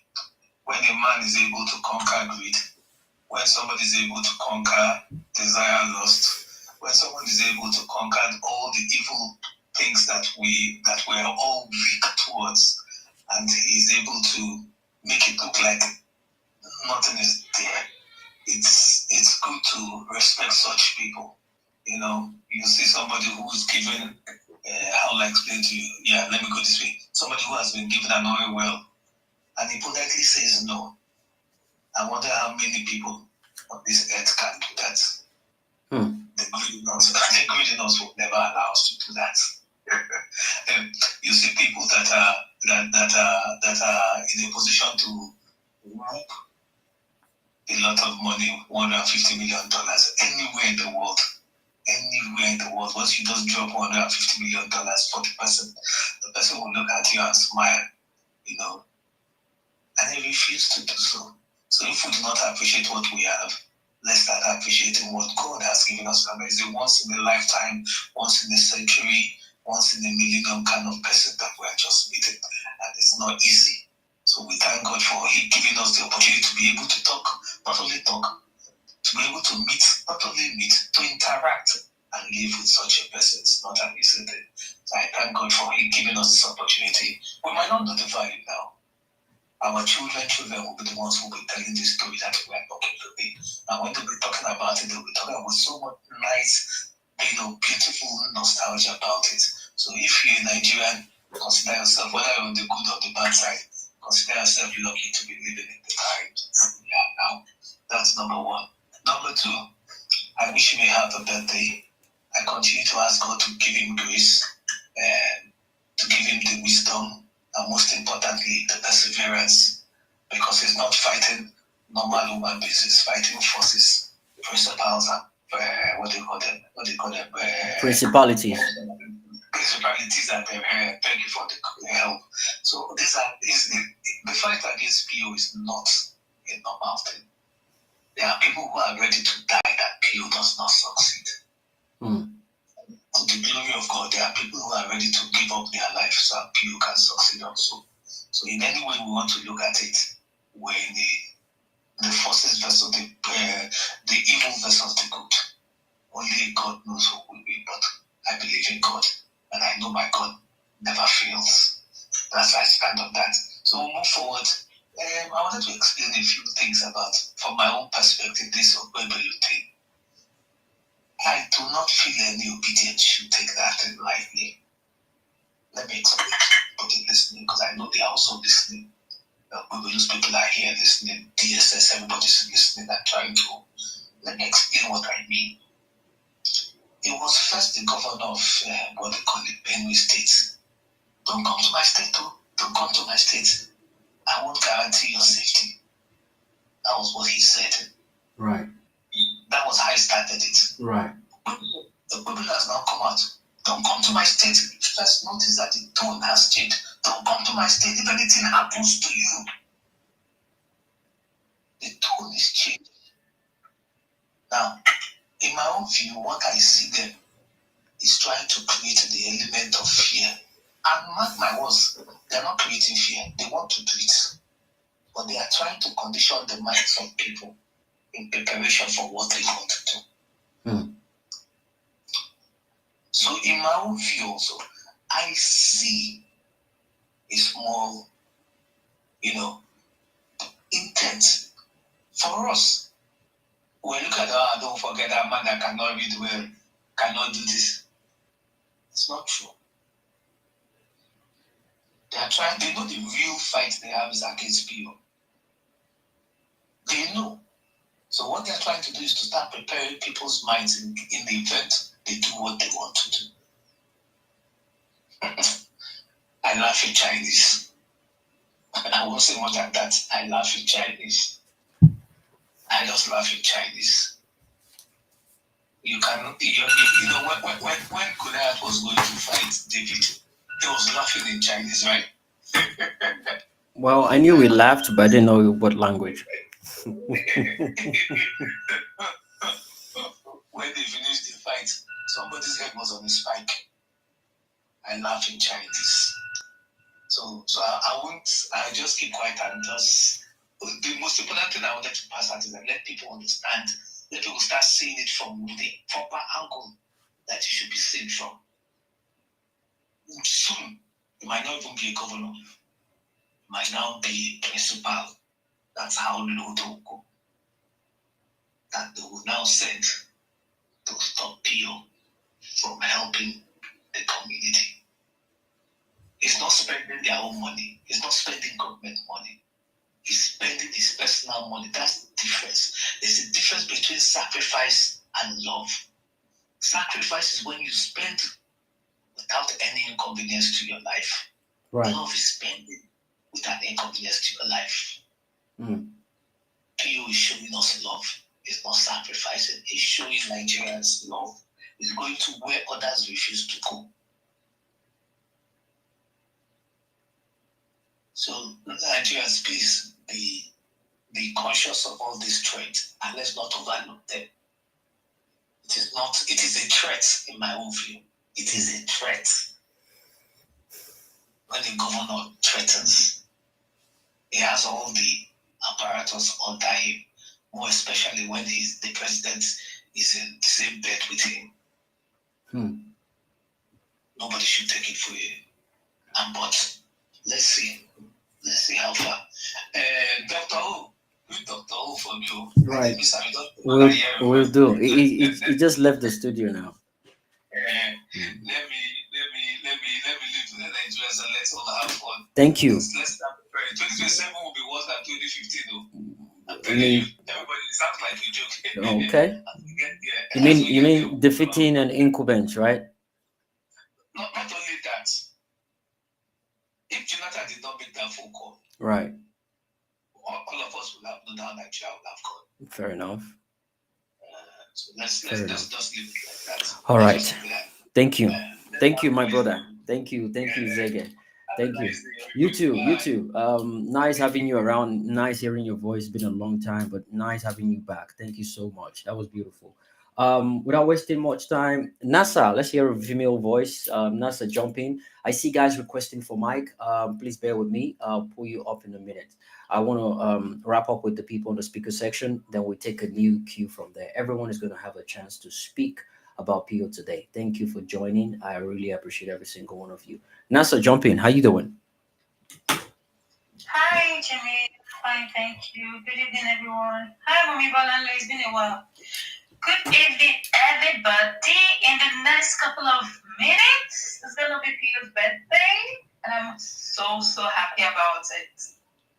My own papa, they celebrate 64 years. Don't be choice. If it is so easy to go around and make us see. Anyways, just not to, waste our time, I had to just spend down a little thing, courtesy of ChatGPT. Yeah. But then again, this is what I have to say about you, yeah, because if you should give me room to start talking about this man, I don't think nobody's gonna speak. But so tomorrow we are celebrating a man of valor, a man of virtue, a man that is not just a politician, but he is a beacon of integrity, humility, visionary leader. That's why it's Peter Gregory Obi. This man stood as a governor of Anambra State. He didn't just merely occupy a seat, he transformed it into a platform. He didn't rule, he served. He didn't squander, he saved. While others made excuses, he made impact. Schools were rebuilt, hospitals revived, debt erased, and the dignity of governance restored. He governed like a father who would manage his home with wisdom, empathy, and unshakable accountability. Yet, his legacy transcends office. Peter Obi gave birth to a movement, not a protest, but a possibility. He inspired the obedient. A generation tired of old lies and hungry for new life. He taught us, the obedient, that politics doesn't just have to be polluted, that leadership can be clean, credible, and courageous. As we celebrate this man called Peter Obi, we honor a mission that reminds us that one person filled with conviction and truth can ignite a wide fire of change.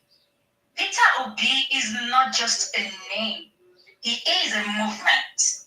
He is not just a man, he is a moment. He is not just a leader, he is a legacy. So, as tomorrow is going to be his birthday, I wish him, oh God, the love I have for this man is I don't know. I don't know how to say, I don't know how to put it, but all I'm just going to say is that this man is a hope. Is the hope that we all have been seeking for. We've been seeking for. I don't know when the Abiola movement came about, but then again, this is who I know, Peter Obi. People that know Abiola knows Abiola. I know Peter Obi. This man wears the face of hope for all man, when not just Nigeria alone, because I mean globally, worldwide. Peter Obi is the man, the moment, the movement, the legacy. And I wish him all the best. Everything that he has ever desired, everything that he has ever desired. I wish him that. And come 2027, guess what, guys? His nickname is Optimus Prime. If you have watched Optimus Prime before, you know what I'm talking about. Peter Obi, aka Optimus Prime. Jimmy, thank you, because if I start talking that, I'm not going to use the mic. The man will give me joy. Thank you. Thank you. Guys, thank you. Tomorrow is his birthday, guys. Let's just enjoy. That as in my wine, day ground as I'm speaking to you like this. Yeah. My whiskey is on the ground. Everything, rice, chicken, name it. I'm celebrating this man. I like that. I like the sound of it. I wish we could have a space where we can do that tomorrow as well, where people are just gonna be playing. Seriously, we need to party. Yeah. We really need to party. Playing music. Thank you very much. You're welcome. You're welcome. Play music and people listen. You send your request for song. People play it for you. You jam wherever you are. Yeah. Let's rub it in. This only comes once in a year, so I think it's worth it. We've been talking about politics all year, every single day, morning, afternoon, and night. I think it's only fair for us to just chill out, and the excuse to that, Pio's birthday. I'll be looking forward to that. Whoever is interested in making that happen, I'll join. I'll enjoy it, speak, and experience a beautiful birthday of principal. Thank you so much. That was beautiful. Mommy B, thanks for your patience. You've been listening keenly, and nice to have you on the speaker section to speak about our principal. Who else would know him better to some extent when it comes to his personality? Having engaged him a couple of times and working with him, it's only beautiful to have you speak about Peter Obi today. Towards his birthday tomorrow. I've said my own beat. I'm still going to speak more about him, and I still got one of his speeches to play for people to listen to what this man wants for Nigeria, what he practices, and what he wants to put on a national scale for Nigeria. Thank you so much. Mommy B, how you doing? Jump in. Hi Jimmy, I'm okay, thank you. I'm saying hello from my side to everybody. Oh my God, I've been listening for hours, and when I think about Peter Obi, yes, he deserves this and more. I've never known a politician, and anyone that knows me knows that I wrote off Nigeria like in 2001. I'm like, no, I'm just not doing this. Right? But I've never known a politician to really have the heart for the people. Right? He is a self-made man. However, he doesn't mind going against the establishment. And I think that is one of the reasons why they fear him. Right? Because they know that it's for him, it's not about interest, it's not about, it's not about accumulating wealth, right? It's about resetting the country, right? It's about strengthening systems, it's about alleviating poverty, it's about ensuring that the next generation are educated and are able to compete on a global stage. It's about the health of Nigerians. For him, it's genuinely about us, right? And when you have a politician who feels that way about Nigeria and Nigerians, then in some ways we don't seem to understand how lucky we are to be alive at this point. And yet I have been privileged to work with him behind the scenes. And the thing about him is this: the same Peter Obi that you see in front of the cameras is who you see behind where there are no cameras. Right? He, even when I'm upset about stuff, he would tell me about.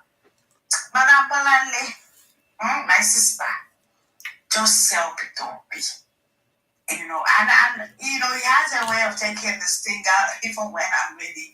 I've tried myself up to go into battle with him. The man will not fight you. He will just tell you what he wants to do and ask you how you're going to help to achieve it. I mean, it's like him coming onto the scene when he did. Right, he reignited hope when a lot of Nigerians were like absolutely hopeless. Right, we see the demonic powers, which I often call APC, that had taken hold of the very foundations of our country. And he decided, despite the threats, despite and when he says it, when he tells us that we know what he's going through, right? He's literally, if he was to come out and say exactly what has been going on since he decided that he wanted to run, right? You will know that he has decided to sacrifice to even if it means that ultimate sacrifice. Right? And how many politicians do you know that would do that? When we know that politics is about interest, right? And it's whose interest, and it's usually the politically, the political elites or the 1%ers who need somebody who is going to give them soft landing, right? Allow them to continue to pillage and loot. Right? And I know that he's not that person, right? And so it's like, with his birthday, we just have to celebrate the man that he is. We also said, a lot of us kept on saying over and over again during the run-up to the elections and even after, that he's a man who has conquered greed. And he has, right? All the things that will, even me, I like, the odd designer pack here and there. No. For him, it's about his basic needs. As long as those are met,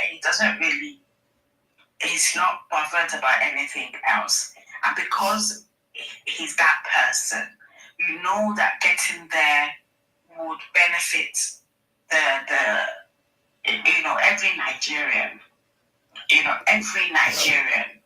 And I really want to wish him a happy birthday. I want to pray for God's continued protection, his guidance. Right? I know that getting to Aso Rock will benefit all of us. And therefore, the last thing I want to say is, if you believe in Peter Obi and what he wants to do for us, then in every opportunity you have, sell the man. We sold him, and in fact, we oversold him the run up to that election, and we did great. Forget what the establishment did thereafter. But there are how many, young people who were not able to vote last time and are now going to be able to vote. Right? How about the people that we didn't really traditionally approach? Everybody has experienced the worst of the country, and therefore it's another opportunity for us. So if we're giving him any presents at all, it would be to sell Peter Obi. I love, Jimmy, that you done 64 reasons. I love that because it is a tool that we all should use. Like, forget the fact that we can tell people to go and Google it. No, let's not do that. Let us not get tired, because we need him there. We need him to succeed, because if he succeeds, if he wins, we all win. Thank you, Ayot. Thank you so much, Obi. Beautiful as always. Thanks for that beautiful submission. A lot of people have been complaining in the comment section. Okay, the DM is open now. The DM is open. Before we proceed, let me play this for people to listen to. It's song I made for PO, explaining the 64 reasons why it should be the next president. Guys on the Twitter, guys on the Twitter platform, if you can hear the song, just signal thumbs up. I just want to be certain people can hear it, and that's it. Please just.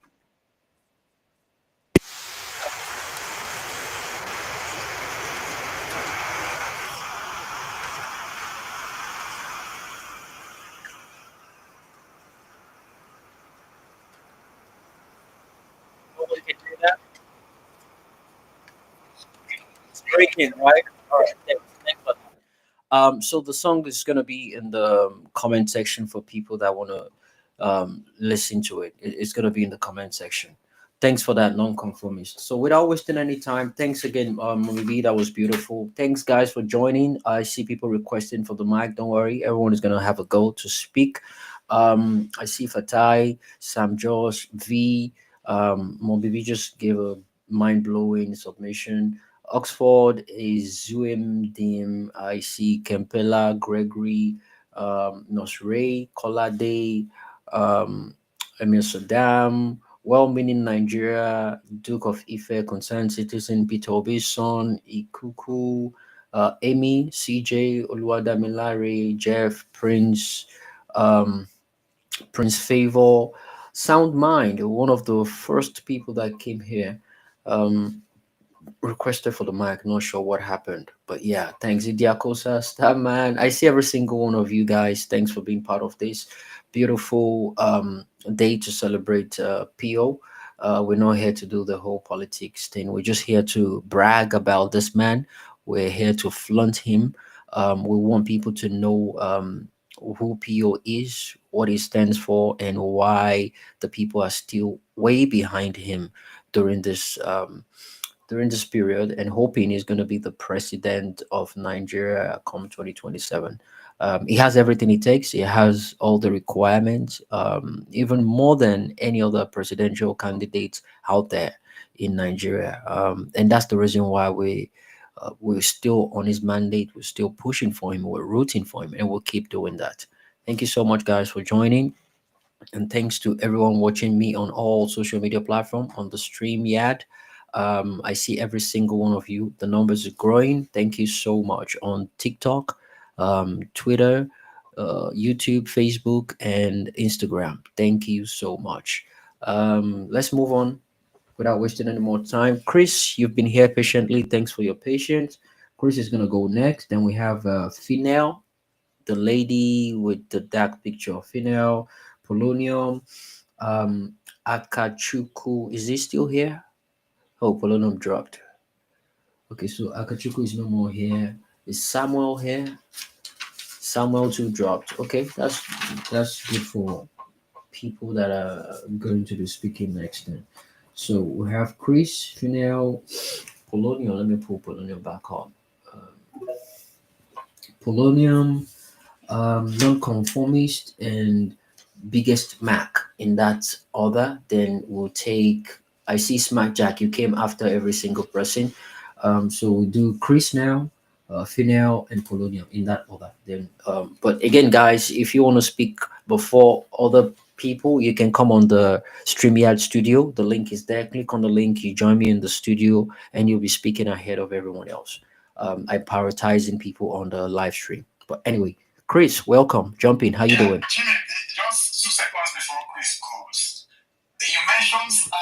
You know, for somebody that is not a Nigerian, like Nigerian stuff. Well, it's time I take it or leave it. Is on the platform and is listening. He had. You know what I'm saying?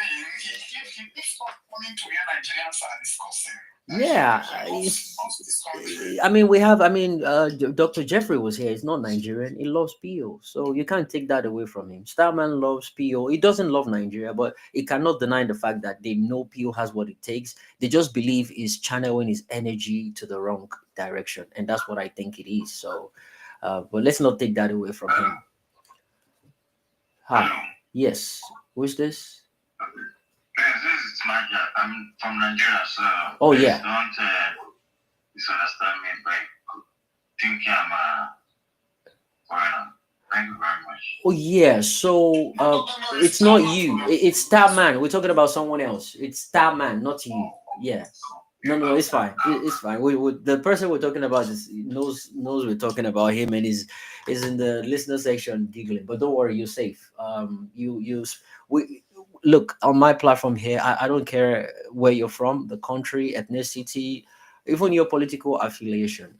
It's a platform for Tom, Dick, and Harry to come and have their opinion, speak, and speak to the topic. So don't worry about that. You're safe. I don't care even if you're from another country. We have people from different nationalities that push it for Pio. They love him and root for him. So it's welcome. All right. Yeah, Chris. Sorry, my brother. Jump in. Welcome. Thank you. It's okay. Hello, everyone. And please, if I'm not correct, then I think the other two, I don't want to say people because, okay, maybe I can say that because they were once here on earth, that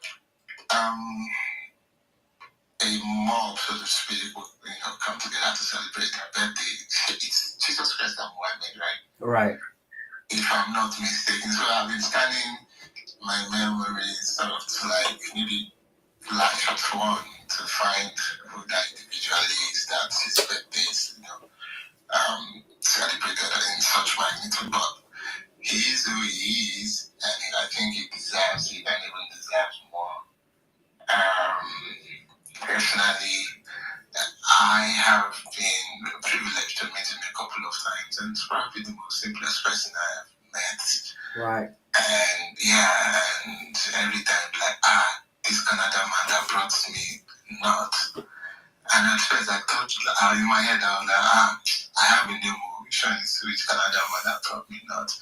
But later, it did it first time, second time, third time, and it keeps doing it.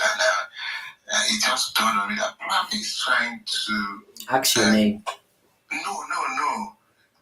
Teaching me that he remembers me for a small value that I was able to add.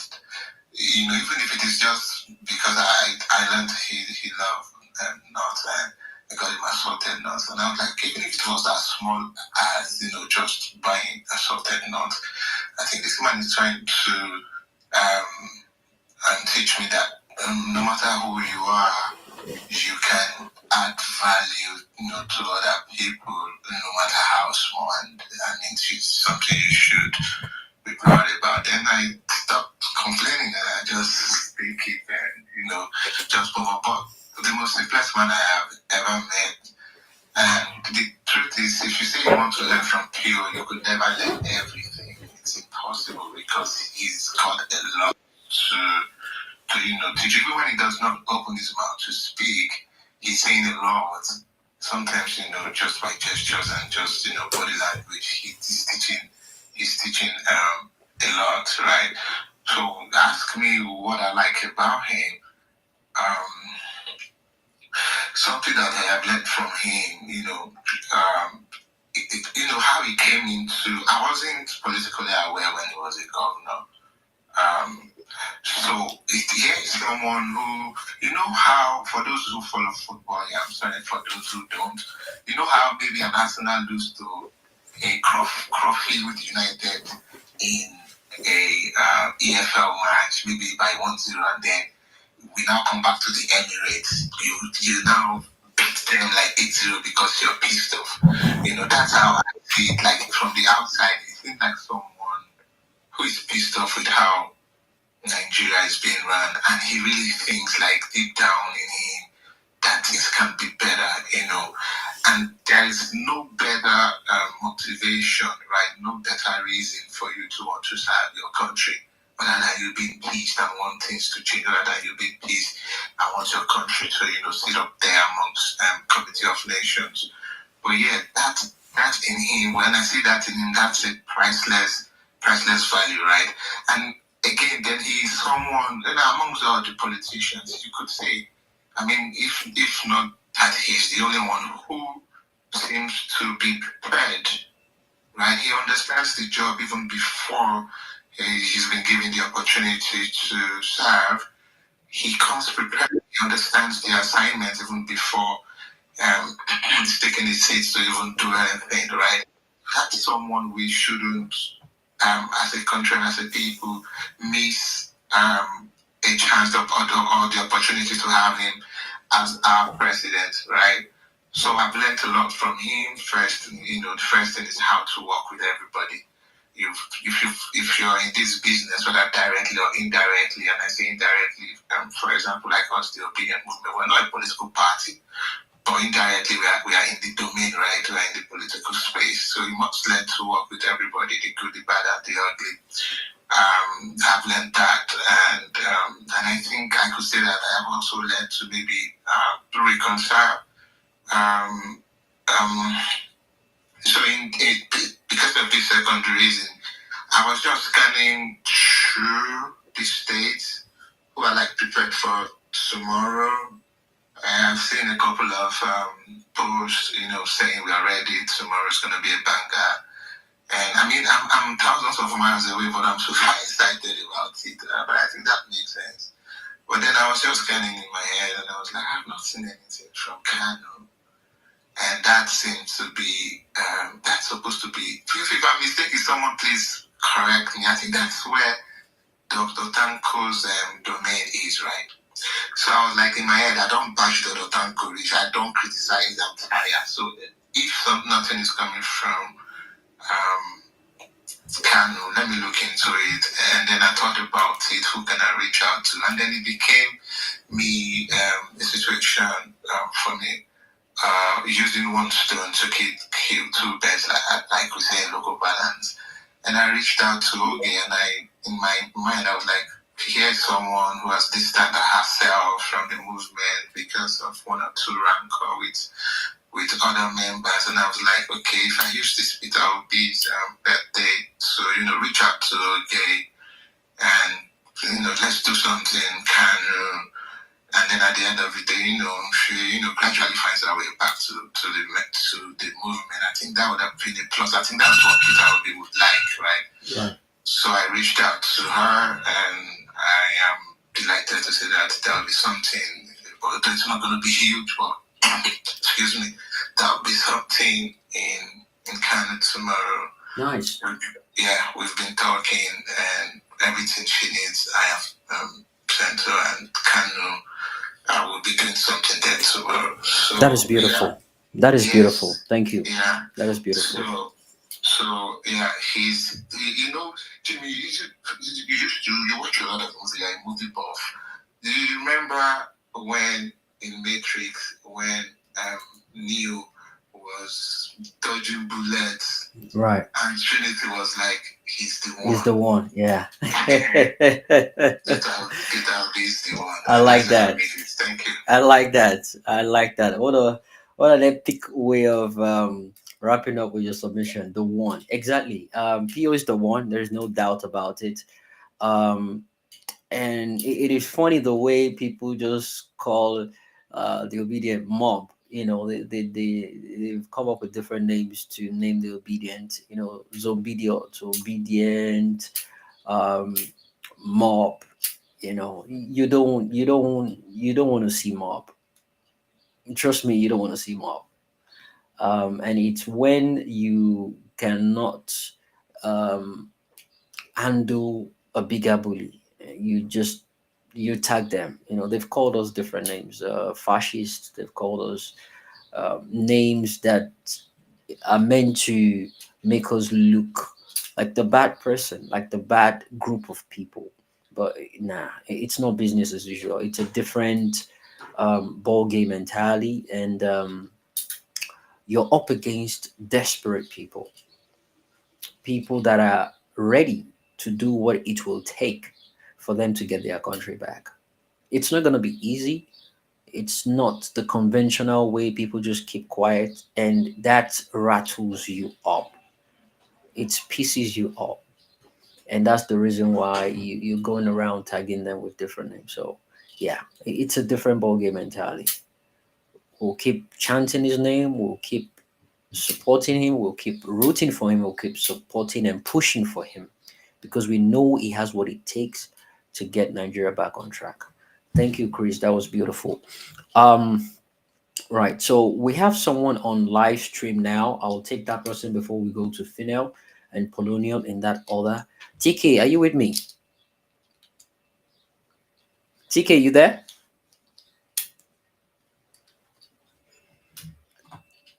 TK.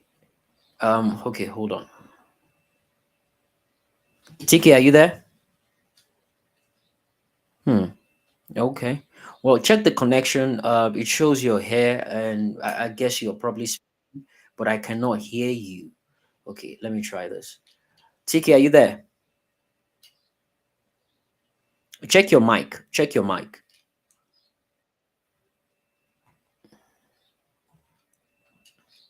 Tudo, you can hear me, right? Yes, absolutely. Exactly. So I just want to be certain it's not from my side. TK, you might want to check your connection and come back out, please. I would love to hear from you. You came here um earlier on and you keep dropping, and every comment people are making, well done. I'm going to be reading out people's comment, and if you check on the live stream you see people's message. I'm going to be highlighting it on the screen of the live stream so people can see what people are saying and what they're typing about PO. Well done, Jimmy. Nice caption. 64 years, 64 achievement, and 64 reasons why PO should be.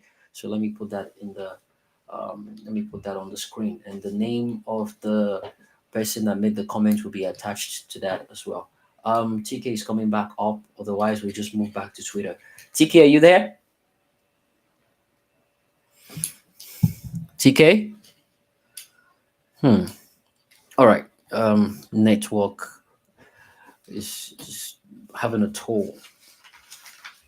Finel, how you doing? Thanks for your patience. You've been raising your hand up. I hope I know they pay you. No, Jimmy, it's good to hear from you. Nice to have you around, my sister. Jump in. How you doing? I'm fine, and you? Alive and well. All right. I'm so happy I'm here today. I want to greet everyone in the house.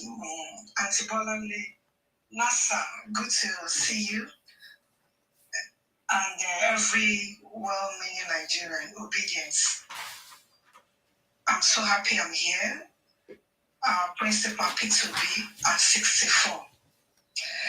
You know, I remember coming back to Twitter after some years, after the elections 2023, and I was so frustrated, very unhappy, and I thought maybe it was just me, So I came to Twitter to, find out if I'm really okay, if something is not really wrong with me. And to God be the glory, I bumped into violent space. And it has been, beautiful, beautiful, lovely for me. I really want to celebrate Peter Obi, a man of hope that might give me so much hope. I've lost hope in this country. I've lost hope. I'm almost in my 50, right? I've lost hope. I saw my parents telling me, Nigerian, it is going to be good. Nigerian things will be good, and years, decades, 10, 20, 30, 40, and lights. I'm not seeing any lights at the end of the tunnel until Peter B came on board. Peter B for me is hope. Peter B for me is such an admirable man. Whenever I see him, I lighten up. Just like every one of us used to say, anywhere he goes to, the lights, there's light. Light, radiate itself. That is Peter B for you. Peter B is a man of principle. Our God is a principle God. And if you're going to walk with him, you have to follow, you have to be a principle person. You have to, follow his principle. If not, you're not working with God. Peter B is a principle man. is an intentional man. It will be everything he does is intentional about it. He was able to achieve whatever he achieved now, and he's going to achieve more. It's because he's intentional. And that for me, changed everything for me. It made me, I became more intentional about things I do, the way I treat my child, my son, and so many other people around me. That is who Peter Obi is, and that is who he is for me. Peter Obi made me, when I talk with confidence. I'm so proud to say I'm obedient. Anywhere I go, when I speak about him, I speak with confidence because I know what he represents, who he is. Peter Obi for so many is hope. And I just want to pray for him. I want to pray that God, in his infinite mercy, will continually to keep Peter Obi, guide him, protect him, direct his path, show him the right path to take. That because this a new Nigeria we're talking of, it's not easy. The people we're up against, they are vampires, the way I used to call them. They are horrible people. And it will take a lot for us. So I pray that God will guide him, protect him, shield him from every known and unknown danger. Keep him for us. Keep him safe. Keep him safe. I can't wait for 2027. And I know that my hope and every other meaningful Nigerian, well-meaning Nigerian, the obedient home and abroad, our hope will not be touched again 2027 because we need this man. We need him more than even the breaths we're taking now. We need him. We need to see a change in this nation. And it can only happen with Peter Obi because he is the only one that has given us the hope we can see. I can literally feel it. When we say hope is a substance of things, say not. But this one I can touch it. It's so close to me. And I just want to celebrate him. I want to join the whole obedience, home and abroad, well-meaning Nigerians, violence space. I want to join everyone that has been up and doing to celebrate this great man. And I want to encourage all of us. We cannot relent. We cannot faint. We cannot give up. We keep pushing. And I pray that God will give us the wisdom, that wisdom we didn't have in 2023. God will give it to us this time around in every aspect. He will open our eyes to things that we ought to do to make sure that P2B comes on board. P2B, will be the one to pilot the affairs of this nation by 2027. Amen. I want to encourage us and I want to say thank you. Thank you for everyone that has stood their ground and we will continue to stand our ground. I am proudly obedient to the call. Thank you for the opportunity given to me. Thank you. To air the way I feel about this great man, P2B. God bless us all. Thank you. I can feel the passion in your voice. I can feel the honesty at which you're actually praying from your soul to PO. Thanks for that. A lot of people feel the way you feel, and it is only human to let it out. Thank you so much. Nice having you around. It's been a while. I was wondering, well, a lot of people stepped out of the struggle at a point in time, quite understandably, but we're back here again, which was an acknowledgement to my earlier statement that look, this man is a magnet. No matter what the situation is, it does it effortlessly without even knowing, without even being there. No matter whatever it is going on the TL, one person still brings us together. His name is Peter Gregory Obi. And exactly what you just said now is what is going on, it's what is happening. And I'm glad it's coming from you. And I'm not even certain you were here when I made that submission in my earlier monologue. But thanks for emphasizing that. Thanks for reiterating that. Thank you so much. Without wasting much time, let's go straight to Polonium. You've been waiting patiently. Thanks. Welcome, my brother. How you doing? Hey, Jimmy, I greet you, my brother. I greet you. Greet everyone in this place. I'll just keep this quick.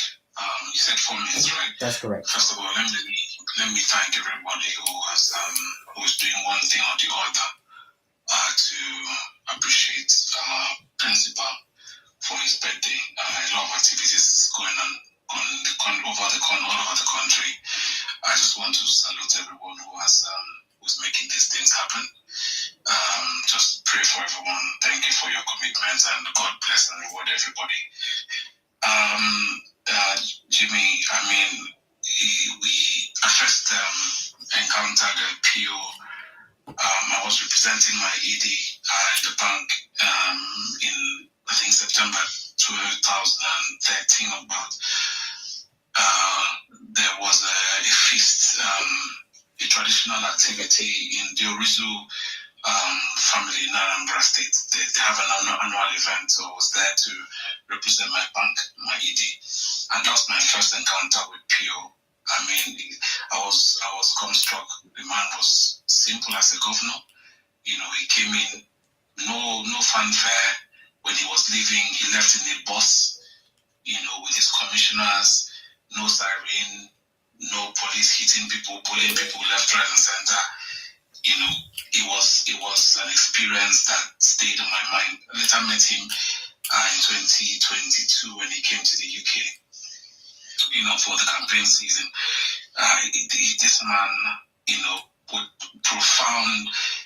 It's just he commands. He exudes such an aura. If you're in his presence, like Miss Bolanle had talked about. There's something about him that just changes the way you think. It changes. Even if you go to his presence, you are angry. As soon as you encounter him, he just helps you melt down. He's such a profound gentleman. Positive influence on people like myself. Sought after Africa's. I call him Africa's most sought after leader. A servant leader. A friend of the ordinary Nigerian, a beacon of hope for the teeming youth in the country, strength of the hopeless. This is somebody that once you see him, you know that, listen, there is a hope for me, there's a future for me. A very stern and disciplined, highly disciplined man, a man of one wife, a staunch Christian. There's so much about this man. I just marvel at the fact that, Jimmy, if I were a billionaire, I would not, there is no way, nothing will stop me from having 10 houses in different cities in the world. I would never be able to live in such simplicity as this man does. So in my own personal life is a challenge, and I'm so blessed that in our generation we'll have somebody that we can look up to as a leader, a servant leader, somebody, and even when there are times when I feel like he should have done more, he should have, been aggressive, should have, the way we want. Right. We push him. Yes, we want to drag him. At the end of the day, I sit back and I look at the principles that he's putting forth. Now see finish now. And something tells me that the principles that this man lives by is enduring. It's enduring. So I'm so grateful. 64 years. This is, I said to people, this is the reason why we need this man now is because Nigeria needs a leader who is able to manage the lean resources that we have. We do not need any type of leader now, but a man who has conquered greed, a man who knows how to judiciously apply limited resources so that it can benefit Nigerians. Please add that to one of your 64 reasons. Jimmy, may God continue to bless every one of us. May God continue to bless Mr. Peter Obi, 64 years. I pray that God will give him another 200 years, add to the 64. He can be 264. I don't care. As long as God wills, but let him live strong, healthy. I pray for us, every one of us who was, doing a bit, to celebrate this man. May God bless and keep everyone. Thank you. Thank you so much, Polonium. Right on time. Thank you. Yeah, I can relate to all the things you said. I mean, sometimes Nasi finish, we've gotten so much access to him, and we believe we can have a go at him anytime, tweet at him, he's going to respond, and we just act like we're spoiled because we have access to him anytime. Jimmy, and the way the man takes the man absorbs this level of insult, Jimmy, between me and you. He does. I for don't organize police, they go carry Reno between me and you since long time ago. Right. But the level that this man takes all these things and is still able to go about smiling, open doors with everyone. My God, what a Nigerian. Thank you. Yeah, I mean, yeah, that's just what he is. What a Nigerian. I don't believe we I don't believe we understand the capacity. We understand how powerful this man is. And one thing I've come to realize about power is this: power without control is useless. You have so much power, you have so much money to back it up, but you still act like you are nothing.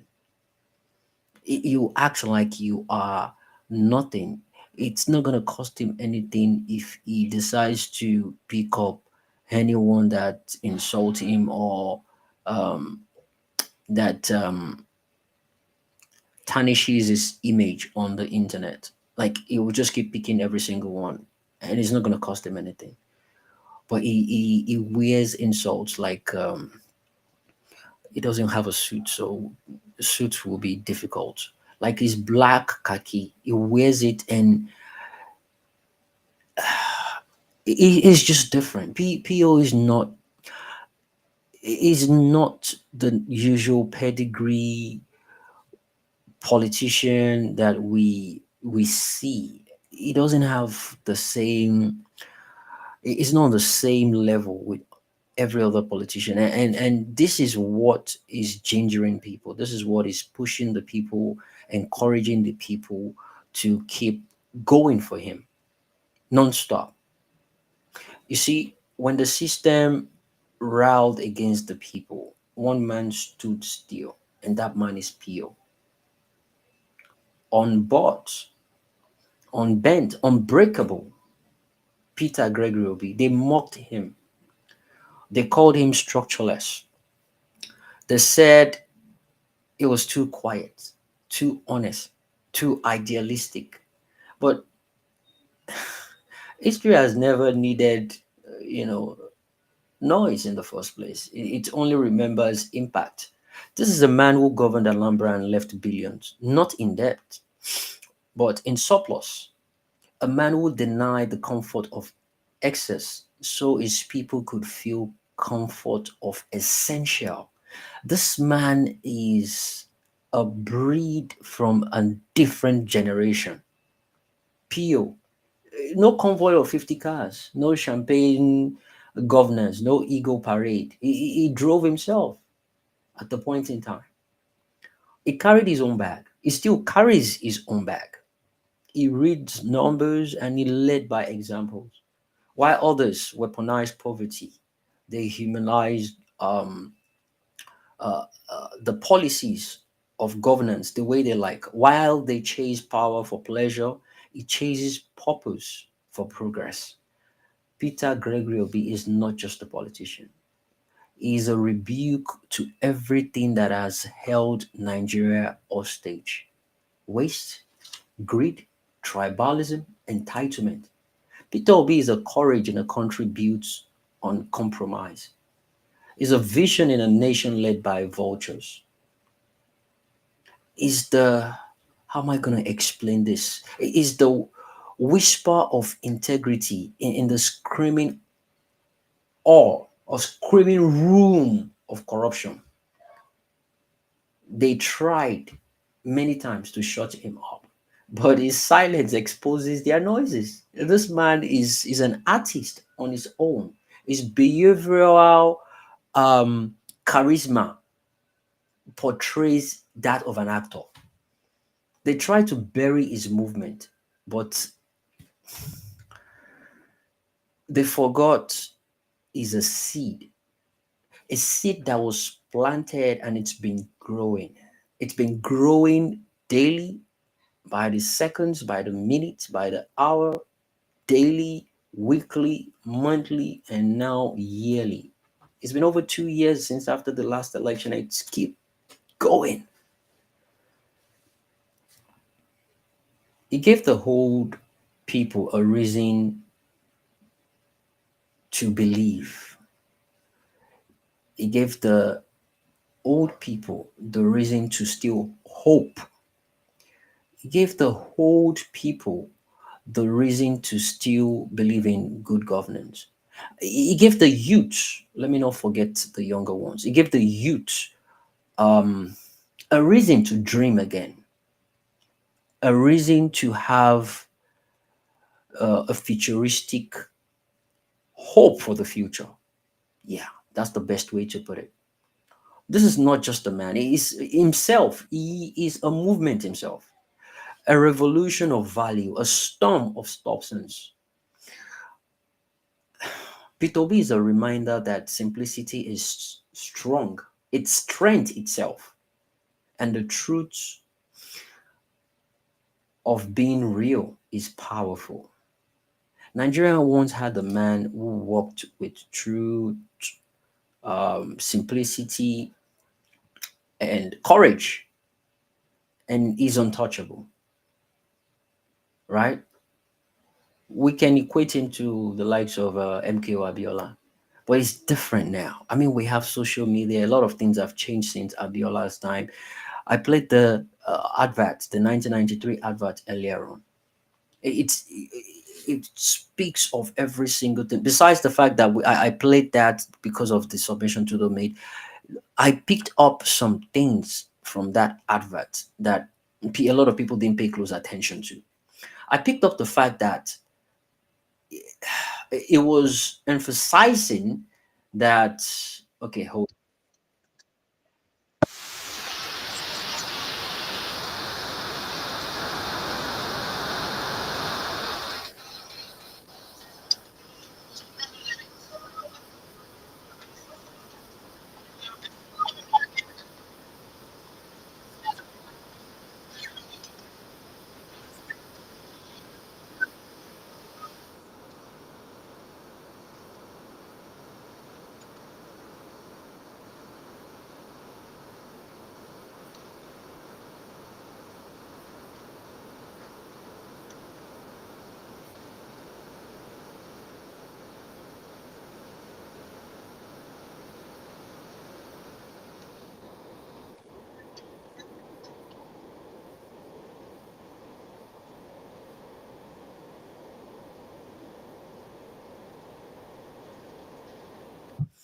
Right. I played that earlier on. I deliberately played it again. And besides the fact that we loved the song, we sang along back then, and we still remember the lyrics now. I picked up the fact that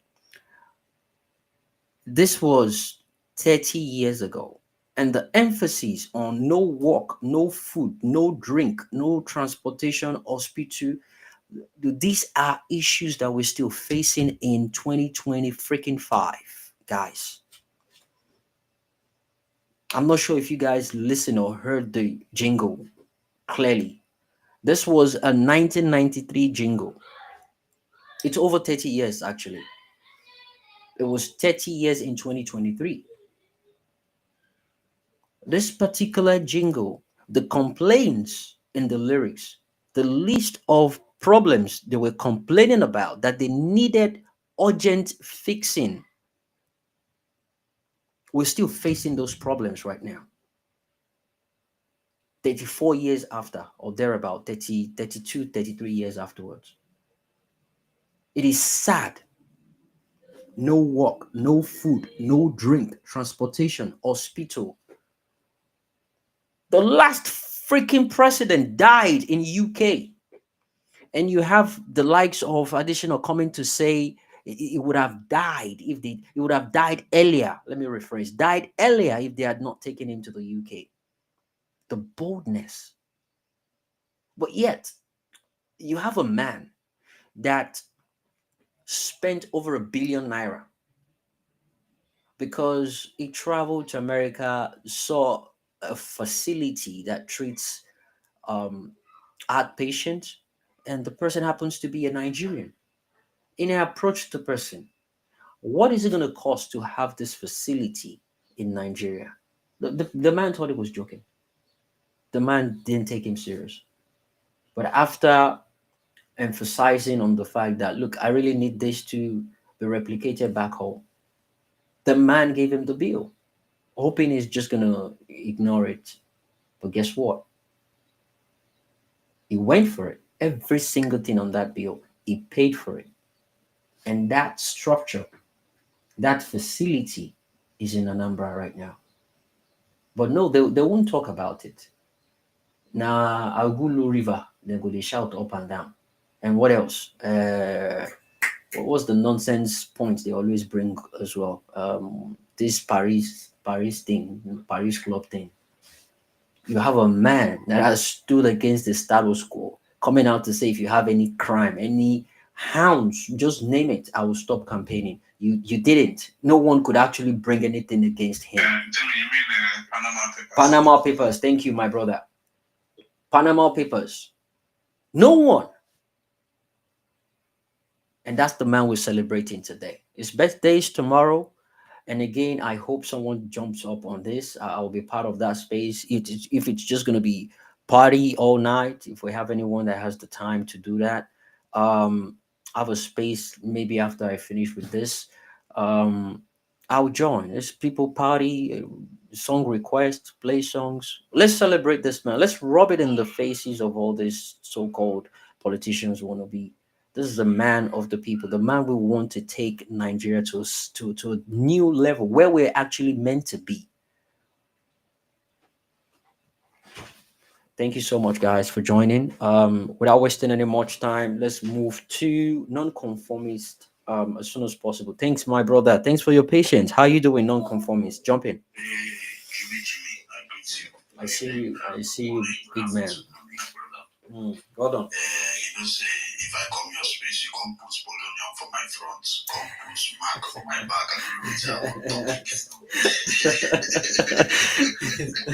I greet you, Mark. I greet you, Bologna. Good evening, everybody. You know, I don't even know what I want to say again. You know, about Peter Obi, that's not been said.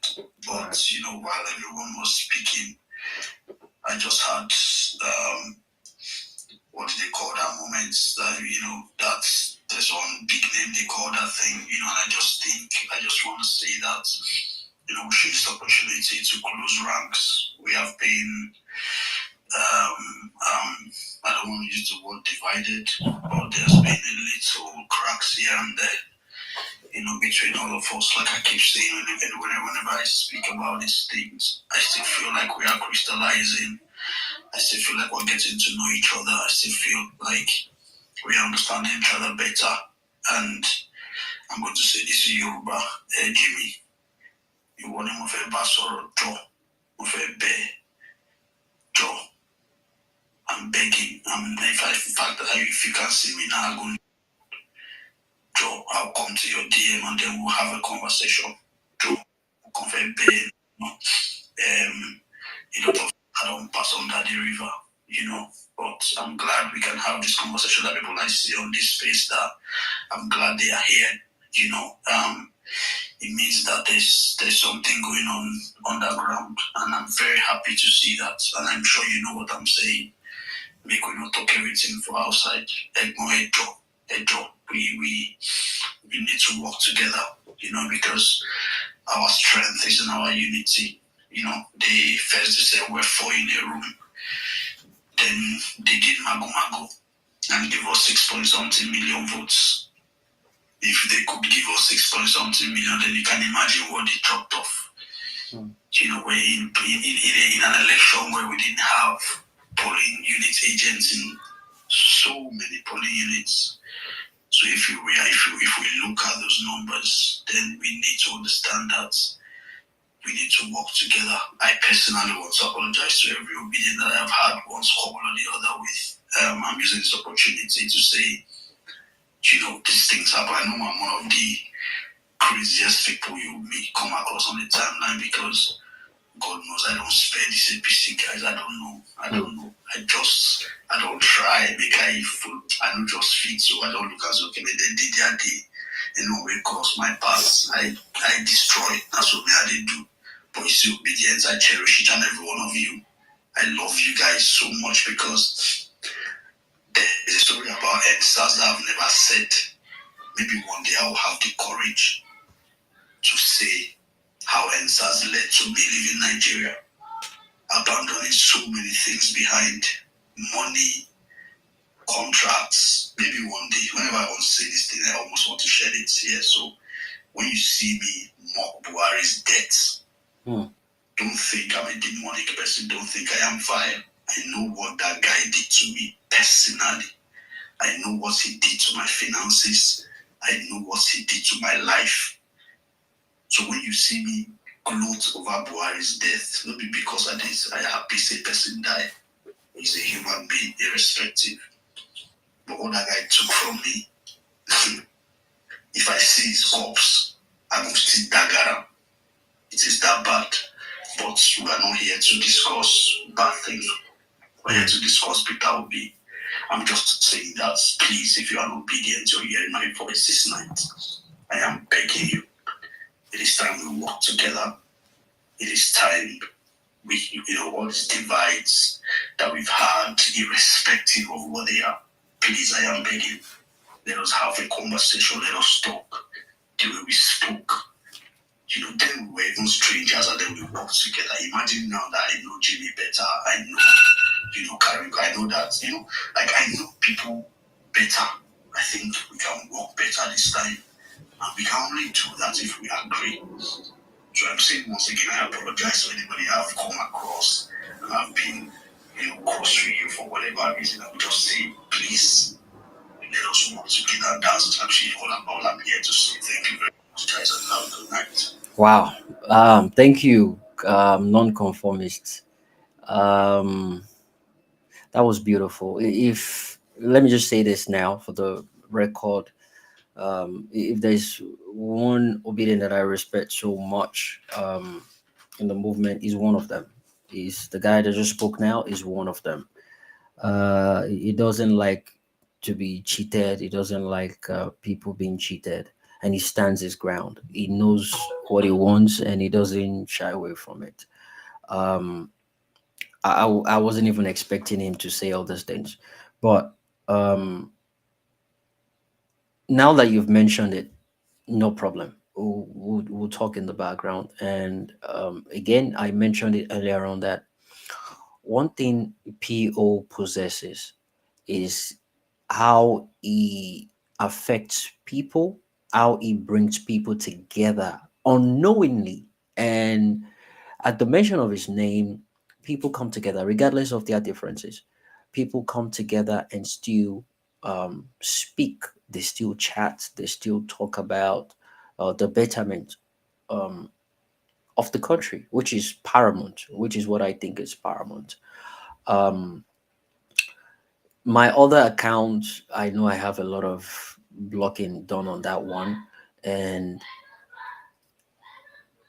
I don't know how it's going to take me to start unblocking people, but maybe when we get to that bridge, we'll cross it. But the point is this: the reason why I allow, and that's the reason why I allow people to come here, everyone, regardless of their religion, political affiliation, whatever. I want us to have an intellectual conversation and to speak on issues, which is one of the reasons why I'm having this particular thing for PO today, dedicated to PO today. Um, Someone reached out to me a couple of times, sometimes last month. Another person reached out to me a couple of times this month already. Today is 18th, and they wanted me to host on my platform because it's about social topics. They want me to host obedient and just probably give people the chance to hear out their grievances and talk about what they don't like, and more like coming back together and just building that bond again. And I told them it's not something I'm looking at handling or talking about. Uh, but non-conformist, you brought up a very serious topic, which is for the benefit of the movement and for the benefit of having a stronger ground for Peter Obi, which is paramount. I know a lot of people that I don't even want to have conversations with, but the moment I understand it's about PO, I don't care. All that just goes away. And that's just how my life is on this old PO matter. And I always said, I don't care who follows me or who doesn't follow me. When I joined Twitter, I came to support one person, and I realized, people are here supporting this person. Okay, let me jump on board and just get it done. At a point in time when things start going off, you start getting negative energies and all that. I'm saying this from experience, and I'm saying it to people to understand that when you are in that situation, guess what? Get back on track. Focus on Peter Gregory Obi. Push his mandate. Sell him as your market. The people that you're having negative energy with, they will re-synchronize. Hmm? You'll probably just make a tweet that will ginger them about PO. And before you know it, you see comments in your comment section and everything is back on. The man is a magnet. It does it effortlessly. His name, let me rephrase, his name does it effortlessly. Nonetheless, thank you, nonconformists. You're someone I respect, and I'll look into what you just mentioned now. Thank you so much. God bless you. Auntie Bolanle, you came on live stream. I wanted you to speak so people can hear you. And thanks to every single person listening right now. Our numbers is growing, 8,779 people. I'm emphasizing on these numbers for people to know that when you speak on Twitter, only 272 people can listen to you on Twitter. But when you speak on the live stream, 8,779 people can hear you. So that way, what you're saying is reaching out to as many people as possible. Auntie Bolale, you there? Yeah, I am. There You we go. okay? Okay, yeah. You wanted to say something. You've been going off and on. You wanted to say something before we go back to Twitter. Yeah, no, no, no. I was agree. I wanted to just agree with you about the task ahead.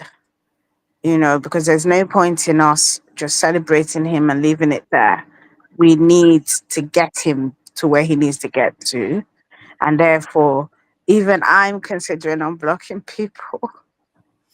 I know, but yeah, that's a tough one for me. But I am considering doing that because we need to add to our camp. We need more and more people Right, to know and to see what we see, right, and why, because it's not blind support in any way, is it?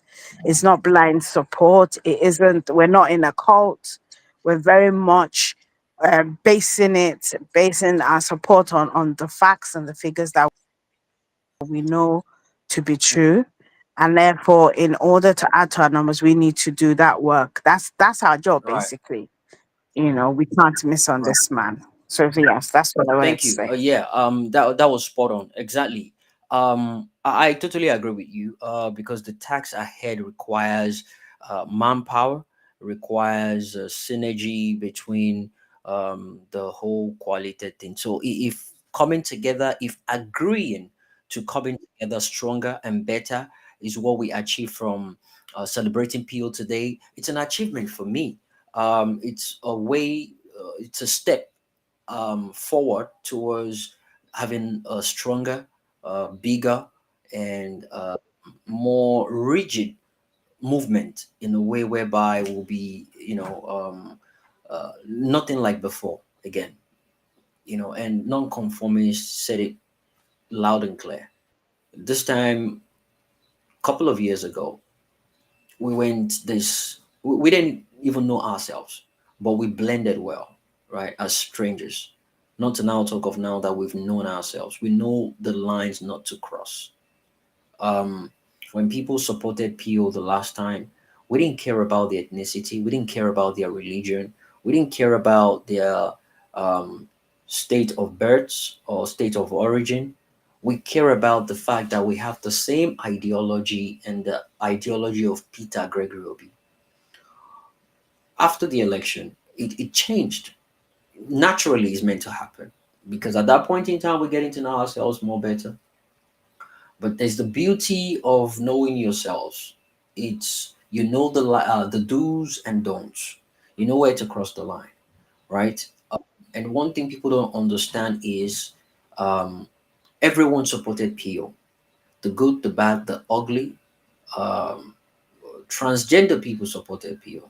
Gay people supported PO. Lesbians supported PO. We didn't see all that when we were championing PO, pushing for him. Sugarcane sellers supported PO. Uber drivers supported PO. Name it. All walks of life supported this man because of his message. But somehow, after the election, we've now settled to name calling things that didn't matter before and now what we're using against ourselves. So I believe we can do better.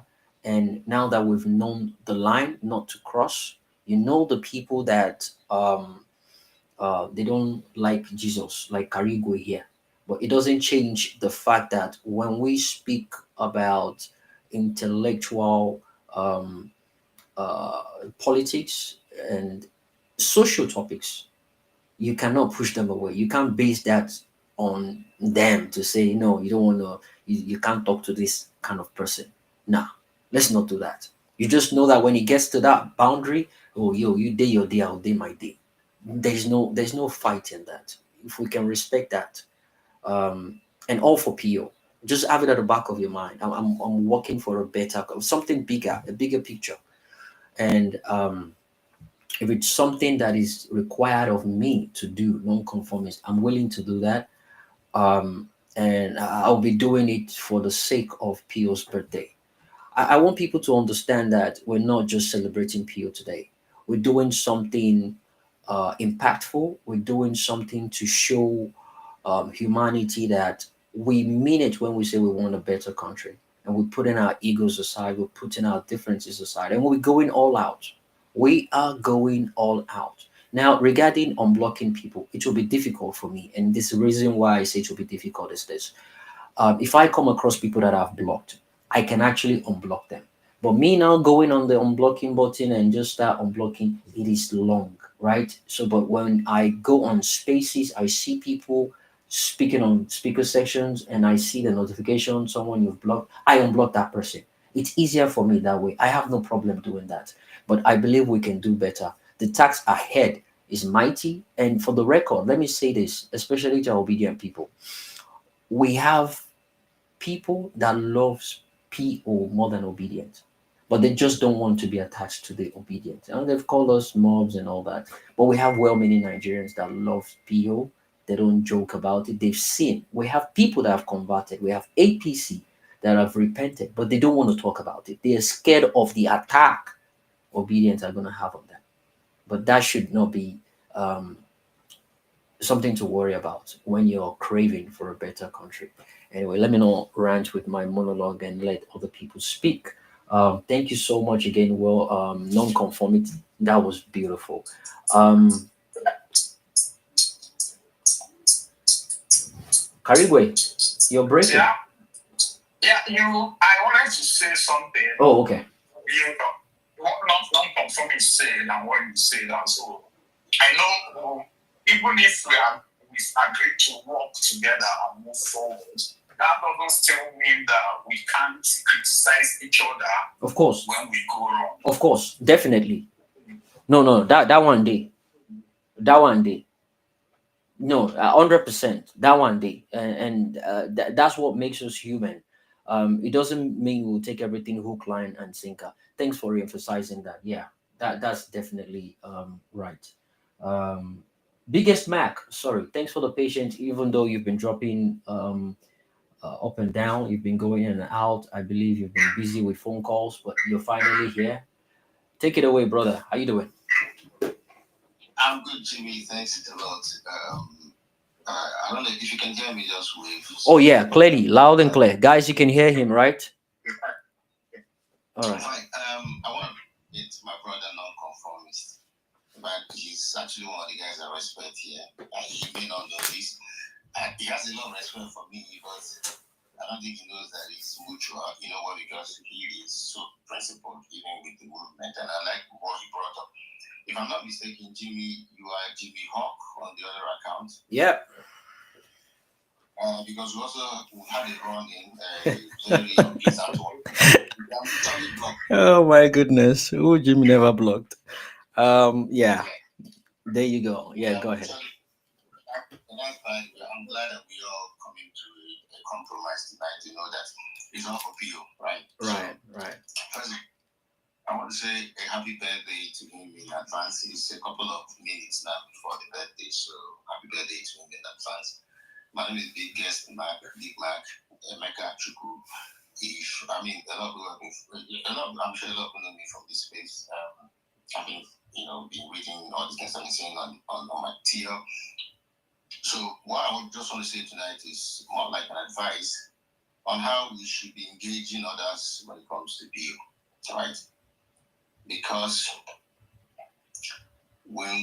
I am glad that majority of the people who have spoken tonight have all, gone in the direction of his character, which is what I want us to emphasize more on. I want us to go heavier on his character as against the achievements or capacity. Because I tell you what, I want everybody to know this tonight. Even if you don't take anything away from me tonight, just note this. When you talk about achievement or capacity, here's the thing. The power, as far as leadership is concerned in Nigeria, is so centralized at the center that any other person, whether you're a minister or governor or whatever, or any other thing you do in elsewhere outside the presidency is irrelevant. So that's why I don't engage in the what Peter Obi did in Anambra or what Nico did in Lagos, because those are irrelevant. Because if you are an ardent follower of me, you know that I've been emphasizing on our problem is poverty. And to solve it, more important than ever, it has to come with intentional monetary policy than physical policy. And you know that states, like aside the federal, states can have their physical policies, but you can't compare it with the federal physical policy. And when it comes to monetary policy, it is federal. Now, this is key policies from the federal key to ending poverty, which is our problem in this country. So, no one outside the presidency has that power. So, which is why I think if anybody is gunning for the presidency, we should not be arguing about what they did in their previous positions, except the person had been a president before. If the person had not ruled as because that's where the power is. If the person had not been a president before, there's no need arguing on what they did before. So it is better we go heavy on his character. Because when you talk about capacity, I want everyone to know this thing tonight, though. You write it down if you can, because it is a strong point if you want to argue with anybody. You are for Peter Obi and they are against you. Now, Tinubu does have capacity, but he has capacity to execute the wrong ideas, which is why we are suffering. You know why he only has the capacity to execute the wrong ideas? It is because he lacks character. Now, PU, because he has that character, can never execute the wrong ideas. PU does have capacity. He has capacity. He achieved wonders in Anambra. Right? But after Anambra, Obiano came and knocked everything all off. Professor Soludo is there now. He's knocking everything all off. He recently was trying to make a point about PO lying about attracting the highest paying, tax paying company, and he ended up shooting himself on the foot. That's a professor.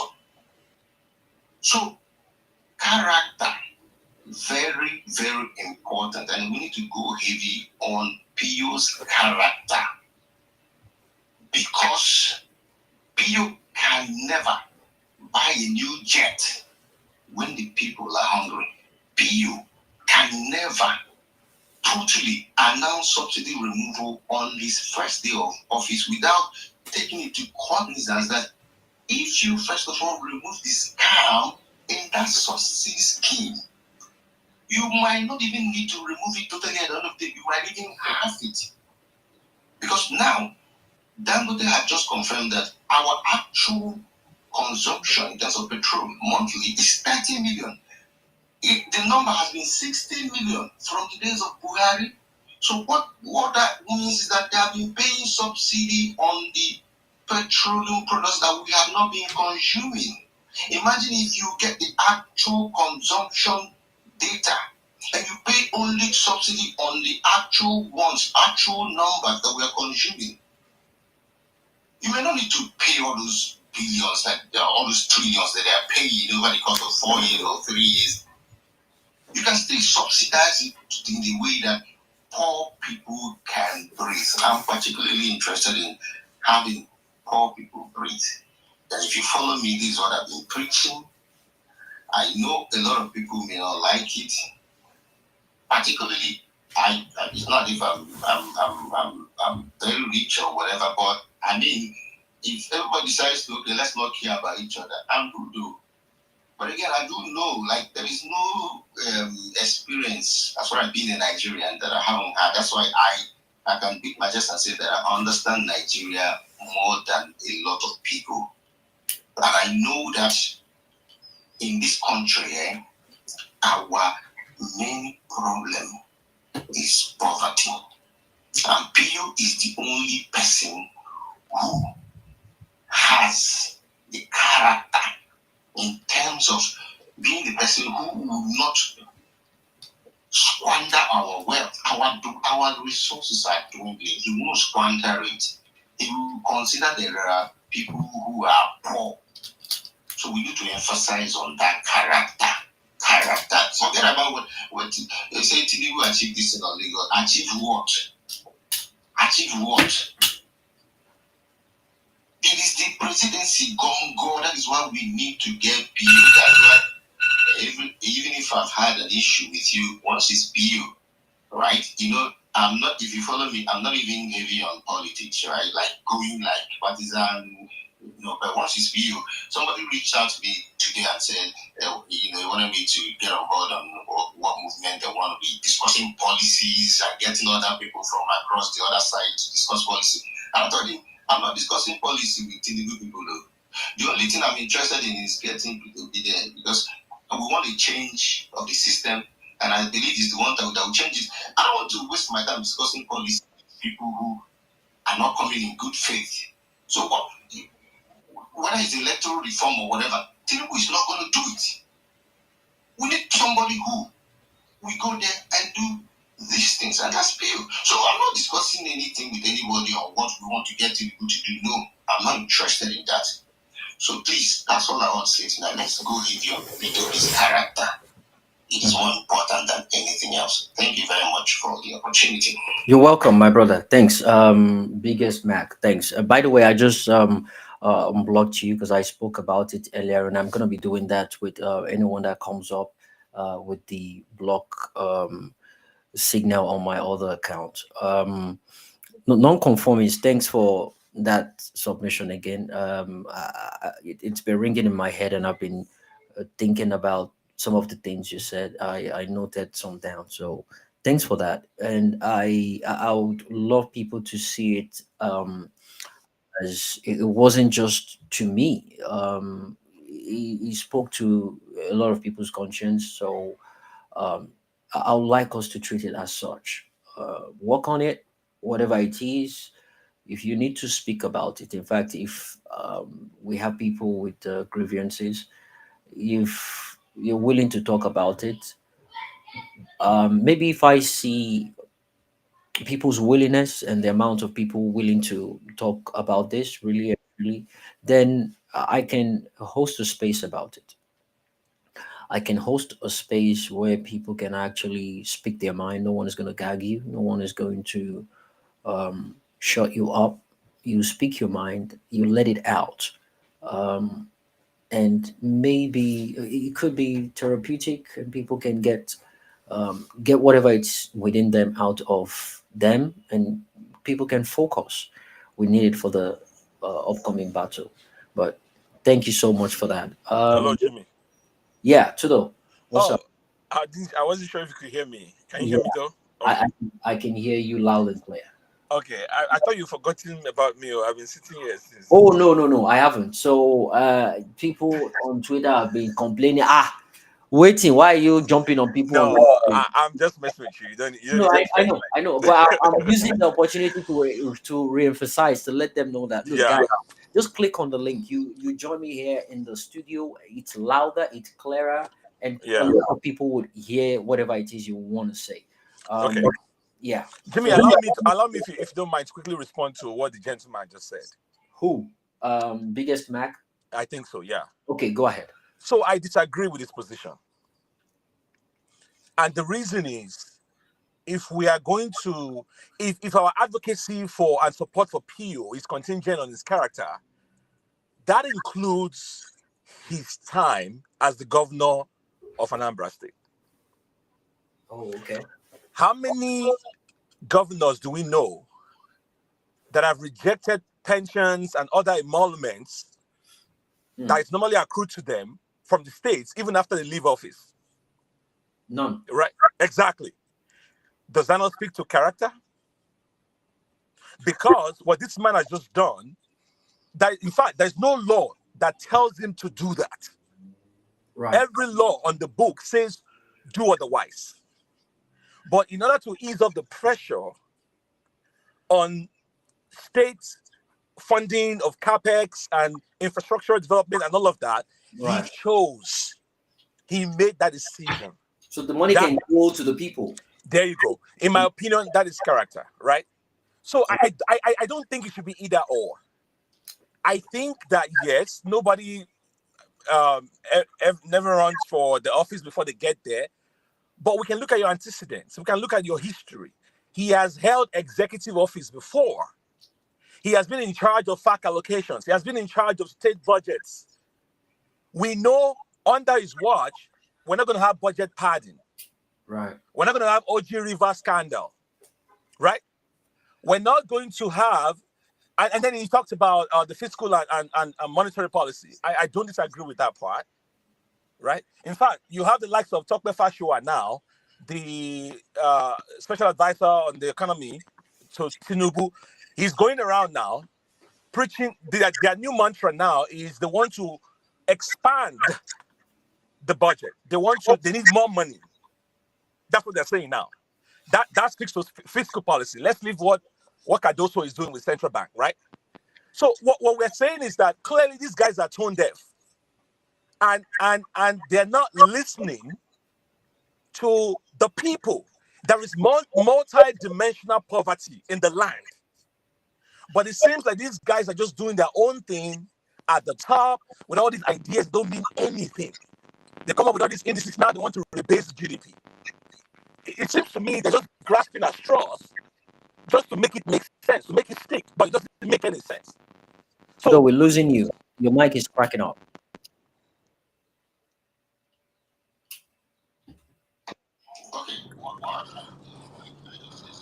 He's already back.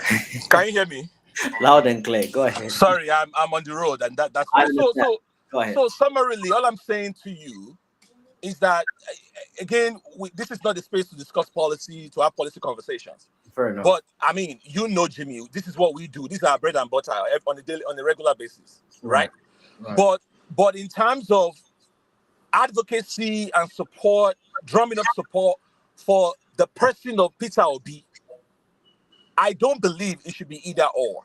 I think the character argument also ties to his time when he held executive powers and when he was in office as a governor and all the other things that he does or he did and he's still doing.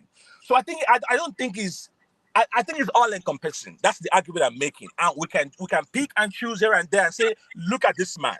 He did this when he was governor. He did that. He did that. Now we're extrapolating all of that to say, if you let this man get to Aso Rock and become the commander in chief, this is what he's going to do. This is what he's going to do. So I think they're all connected. That's all I wanted to say. Thank you.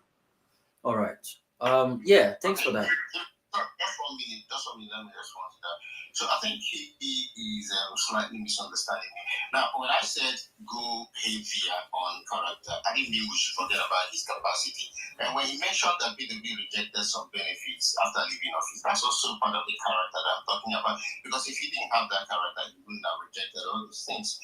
And then when you want to prioritize capacity or what he did in office, it will backfire because when people tell you, okay, compare Lagos and Anambra, right? Now, why I think that argument is fallacious, and that's why I don't want us to go heavy on what he did or what he didn't do, and go heavier on his character is because the reason why you can look at Lagos and Anambra is because of the enabling environment that the federal government has created. The federal government invested heavily in Lagos that is making Lagos whatever anybody says is over Anambra. So get the point I am saying. Now, you also, when you talk about character, it doesn't just limit to when Peter Obi was in office. Because right now, you can see his character. Today, he donated 15 million naira.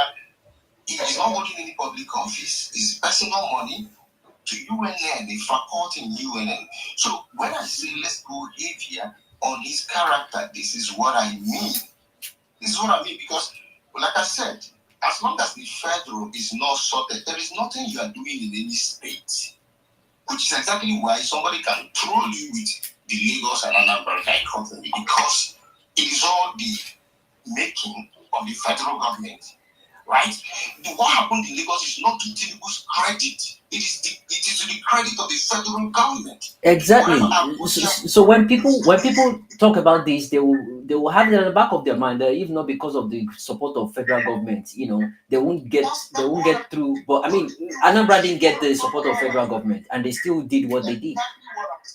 Exactly what I'm saying. So if you want to go bands for bands with achievement, I'm saying this phrase that many obedience are in, bro, you might end up shooting yourself on the fruits. All right, Jimmy. Let me quickly respond to that. I think we are splitting hairs because I heard. I don't think I'm the only one who heard what he said about not making arguments about his time in office as a governor and all of that. Look, I think we're getting bogged down by semantics here. Character, ramifies in so many ways, whether your time in office or your time outside of office. Number two, and more importantly, we're not doing comparative analysis here between Tinubu and Peter Obi when they were in office. We know the leg up that Lagos State had, right? We know the history of Lagos State. Right. We know exactly it used to be the first colony, used to be the capital of the country, and all of those things, infrastructure and all of that. Yeah. So we're not comparing Lagos State with Anambra State. We're not comparing Peter Obi's time in off with Tinubu when they were both governors. We're just saying, look at Peter Obi, right, when he was governor. These were the things he did. This is what he did exactly, and all of those things he did speak to his character. Right. So I'm not comparing Peter Obi in terms of achievement with Tinubu's achievement. Of course, Tinubu and Lagos State had way more going for them because of the history and everything else. But I'm saying if we're going to make the argument for Peter Obi, look, I don't think we should limit it to one particular argument. We're all doing different things. I think we should allow our people to do whatever works for them, and we shouldn't limit it just to one thing. That's all I'm saying. All right. So, yeah, so I don't want it to be a back and forth. So I think I understand what Tudo is trying to point across, and I understand what Biggest Mac is trying to say as well. It's a situation of 6 and 9. So what Biggest Mac is saying is that we shouldn't emphasize on that. Okay, he's saying we shouldn't use it as the major talking point to emphasize on. But I see no reason not to do that, to be honest. You're seeing it in a way to equip the obedient people in the way whereby they won't be able to themselves in the foot. But that should be for people that don't know how to themselves engage in any form of argument. And moving forward, I don't even think we should be arguing anyone, about what Peter Obi is capable of doing. It's there, it's evidence. So we should just sell his market, which is exactly what we're trying to do here today. Blow his trumpet to let people know that, look, this man did what no governor, no politician has actually done in Nigeria before. And it's facts, right? It is facts. So um, the argument you made, we can discuss that to some extent. It's debatable and it's something that can be spoken about on a different topic. Today, I just want us to celebrate this man. Man, I want us to just celebrate. It's gonna be 64 tomorrow. We have 64 reasons why he should be the next president of Nigeria. And we've already mentioned the 64 achievements in his life, in his career, and as a governor of Anambra State. And yeah, we're talking about the person of Peter Gregory Obi. We're doing that because it deserves it. It's the magnet that has brought Nigerians together, far and wide. Tom, Dick, and Harry, everyone came together to support this man because we see him as the rightful candidate that can take Nigeria back on track. Um, he's not perfect, but he's more perfect than any other politicians in Nigeria, and that's a fact. We can equip ourselves with a point at which we want to go at arguing or debating anyone. The movement is wide and it has different faces, different segments, different sections. We have the warriors; those ones are ready to go at anyone.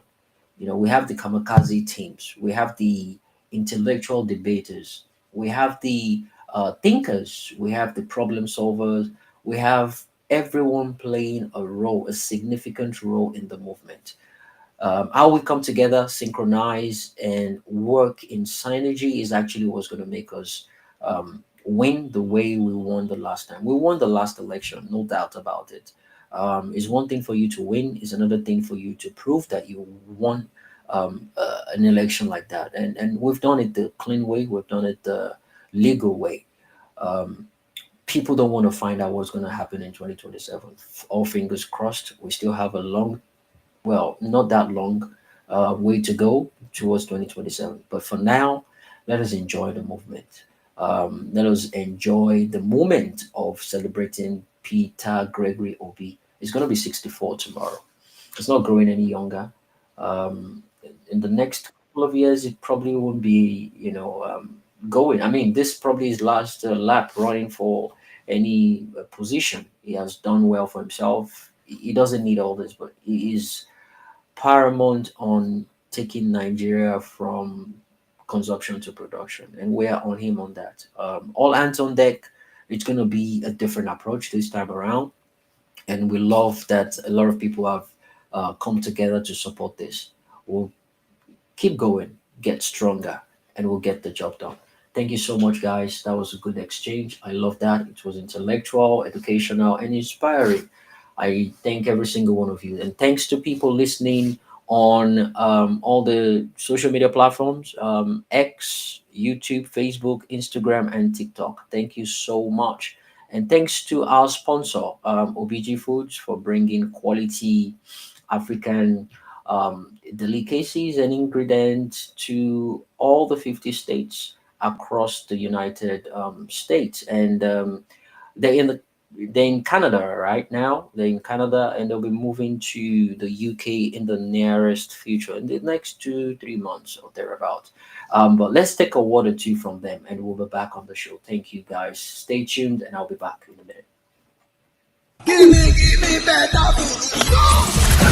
Are you ready for the rich traditional flavors of Nigerian cuisine? Obidi Foods brings the heart of Nigeria straight to your kitchen with a diverse range of authentic, high-quality ingredients. From sun-dried vegetables like bitter leaves and ukazi to richly smoked knife fish and snails.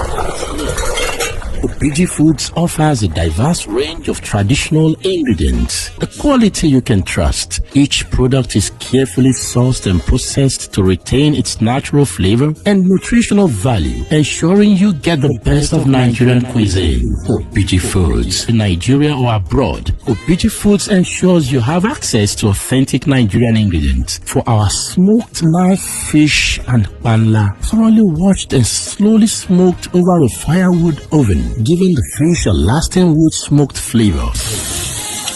Fully fermented and sieved, resulting in fine grain. Our gari is processed from cassava grown in Obiji farms, ensuring high nutritional content. Red and bleached palm oil, organic farm sourced, unrefined and expeller pressed. Our palm oil has zero cholesterol, no additives or preservatives, and is sustainably sourced. Dried vegetables, including bitter leaves, okazi, or herb, all sun-dried to retain the natural color and nutrients. Spices and seasonings, from ehuru, the African nutmeg, to Cameroon pepper. Our spices are carefully sourced to enhance your cooking. Telephone +1 832 710 6747 or +234 703 062 3860. info@obijifoods.limited.com. Website www.obijifoods.com. Obiji Foods. Good delicacies beget longevity. All right, welcome back, ladies and gentlemen. Thanks for staying tuned. It's back on Off the Cuff with Jimmy, and today we're talking about 64th birthday of our principal, Peter Gregory Obi. His 64 achievement and 64 reasons why he should be the next president of Nigeria. Thanks for people watching across all social media platforms, and thanks to my people on Twitter Space as well. I see every single one of you, from MS Adam, Oxford, Sam Josh, Exodus, Kempela. Thanks, my boss. Gregory Nosray, Jane Effie, Mary White, Colade. It's been a long time, Mary White. Duke of Ife, Concerned Citizens, Solid, V. Thank you so much, guys. The names just keeps going up. Thanks for being part of this. It's Friday afternoons, Friday evenings, Friday night. Where you are, but you've decided to be here on this platform with me. Thank you so much. I'm not taking that for granted, and we're growing stronger. We've broken the record today. We have 8,900 people on all the platform. The last highest number was 8,007. We've broken the record thanks to PO's 64th birthday. Thank you so much, guys, for making this happen. I really do appreciate every single one of you. Dr. Jeffrey, you came back up. I know you don't really take much time. I believe you have one or two things to say before we move on to the next speaker. Thank you. How you doing? That's very kind of you. First, I want to condemn the governor of, I believe it's Edo State, for his threats to Peter Obi. And Peter Obi will stand strong. And if he wants to go there, he will go there. There is no place for threats, especially from an elected official. The second point I'd like to make is the one I made earlier. I think these, but I'm going to augment it a bit. I think these spaces are good. This in particular is a very, very good space. Lots of people. Substantive content. Excellent networking. But I'm going to say it again. Unless this election is free and fair, and every vote is counted, and every vote counts, we're gonna go through the same thing we did in 2023. It's gonna be a big disappointment. So I think that the people who have influence need to take measures to ensure that this time it's different. And I have a third comment. In 19 minutes, it will be Peter Obi's 64th birthday, and I hope that you will tweet and retweet your best wishes to His Excellency Peter Obi. I am obedient, and I appreciate being allowed to be part of this community. That's it. Thank you so much, Dr. Jeffrey. Thank you. You sound still a little bit under the weather, um, but you still create time to come on social media platform to. Yeah, it's not easy for me. I can tell. Are you on ventilator? No. Oh, okay, okay. I thought you were from the way you're breathing. Well, that's yeah, that's part of my ailment. All right. But I'll be okay. Thank you. Thank you. Thanks for all you do. You've been an hardcore follower, an hardcore believer, an hardcore supporter of Peter Gregory Obi, and you've not stopped. His policies doesn't make any direct impact on you whatsoever, but knowing someone like that could actually exist in the political terrain of Nigeria, of Africa, was shocking to you, and you stuck by him. Thank you for that. Um, I saw the picture you took with him when he went to Florida. It was one of the best moment in during the last election. Actually, it was Houston.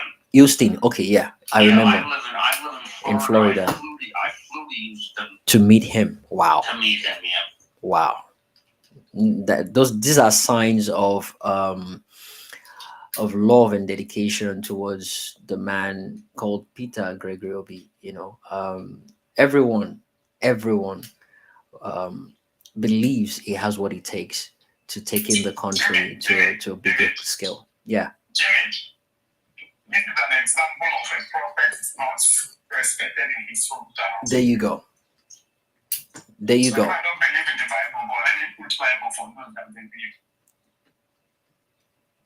Thank you, Karigwe. Thanks for pointing that out. So, I people just joined the speaker section, and I was gonna say it before Dr. Jeffrey put it out of my mouth. So my intention was to play um, PO's speech till 12 o'clock Nigerian time. That's like 15 minutes from now. So for us to listen to what this man has done extraordinarily in his approach towards governance back in Anambra State. Um, Please, guys on the speaker section, just bear with me. If you're in a hurry, you can drop and come back. But I just want to do this because it's the segment I already scheduled to happen at this point in time. So please bear with me. But nonetheless, everyone is still going to speak. But I just want us to listen to um, Peter Gregory's speech regarding cutting cost of governance. Be with me.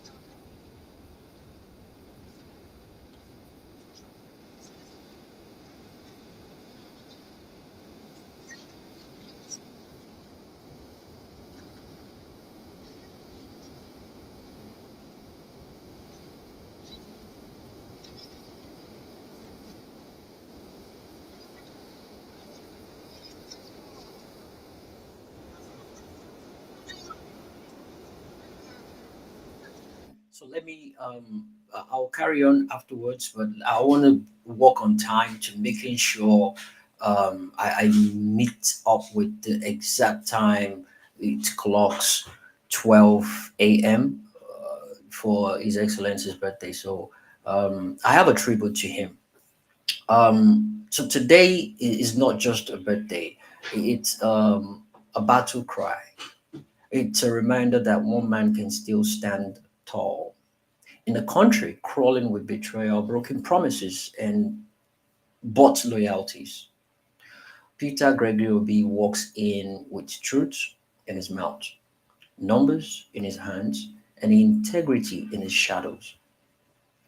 While others dance in the corridors of corruption, Obi chose the lonely road of sacrifice. He said no sirens. He said no stealing. He said no sleeping while his people cried. It didn't just talk about change. It became that change. Is the thunder that rumbles quietly, the fire that refuses to burn the people, the lion that doesn't roar but leads with wisdom and fact. They call him stingy, but we call him strategic. They call him names, unspeakable ones, but we call him Okute. Um, sorry, the alarm just went off now. They call him stingy, but we call him strategic. They call him names, but we call him Okute. They say it's too simple, but simplicity is the highest form of governance. They try to belittle him, but giants don't shrink to fit the system. They break them.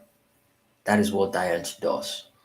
So today, as this nation trembles under the weight of wrong hands and wrong hearts, we raise our fists and voices and declare happy birthday to the one man who didn't join them because it wasn't made like them. Happy birthday to the man who proved that you can lead without looting, you can serve without selling out, you can win arts without buying votes, that your village can become your power base, not your prison. This birthday isn't just a celebration, it's a declaration. The character still matters, that numbers don't lie, that the future belongs to those who refuse to compromise. Peter Obi, your journey is not just a testimony, it's a template. And your life is not just a lesson, it's a legacy in motion. From the team and the presenter of Off the Cuff with Jimmy, we shout out with pride. Happy 64th birthday to the Nigerians' moral compass, our strategic disruptor, the people's president in waiting, Mr. Peter Gregory Obi. May your voice grow louder, may your steps grow bolder, and may the throne of truth never be too far away from your reach. Because this is historical. It will be written in the sound of gold. They came for a man who refused to sell out his soul. And because of him, Nigeria found a new place in their heart. Happy birthday, Okute. Your time is not just calling, it is calling you to be the president of Nigeria. Let's see some emojis, guys. Happy birthday to our president. Happy birthday to Peter Gregory Obi. Go in the comment section. All right, something about him. Sorry? Karigo, you said something? Oh, okay. Right. Oh, Kutendigbo. Yeah, that's it. Right? Something about him is exactly 6 a.m. In Nigeria. It's still 6 p.m. here in Chicago. Sorry, 12 a.m. I said 6. It's 6 p.m. my own time. 12 a.m. in Nigeria. Guys, write the loveliest birthday wishes you can. Hashtag it PO at 64. All your prayers, your well wishes, your thoughts, write everything, put everything into writing. You can comment, use the hashtag, and let us celebrate this man. Let us be the number one trending hashtag in the whole world right now. It's PO's message and we cannot, sorry, PO's birthday and we cannot keep calm about spreading the message. Thank you so much, guys, for being part of this. Thank you for listening. I see every single one of you. Let's move on with the queue. Let's move on with the people on the speaker section so we can have everyone requesting for the mic come up and say something about man Peter Gregory Obi. Sadiq, uh, you came up. How you doing? Jump in. It's my first time encountering you here. Sadiq, you there?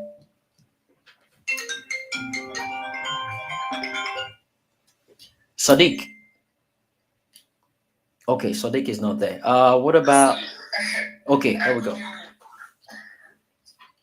Good evening. How you doing? I'm fine. How are you? Not bad. Not bad. Jump in. Go ahead. Okay. I greet you once again. Good evening, everyone. My name is Sadiq. I'm from Katsina State, Nigeria. And then honestly developed interest in supporting Peter Obi in the year 2022. Before then, I never knew how potential and devastated our principal is until when I started to make a research on him and see how good he has renovated Anambra State and how he has made so many legacies in Anambra State. So when you talk about Peter Obi of these days, honestly, I can see him as a unifier because this is someone that has changed the political dimension of the country.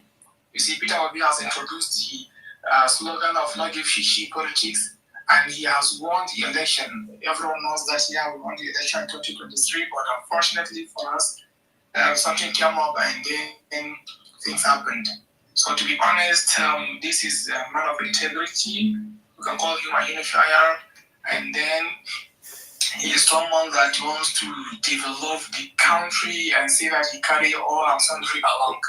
You see that, give shishi Peter Obi has introduced in the political system of our country, you can say it is something very amazing for a candidate, presidential candidate for that matter, and from a very, let me say, lowest party, because Labour Party then was not that strong compared to two gigantic parties we have, the APC and PDP, and Peter Obi now came off on board. And the way he has done the election and how he impute the scenario, you can see that he has done so much well, honestly. Not give shishi, but yet he has won. People are now supporting him from the hard-earned money, and a lot of things are happening. Look at this now that Peter Obi is celebrating his 64 years birthday tomorrow, and a lot of people are now celebrating with him from different places, not even within the country, even outside the country. Why? Because they are seeing him as a compassionate person, someone that has a passion in him to change the country, someone that believes that a new Nigeria is always possible. At the moment, honestly, we have different candidates, and all of them are humans with their mistakes and their understanding. But Peter Obi will have to be is the only, what do I call him? Is the only savior we have. That is our only hope at the moment, honestly. You see, he is someone that loves to take care of the poor people, less privileged ones for that matter. And then, if you look at how he's celebrating his birthday, you can see that he's always celebrating with the orphanages, the motherless babies, less privileged ones, and other vulnerable people. So the same way from Katsina State, I want to tell the members that we're going to celebrate Peter Obi birthday tomorrow, and we're going to do the same way he is doing. Though we decided to march out or rally on the street, or due to one reason or other, especially a security issue we are facing. And this the state is now mourning for the death of former President Muhammad Buhari.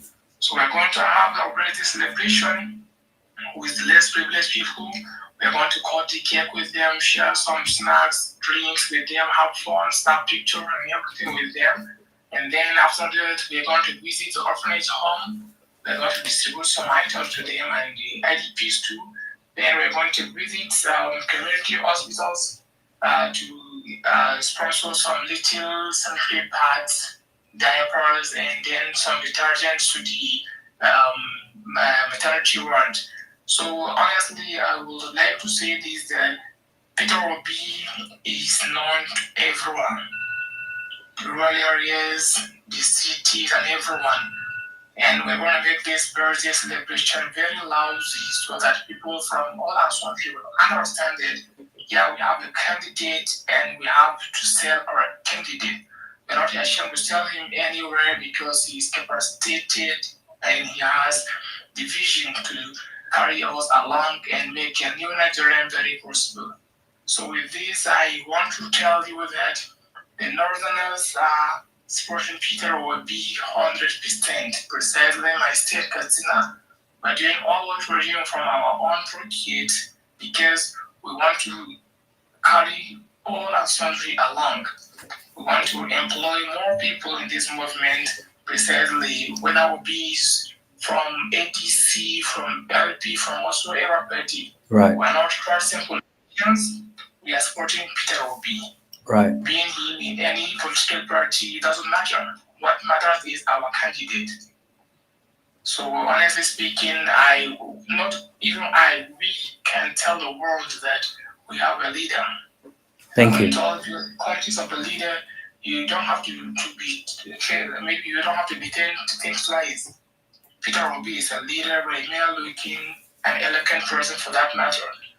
So with this, I can say we have a leader, and thank you for listening and thank you for your input. Thank you, Sadiq. That was beautiful. I enjoyed your submission, and coming from someone from the northern part of the country, shows how wide and wild the message of PO has actually spread across the nation. Thanks for that, and listening to the sound of your voice and the words coming out of your mouth is quite encouraging, assuring, and um, inspiring to know that the north and the northern part of the country are actually getting the message. They actually seeing things the way people have always wanted them to see it. They're seeing right from wrong. They know the person that actually has their best interest at heart. So thanks for saying that. Thanks for testifying to it. It's not just saying it.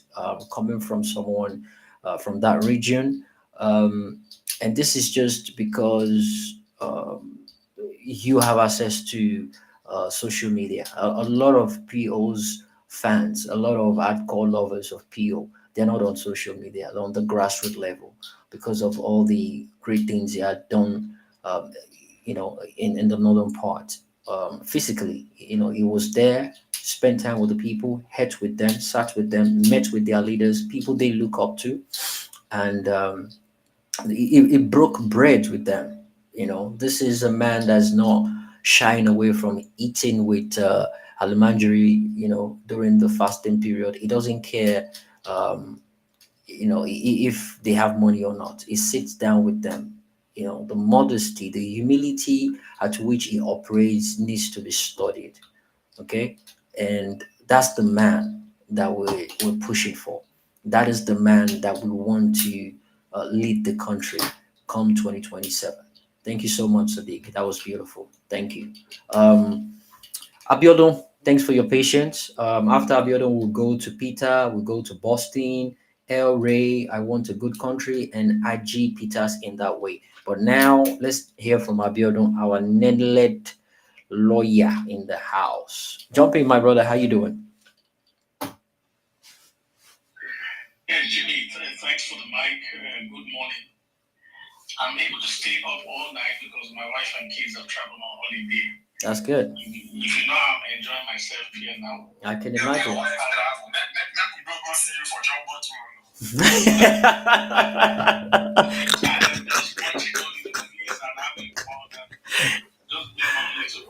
Oh my goodness. That was a good one. That was a good one.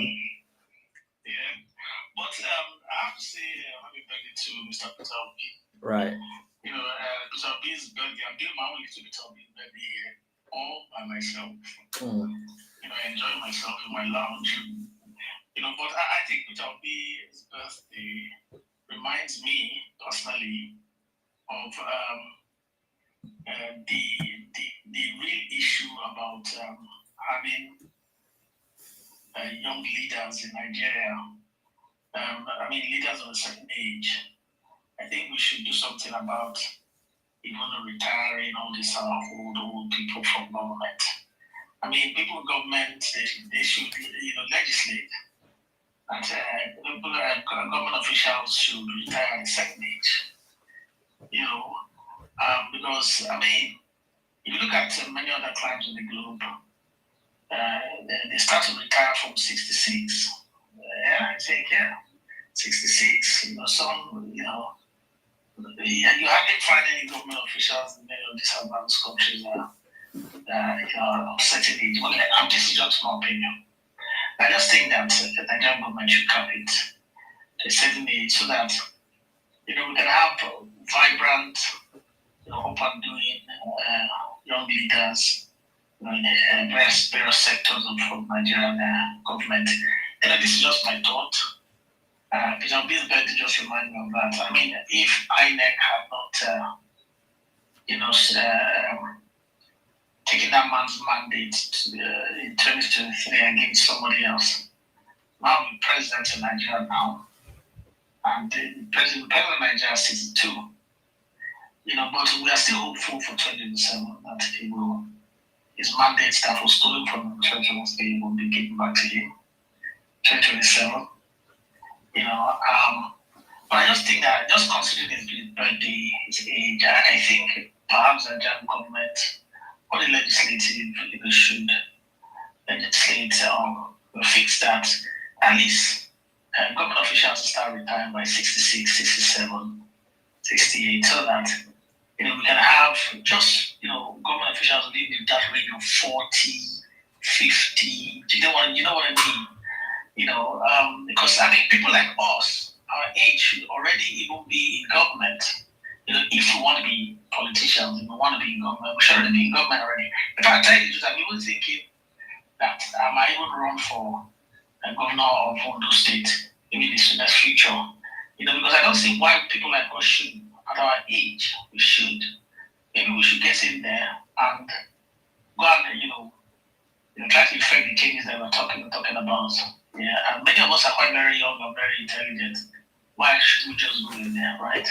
So I think Peter Obi sort of sets the landmark. He shines the torchlight, that we should all follow, and it gives us a direction about what Nigeria really should be like if we want to tap into it. And I think what I'm tapping into is his age. I mean, considering his peers now that are all struggling for power, he's a lot more younger, and he can set the tone for the dragging it down. Even to the younger Nigerians in their 50s, in their 40s, can run for president, and be successful at it. Okay, so that's just all I want to say. Happy birthday to the man. I'm looking forward, to even working a little bit more harder, to give him a ticket. Whether it's in ADC, whether it's in the Labour Party, I don't care. All I know is that wherever he steps in, that's where I'm stepping in. And if he steps out of there, I'm stepping out too. And I think that should just be what we should do. Wherever he goes. Because if he goes to ADC, we'll pack our bags and go there. He walks out of ADC. So I just hope that we're able to repeat what we did in 2023 and protect and secure his mandate. Okay, thank you, Jimmy. Thank you, Abiodun. Thank you. Metaphor, that was beautiful. Thanks for that. That's what's up. Wherever he goes, I go. Whenever he pulls off, I pull off. Whatever party he joins, I join. Thank you. That was straight to the point. Thanks. Tudo, you there? Yes, absolutely. Yeah. Did you listen to Metaphor's submission? Our learned colleague. Of course, I did. Brilliant, as always. Right. Today I eat popcorn. I am all alone. I'm having fun. You are welcome to join me. Well, we hope that's the case. Yeah. The fact that you keep emphasizing on it's maybe we'll not go see you for Twitter or like the see. Yeah, And I think I'm slightly tipsy because I don't Oh, here we go. Here we go. Here we go. All right. Thanks, guys. Thank you. Right. We should be wrapping up soon. I see people in the listener section carefully listening in. Amsterdam, Lucifer. Which one? Why Lucifer can't go stand next to Amsterdam? Wow. Okay. Oxford, Gregory. How's your health now, Saddam? I heard you spoke about it um, on your TikTok yesterday. I hope you're better now. Speedy recovery. Sizwe, Tishi requested for Mike. Okay, Nurse Ray, Olawumi, Jay, Mary White, Kolade. Thank you so much. Thanks every single one of you for being part of this. And we have, let me see, 31 anonymous listeners. Oh my goodness, 31. I greet all of now. Yeah, I greet all of now. In the anonymous section, I greet every single one of you. To check your DM. I sent a message there. Check it out and let me know what's up. Um, so before we move on to Peter's, is it Peter? And it's gonna be Peter with posting. El Ray, I want a good country. AJ Peters and Sizwe in that order. Um, Sizwe in that order. All right. Peter, how you doing? Jumping. Okay, good evening, Jimmy. Good evening. Yeah, you're doing a great job. You've been up since, let's say, is it 12 or 1 p.m. and up till now you're still up. I'm So still. you're doing a good job. I'm still. It's not a good job. Onga they catch me right now. It's not. It's not a. I'll log off now. Good job. They doing good job. I've not eaten anything for 6 hours. But yeah, it's one of the sacrifices we put out there for this, and I do this once a week. So, but the good part is I should be shutting down in the next couple of minutes. I shut down officially on the live stream because it's simultaneously streaming to all the social media platforms. Then we focus on Twitter. That's when we do our own Boost cruise and every other thing. But right now we're still on the official assignment. We still have a couple of minutes left, but I might shut down early today. I need to go grab something to eat. It's over 7 hours now. But yeah, go ahead. Thanks for mentioning that. Jimmy, something happened today. It's like this guy on the distance small. Don't watch if you show here at home. He came actually. He came. Oh yeah, he was here. No, I cautioned him. I told him I wasn't gonna give him the mic, and I told him the reason why I wasn't gonna give him the mic. Then he dropped. Then he came back again. So I believe he's been in the comments, anonymous section. He's been listening in, and he has seen. He felt the seriousness of the space. He felt it's not just a cruise space for basketballs. So he joined again. That guy in his conscience is an obedience. Of course. It's shame that he's making Of course. It's contagious. He can't stop coming. You will not see him on APC spaces. He doesn't go there to give any opinion or request for mic. It's only on the obedient spaces. So, but he came not too long ago, about 30 minutes ago. He came. I was gonna call his attention to it. I just overlooked it. So I accepted his request. He came on the speaker section. If you're in the anonymous, just call me, say, He was on the speaker section. I was expecting him to speak. I was going to tell him off and drop him, but he just left by himself. They keep saying it's not fight. This is a match day. It's no longer politics. No, it's not politics. Yeah, we're focusing on PO. So maybe after in the next 30, 40 minutes, then whatever basketballs they want to do. But right now, it's an international platform, and currently over 9,000 people are still watching live from all the platforms. So we'll respect that. We'll keep it that way. I mean, maybe after we can do that on the other end of the after party. But yeah, it was here earlier on. It just didn't want to destruct. I think it felt the pulse of how serious the space is. But yeah, Peter, sorry about that. Go ahead. 4 minutes, please. No, no problem at all. So I just want to use this opportunity to wish PO a happy birthday, wish him long life and prosperity, and we know he will definitely come to save this country. And things have not been easy in the country, but we know we are still fighting for the country, and with PO, the country will be better. Because when we look back 10 years ago, things were better than they are now. And we need someone to come and save us from this calamitous APC government. And PO is that man. And on his birthday today, we want to extend all our well wishes to him and to just show him that we love him and we are ready to do anything for him to make sure that he becomes the president of Nigeria come 2027. So as PO celebrates his birthday today, we wish him long life and prosperity, good health. Because if we want to wish him money, he has money already. Of course. So we only wish him good health, mind and body, right, so that he will leave Nigeria the way we want it to be.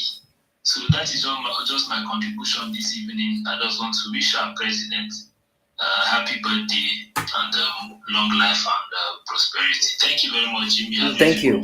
Thank you, Peter. Beautiful. I love the fact that you kept the time. It's short and precise. You still have about 2 minutes, but yeah, thanks for that. So let me make this announcement. So the people, only 2 people wanted to do giveaways, right? 2 people. The first person was 50,000 naira, 10,000 naira to 5 different people. The second person was 30,000 naira, 10,000 naira to 3 people.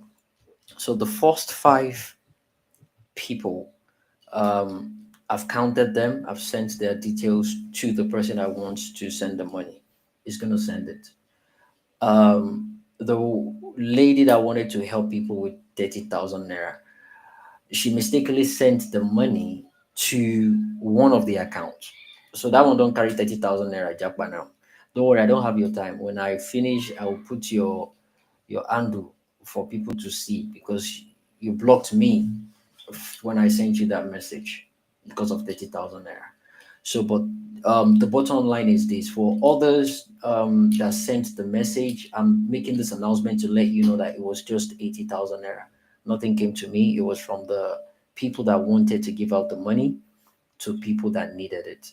So right now, there's no one giving out any cash. So I'm saying this because of the amount of DMs I'm getting regarding people. I'm not going to mention names, but I understand the situation of the country.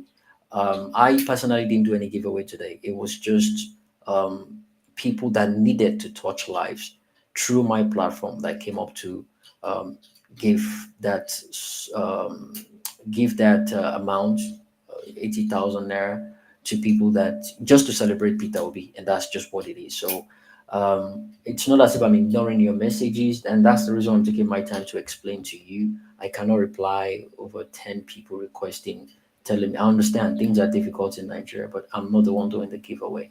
People just decided to do it on their own will, and they are done with it. So the people that I took your details, I've sent it to them. You get the alert soon. So let's move on to Boston. Boston, I think it dropped. Oh yeah, Boston is here. Boston, how you doing? Thanks for your patience. You've been here for a while now. You there? Boston, Atani. Okay. Maybe it's late. I think it's late in Nigeria. It is. Right? It is actually late in Nigeria. Wow. So let's move on. El Rey. Let's take El Rey. El Rey. El Rey, you there? El Rey Dado. Oh, Dadon. El Rey Dadon. Okay. El Rey too probably don't sleep. All right. So let's do. I want a good country. I want a good country. That one too don't drop. Caesar, what did you do to these people? All right, IG Peter. IG Peter. IG Peter. Okay, did you know work for this one? This one, there you go. You know work for this one. IG, you there? Yeah. IG Peters. Are you there? He's not even speaking. His mic is unmuted, but I can't hear anything. I can't hear you if you're speaking. Yeah, I can't hear him. See, wait, this kind of juju you carry come here today. Yes, sir. I think they know. I just got off work and I'm so tired. Like, I just wanted to spill this thing out. Jimmy, I don't know how you do it. I mean, you're on holiday because I don't understand how you are able to run space, Yeah, I just do it once in a week. So I just do it once in a week. I don't go to work. So if you notice, I don't open space. I notice it. I mean, when work is cumbersome, you have other things to do. But I'll have to cover up tomorrow. I'm gonna have to work tomorrow. I'm always looking for people that open space so I can just say my own and run away. There you go. Okay, guys. Happy birthday again to Peter Obi. Like, just like I always say, some people act like they know Peter Obi, but some of us that actually come from that region understands even better. It's just like someone that doesn't take their time to do research on this man. Someone that have not crossed Niger Bridge, someone that does not even know Anambra State, pre-Peter Obi. You understand? This issue of godfatherism, how dead Anambra was before Peter Obi took over, and all the challenges he's faced, from his time. I used to look at this man. When I look at him, I say, no, this man is not an evil man. I understand that. Because from his name alone, how do you make so much money and you refuse anything to be attached to your name? You just want to simply answer Mr. Peter Obi. Me, in my own small position, I don't think I want you to. You understand that kind of thing? Peter Obi to me is not an Igbo man. He just carries that name. There is nothing like Igbo-ish, like in terms of some ways that we carry ourselves, especially when we have seen small money and all those things. I don't know where he grew up from. I don't know how I just want to believe that this thing is more like inborn. It's just natural. Because Peter Obi grew up, he even went to school in UNN now. So he did business. So how did he, how was he not affected by the whole, we grew up listening to Oliver the Cope where, all these men that, once they speak money like this everywhere, chieftaincy here and there. And it was those eras at least. If not, he grew up knowing those people. How he managed to keep himself and maintain himself like this is something I will say I'm like that student that Peter Obi is teaching, and then he will ask, do you understand? I will say yes, sir. And do you understand? Do you have any question? I say no. But once he give me exam on that thing he taught me, I will fail it. Because how can I be calm with the level of storm, with the level of attacks, with the level of all these debris these people are coming with, and I will not react? No, it can't be me. You understand? So we follow him, we see his footsteps, but unfortunately, we can't be. Me personally, I can't be like that too, because the Bible said this thing grab it by force.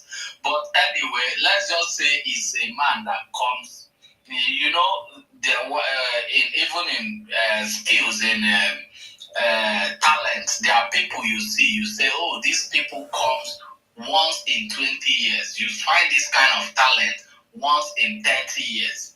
That is the kind of man he is. His personality, as long as Nigeria is concerned, as much as, Igbo is concerned, that guy does not. Like, he beats all the odds. So I give it to him, and we pray that he continues to succeed. You know, and when you look at the whole thing happening now, and people don't even know there's a president. It's Peter Obi. We saw this other one that can't even pronounce figure, a motopack tout. That he was shouting and screaming, and I said, someone tweeted that it's Peter Obi that choose to accept the insult. This Okpebolo, what the fuck they call it? Monday. Monday or that okay, what the fuck they call his name, you know? Can he look at $10 and talk to him like that? Can he look? These are people that once he sees, he worship them with two hands. But because Peter Obi has decided to play politics, to get into this game of politics, after listening to his master tout, Wike is coming. Because when you look at the way he sounds, you just see that this is someone that was called and given orientation. I can hear Wike's voice through him. That is not Okpebolo or what they call. Of course. You know, so, but people don't even know how rich Peter Obi is. Like when we talk of wealthy people, you understand, there are some wealth that have gone beyond stealing. There are people that have put themselves strategically, you know, in companies and things like it's not by just buying and selling alone. You understand? But he still managed to keep himself. If not for politics, Okpebolo will not look at Peter Obi and talk to him from where to where. Who touch monkey banana? But it is what it is. So guys, there's something why the main reason why I came up, I need to mention it. The desperation of these Ronu camps is getting out of hand. We see their fears. We understand. Look at what somebody just tweeted. He went and picked this other controversial guy. He used his page and tweeted and wrote, "Me and my crew in Ondo and Lagos, we poisoned the Yorubas on Peter Obi's birthday. We will mix otapia with the food we distributing on Obi's birthday." I confronted this guy. You understand? I didn't even read because I just closed from work. I saw. Now, they will edit this thing with your page. Now, they will now post it and now come back to start trading. There's a way these people do this thing. These guys are very dangerous. That is why when we do what we do, a lot of people, even people that don't understand us, even try to hate us. These guys are very, very terrible people. How do you tweet something like that? You understand? How do you want people? This is just complete way to discredit Peter Obi and obedience. Right. And we need to take note of it. We need to call it out. We need to make sure we get that thing they are trying to. Where is the tweet? Let me send it to you. Because please. I was like, what the fuck is going on? So it's very important. There are things we can't ignore, Abego. There are things we cannot ignore. Okay. I just sent it to you now, Jimmy. Okay. Please, I'll check it out. This whole thing, the desperation of this, there is nothing these people will not do just to bring Peter Obi down. And obedient people, we need to see these things. We need to call it out. We need to go after these people in any which way we can. Please ignore this. It's not true. I even went to the guy's DM and he said no, there is no way he could, tweet something like that. We know the people we are fighting. We understand the language they understand. That's how we fight it the way we do. But there are things we can't say, especially when it comes to the person of Peter Obi. So I don't know, Jimmy, you've read it. I don't know those kind of things. Thanks for calling it to my attention. Thank you. Yeah. So anyway, whatever we are gonna do is gonna get heater. I come to spaces. I encourage people, buckle up your shoe. The fire is gonna be hot. You understand? There are a lot of darkness that have covered Nigeria for over 60 years. They understand the emergence of Peter Obi, what is actually gonna do. You understand? This is like changing history. This is like destroying a lot of things that have been laid down to continue to keep people in perpetual poverty and backwardness. They understand what is so. For the light to come, the darkness has to be thick, and we are approaching the thickness of this darkness. But guess what? After the darkness comes the light, where everybody will rejoice. I'm working too much here in this country. I want to. Sometimes Yeah. That's Caesar. Yeah. Caesar.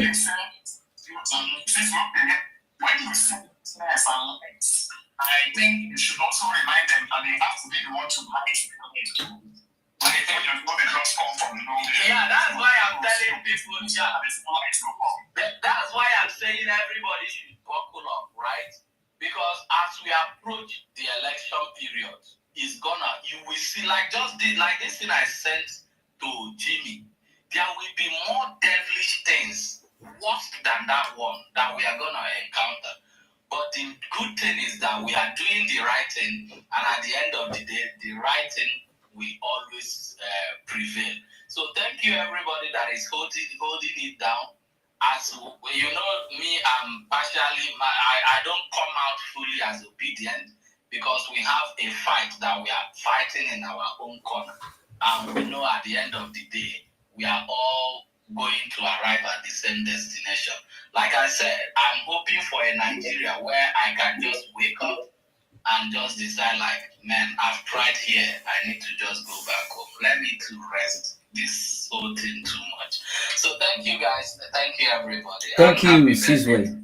Thank you, Sizwe. Beautiful. I see the work you guys do. Most of the time, I just ignore your spaces because, man, the languages on those spaces, I'm like, nah, this is not for me. But then again, I understand the fact that it takes madness to cure madness. So I just don't get myself involved in the back and forth because to some extent, I know it's necessary because these people they can be poisonous, they can be hateful. Um, and I see how they roll. I really do see how they roll. It is now them seeing who can handle them. I think I don't have a good network. I'll speak later. Oh, okay, Karigwe. So I know how they roll and I know how they put things out there. So most of the time when I see these things, I just ignore them. Honestly speaking, I just ignore them because when you guys say the things you say, I mean, your crew, Caesar, when you guys say the things and do the things you do, whoever sees it for the first time will be like, these people are just this, they're that. They call you names. They will demonize you guys. But if you see what is coming from the other side, you know it's justified. And that's the honest truth.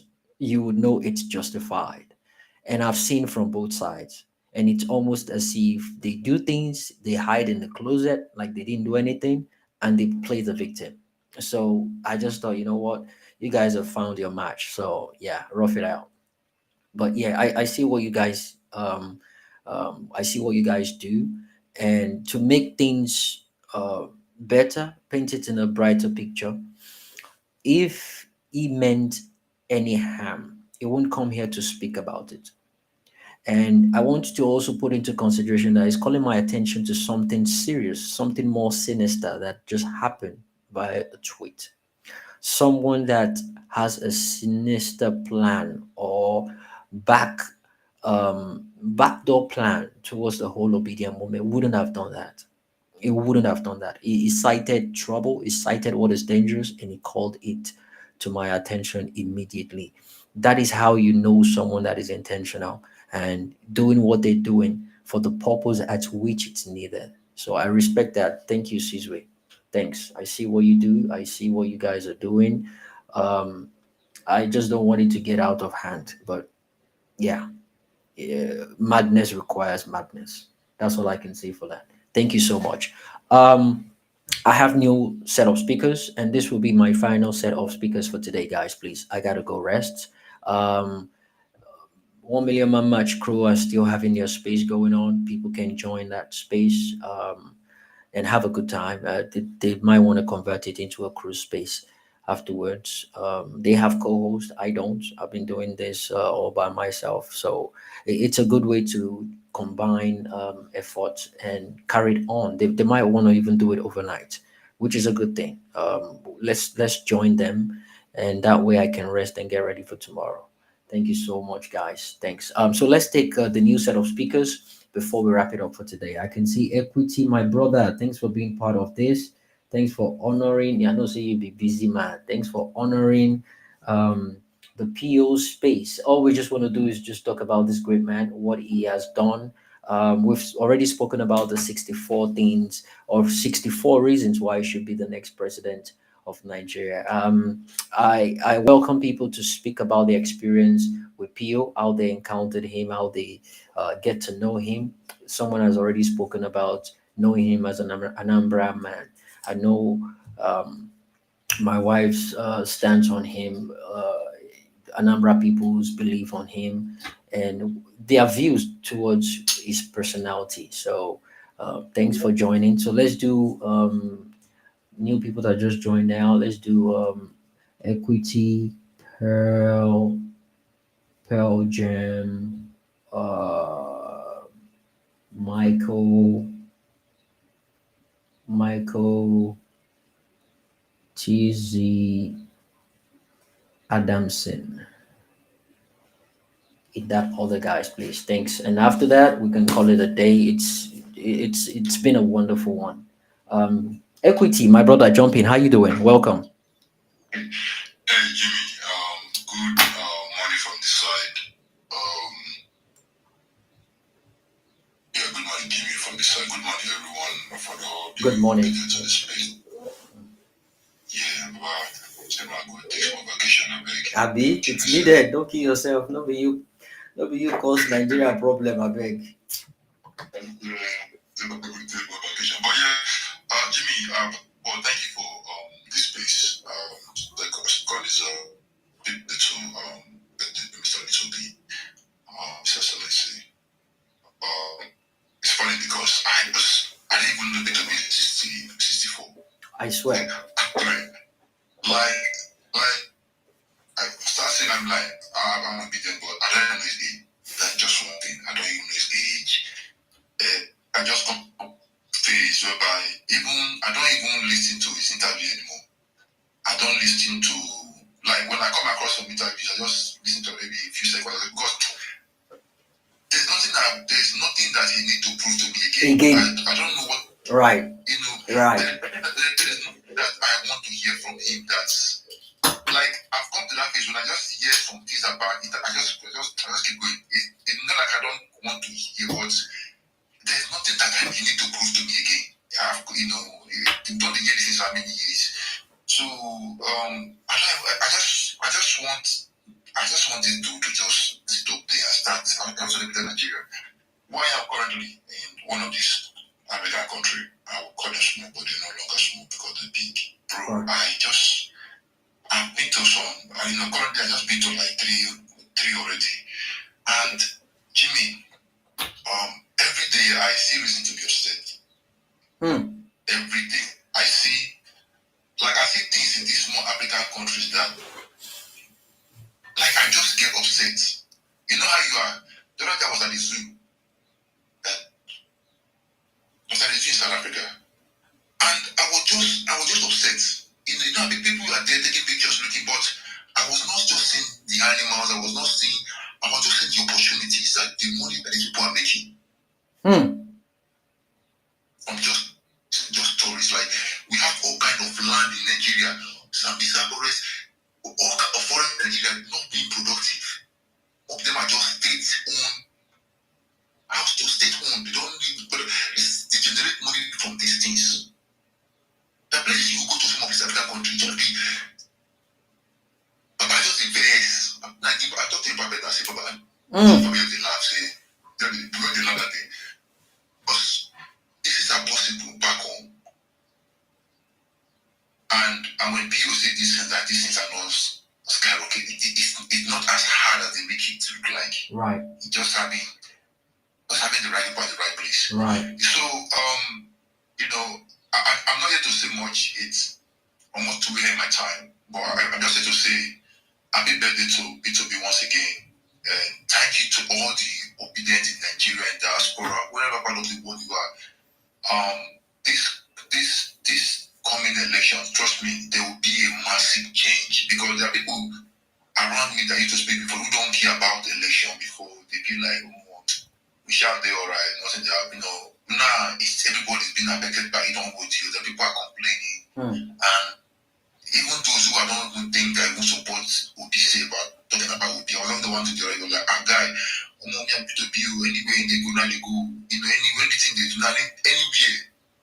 So, we should keep pushing. I know it's hard, financial wise, creating, but those who put in their money, put in their time, in any way as a business, you are supporting a new Nigeria is really possible. Because with the light of someone like me, with the right people, at the right places, Jimmy, Nigeria go see. Nigeria I swear down. Get to success. I swear down. With the right around, Nigeria will sky. Because my experience last year, there's a reason why I like coming to African countries. Because when I come, like, you just did these things. I just sit there, see good roads, like electricity, like, bro, nothing like up Nepal.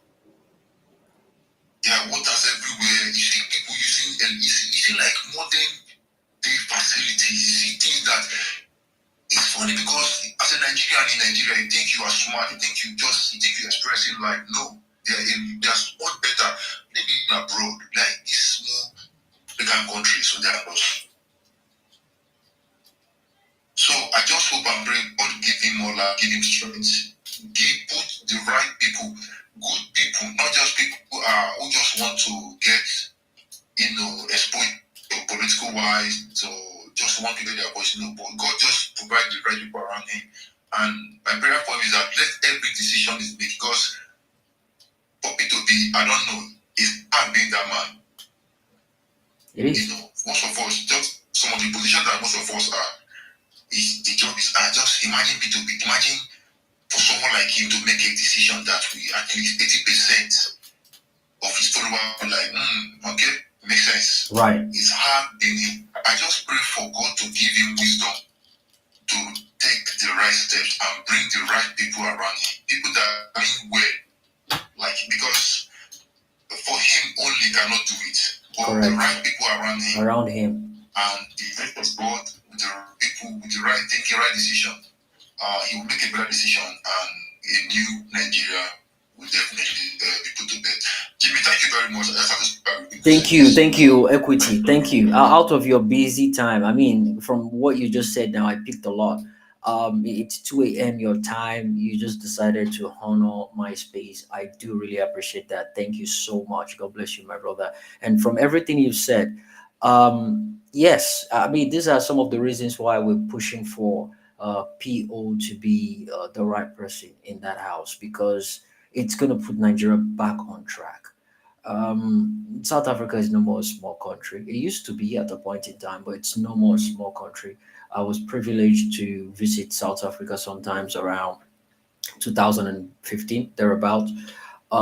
They had gun ranges. I was into guns at that point in time, and I had no idea an African country had access to that. I went to a couple of their gun ranges, and I was able to shoot as many guns as I could, as long as you have the money to spend. It snowed in South Africa. It was cold in South Africa. Cape Town. I was actually I went to Cape Town and Pretoria. I was there. It was beautiful. It was beautiful. There was nothing like power failure, not once. It was seamless. They had Uber chopper, helicopter, Uber will come pick you up from a skyscraper as long as it has a helipad. It is, I'm talking about 2015. 2015, I went to Abu Dhabi 2016, the same thing, helipad. Like Uber, if you want Uber, helicopter Uber to pick you up, they have it there. So South Africa stopped being a small country long time ago. In fact, where they are right now, we cannot dream. Kenya, my brother, Kenya.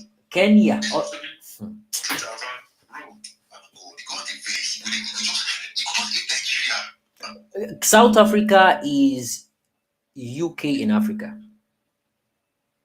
South Africa. It is UK in Africa.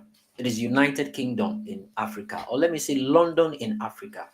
The roads, the lights at night, all the street lights, you will not see anyone broken or not on. It's a beauty down there. At all. Sorry? Jimmy, do you watch football at all? Say that again? Do you watch football at all? Are you a football person? Yeah, but I know they carry on for head like many of them now on the Premier League. I think that traditionally, do you what's your integration with football? Because there's some that wanted to just say. Yeah, I watch football. I actually play football. Okay, so what's your integration with like the FIFA World Cup and all of that stuff? Yeah, so FIFA World Cup, I'm a bit old school with that. I stopped watching that since we lost the quality of players we used to have back in the days.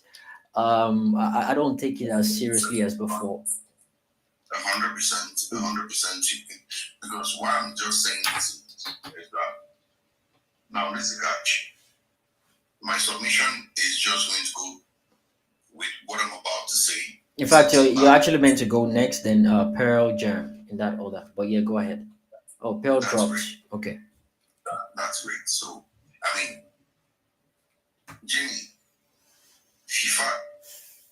the FIFA World Cup would never be hosted by a poor country anymore. The facts are in front of us. Yeah, that's a fact. Never. Not the under 20. I'm not referring to the under 20s. I'm not referring to the under 17s. That's a compensation to the third world countries. That's correct. Right? Yeah. 100%.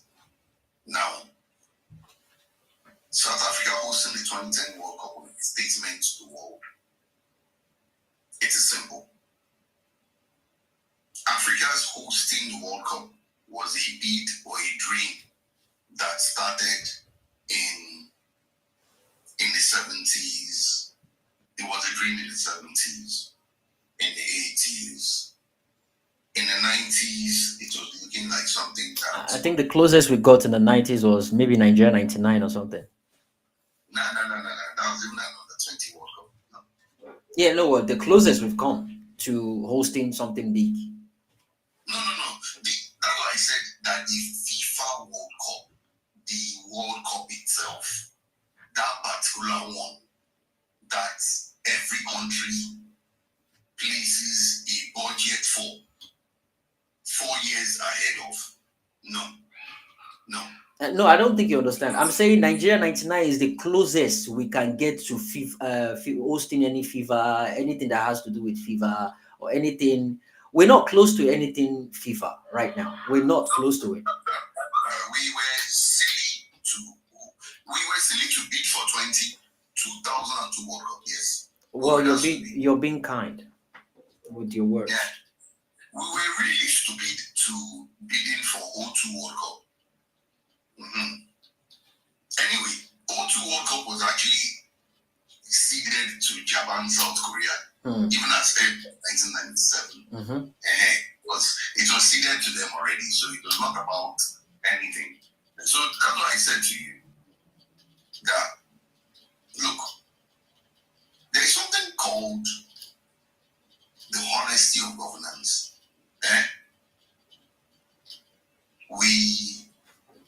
We're at the precipice. We're not at the precipice, sorry. We moved beyond that a few years ago. But let's be honest with ourselves. I only wanted to use this World Cup of a thing just as an eye clearer. You understand me? We use that one clear eyes. Just, thinking things. Let's say no be our mates now. Jimmy, when last were you in Nigeria? About 10 years ago. Great. 10 years ago, where was I? Anyway, I was in Nigeria all through Buhari's 8 years. I'm not coming from Nigeria. All through Buhari 8 years. And I collect. When I mean I collect, I feel right draft of them. Because my bank statement will tell you the truth about that matter. I collect. But it's fair. Because Because let me sit down. I know sell out. I know ask. I did not ask for anything beyond what I got. Right. And that's fine. But there's a funny part of the catch. Is that what happened to us all the while is that no Nigerian ever survived the last 10 years of that government called the ABC. Came out the same. Not one. Forget any story. Not one human being. Oh, did you escape being totally poor? Yes. If it happened for you, no Allah. But there's one thing that really, really happened to everybody, inclusive of myself, in 2022, was the kind of hope nobody could have given birth to. As a result of the fact that person tell you it happened in 2022 because of one individual. And yes, ironically, we hear about this guy from another person. But I already knew about him when he was in the PDP. Even as Articles Vice. Jimmy, you've been on this podcast for quite a long time. A few hours, a number of hours, I don't know. I do not want to start telling Nigerians about how important, how special. This guy probably would be on the road somewhere going to Kafanchan, going to resolve people's problems, and we're here talking on the podcast. Yep. You probably think he's gonna be in the house. They're cutting cake for him and just shouting, and nah, it's probably in one dark road like that, trying to get to. My experience of this individual was sometime in 2007. I didn't know him. He was probably governor of Anambra State. I was dating a Madonna student, then a medical student. No, in 08, not 07. Sorry, point of correction. She was not 100 level. She was Madonna University student, a medical student. She was friends with the governor at the time. This is my own story of the man. Yet, never met him before. She was hell bent on leaving school. And she's the first child of this particular man. They are from Agulu together. It's kind of a long, tricky story, and if I don't say the whole of it, then it will be misconstrued. But the truth about the matter is that this man approached his friend telling him he needed fees or funds. I'm not talking about 10 years ago. I'm actually talking about in 2007. This money was actually paid to my own account, right? Peter Obi actually paid the money to my own account for obvious reasons. Not because I was dating the doctor. So that's why I say, na plenty story. Right. Yeah, na plenty story. Just, it had nothing to do with anything. Can you make it short in like 1 minute so we can move on to the next person? Fine. My point there is just ignore everything I've said. Just assume you didn't hear anything I said. Right. My point is that, my brother, I don't know. I think this is the first time we become closest to a saint in our politics. That is all.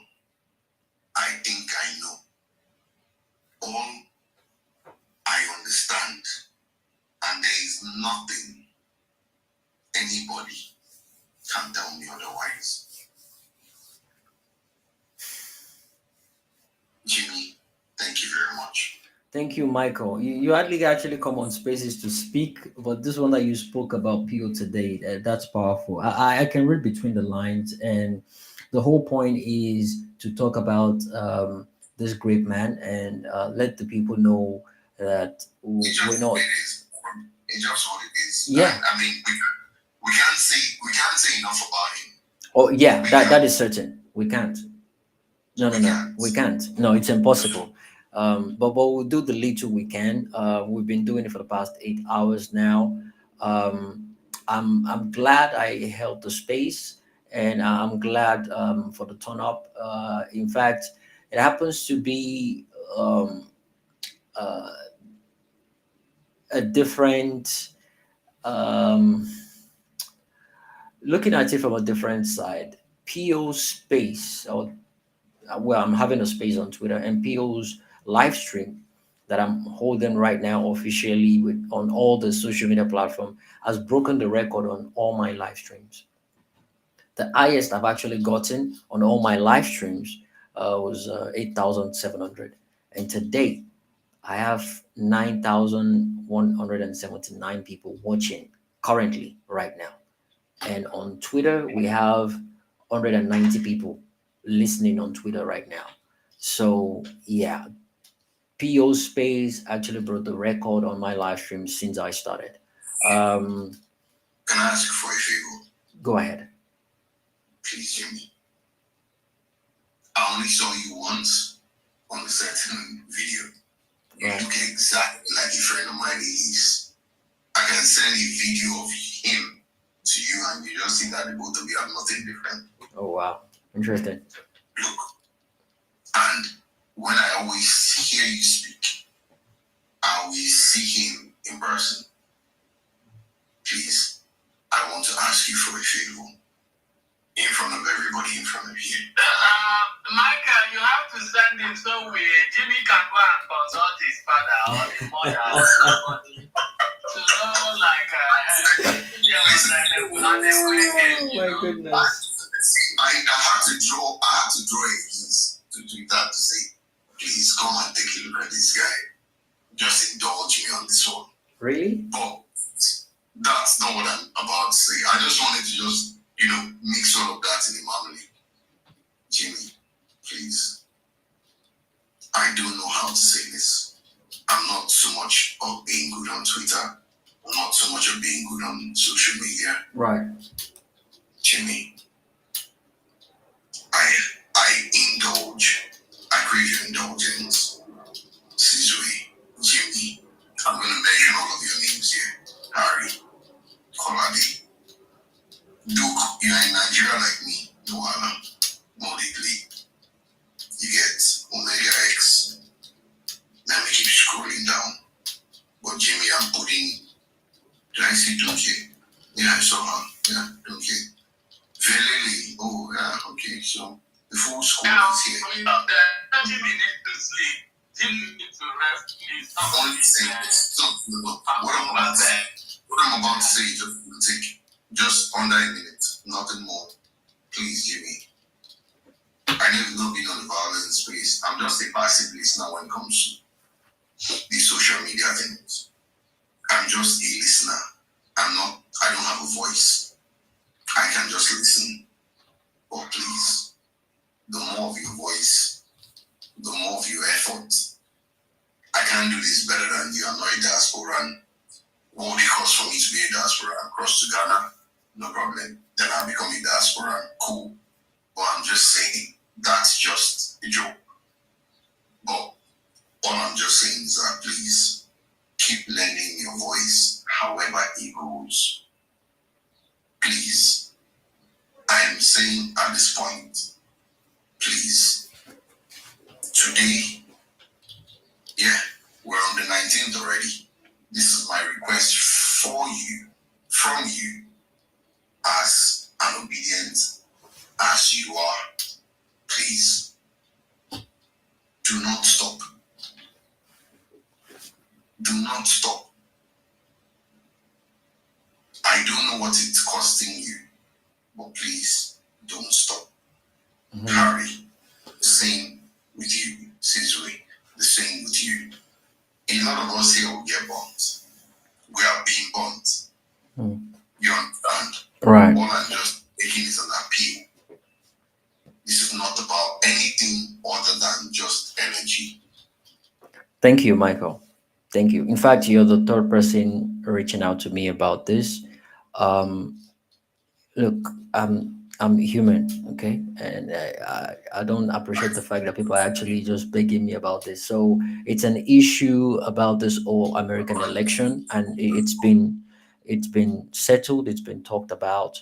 Um, so it's not as serious as it used to be. I want to assure you of that. So, and for people asking people in the limbo, I have no problem with Saddam whatsoever. In fact, I was on his TikTok live yesterday.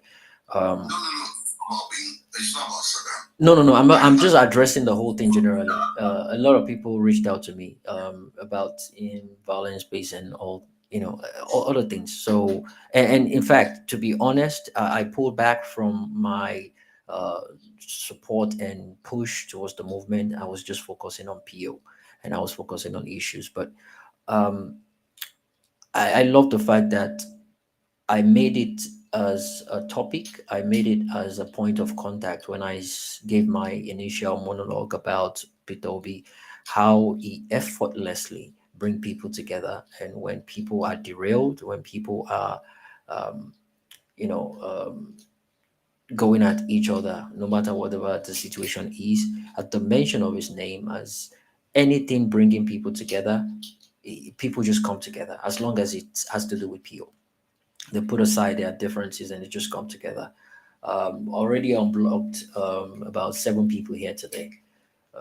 We blocked ourselves on my other account, but one thing I don't do here on this personal account, I've not blocked anybody, and I don't intend to. It's a playing field for Tom, Dick, and Harry, as long as you come in to have an engagement intellectually.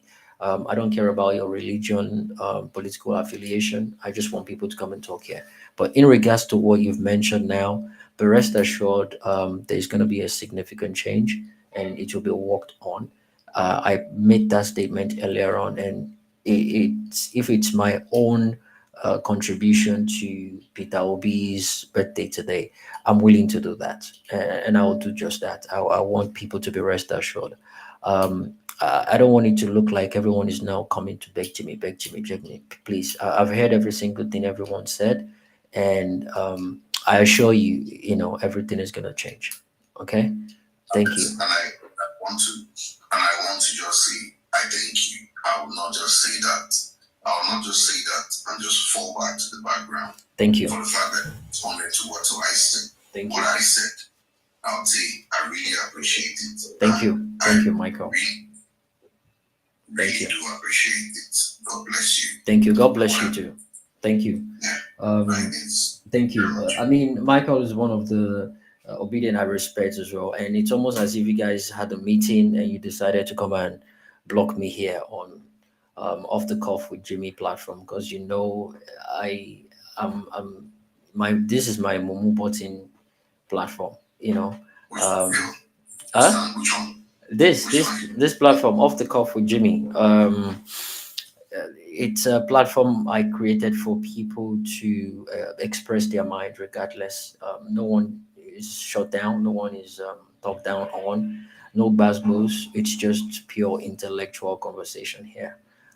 So thank you, Michael. So without wasting any more time, we've already wasted about 10 minutes above the closing time, but it's okay. My people are here. We're having a serious conversation. And for PO, let's just take the last speaker, which is Adam Singh. Adam Singh, thanks for your patience. If you can do this within 3 minutes, I will be grateful. Are you there, Adam Singh? Yeah, good morning, Jimmy. Thank you so much. Good morning. How you doing? I'm fine. Thank you for the opportunity. Come on this place and speak. If I am to speak about Obi, I don't even think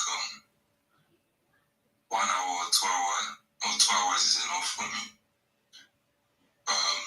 So I'm just going to, without taking much of your time, I'm just going to wish him a happy birthday, and I pray that God will keep him. The eye of the enemy shall not see him. No matter what be their evil intentions and plans, they shall not see him. This good governance that some people have been experiencing, at least I believe in our own time, we're also going to experience it with Peter Obi. It will happen in our time. And I just pray that the Lord will keep him. I pray for more wisdom upon his life. And I pray that the Lord will always bring the right people to his path. Amen. Thank you for the opportunity once again to speak. And I also want to say that I have missed your voice so much online. So, and I'm listening to everything that I've been on the space for a long time now, and I've been listening to everything you've been saying. I just want to appreciate and to thank you for willing to put everything that has happened in the past behind you and to work together with every other person to see that we achieve this common goal of bringing Peter Obi, making Peter Obi the president in 2027. Thank you so much, and God bless you. Thank you, Adamson. God bless you too, my brother. Beautiful. And thanks for keeping it short. Thank you. I so much appreciate it. Let me start from appreciating every single one that joined the platform today. 8 hours, 13 minutes now. Hopefully, I should be able to wrap it up in the next 2 minutes. Thanks for being part of today's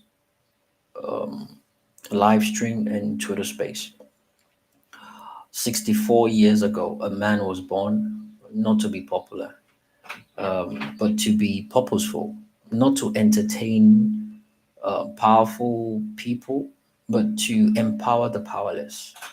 Peter Obi isn't a politician, he's a mirror, and not just an ordinary mirror.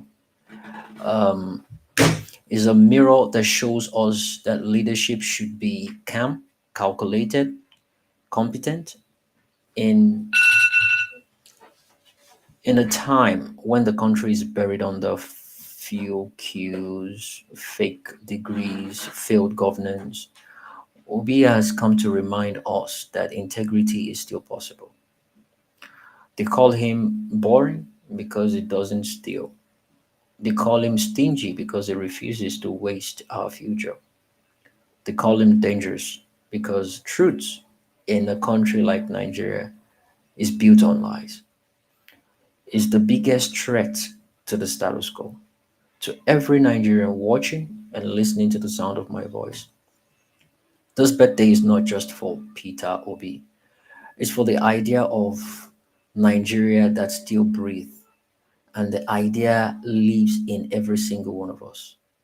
We need to rise. Let us unite. Let us lead. And if 2023 wasn't our time, it was.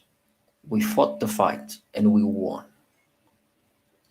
But the power that be are more desperate to stay in power than we are more desperate for good governance. But I believe that has changed now. 2027 is just right in our sight because Peter Gregory Obi isn't just a man, he's a mandate waiting to be activated. Happy birthday to Okute himself, the obedient one. From all of us and from Off the Cuff with Jimmy, we celebrate you. Thank you so much for being the man of the people. Thank you. And that will be the end of my submission, and it will be the end of today's episode. I'll employ every single one that have been part of this and still listening to me currently on Twitter to check on the Jumbotron. There is still an existing space going on right now. 1 million man match crew. You can join them. They've got a couple of co-hosts there. They've been switching on and off to keep up the space going. I'll join them as well. Please do so. I've been doing this effortlessly for the past 8 hours. I need to go grab something to eat. I need to spend time with my wife and my kids. But I do this every Friday, 11 a.m. Central Time till 7, 6 o'clock, depending on the topics. Today is purely dedicated to Peter Gregory Obi, and we'll do this same time next week, Friday. Thank you so much, guys. Check on the Jumbotron, click on the link, and you join the space on Twitter Space. Thank you. Bye bye.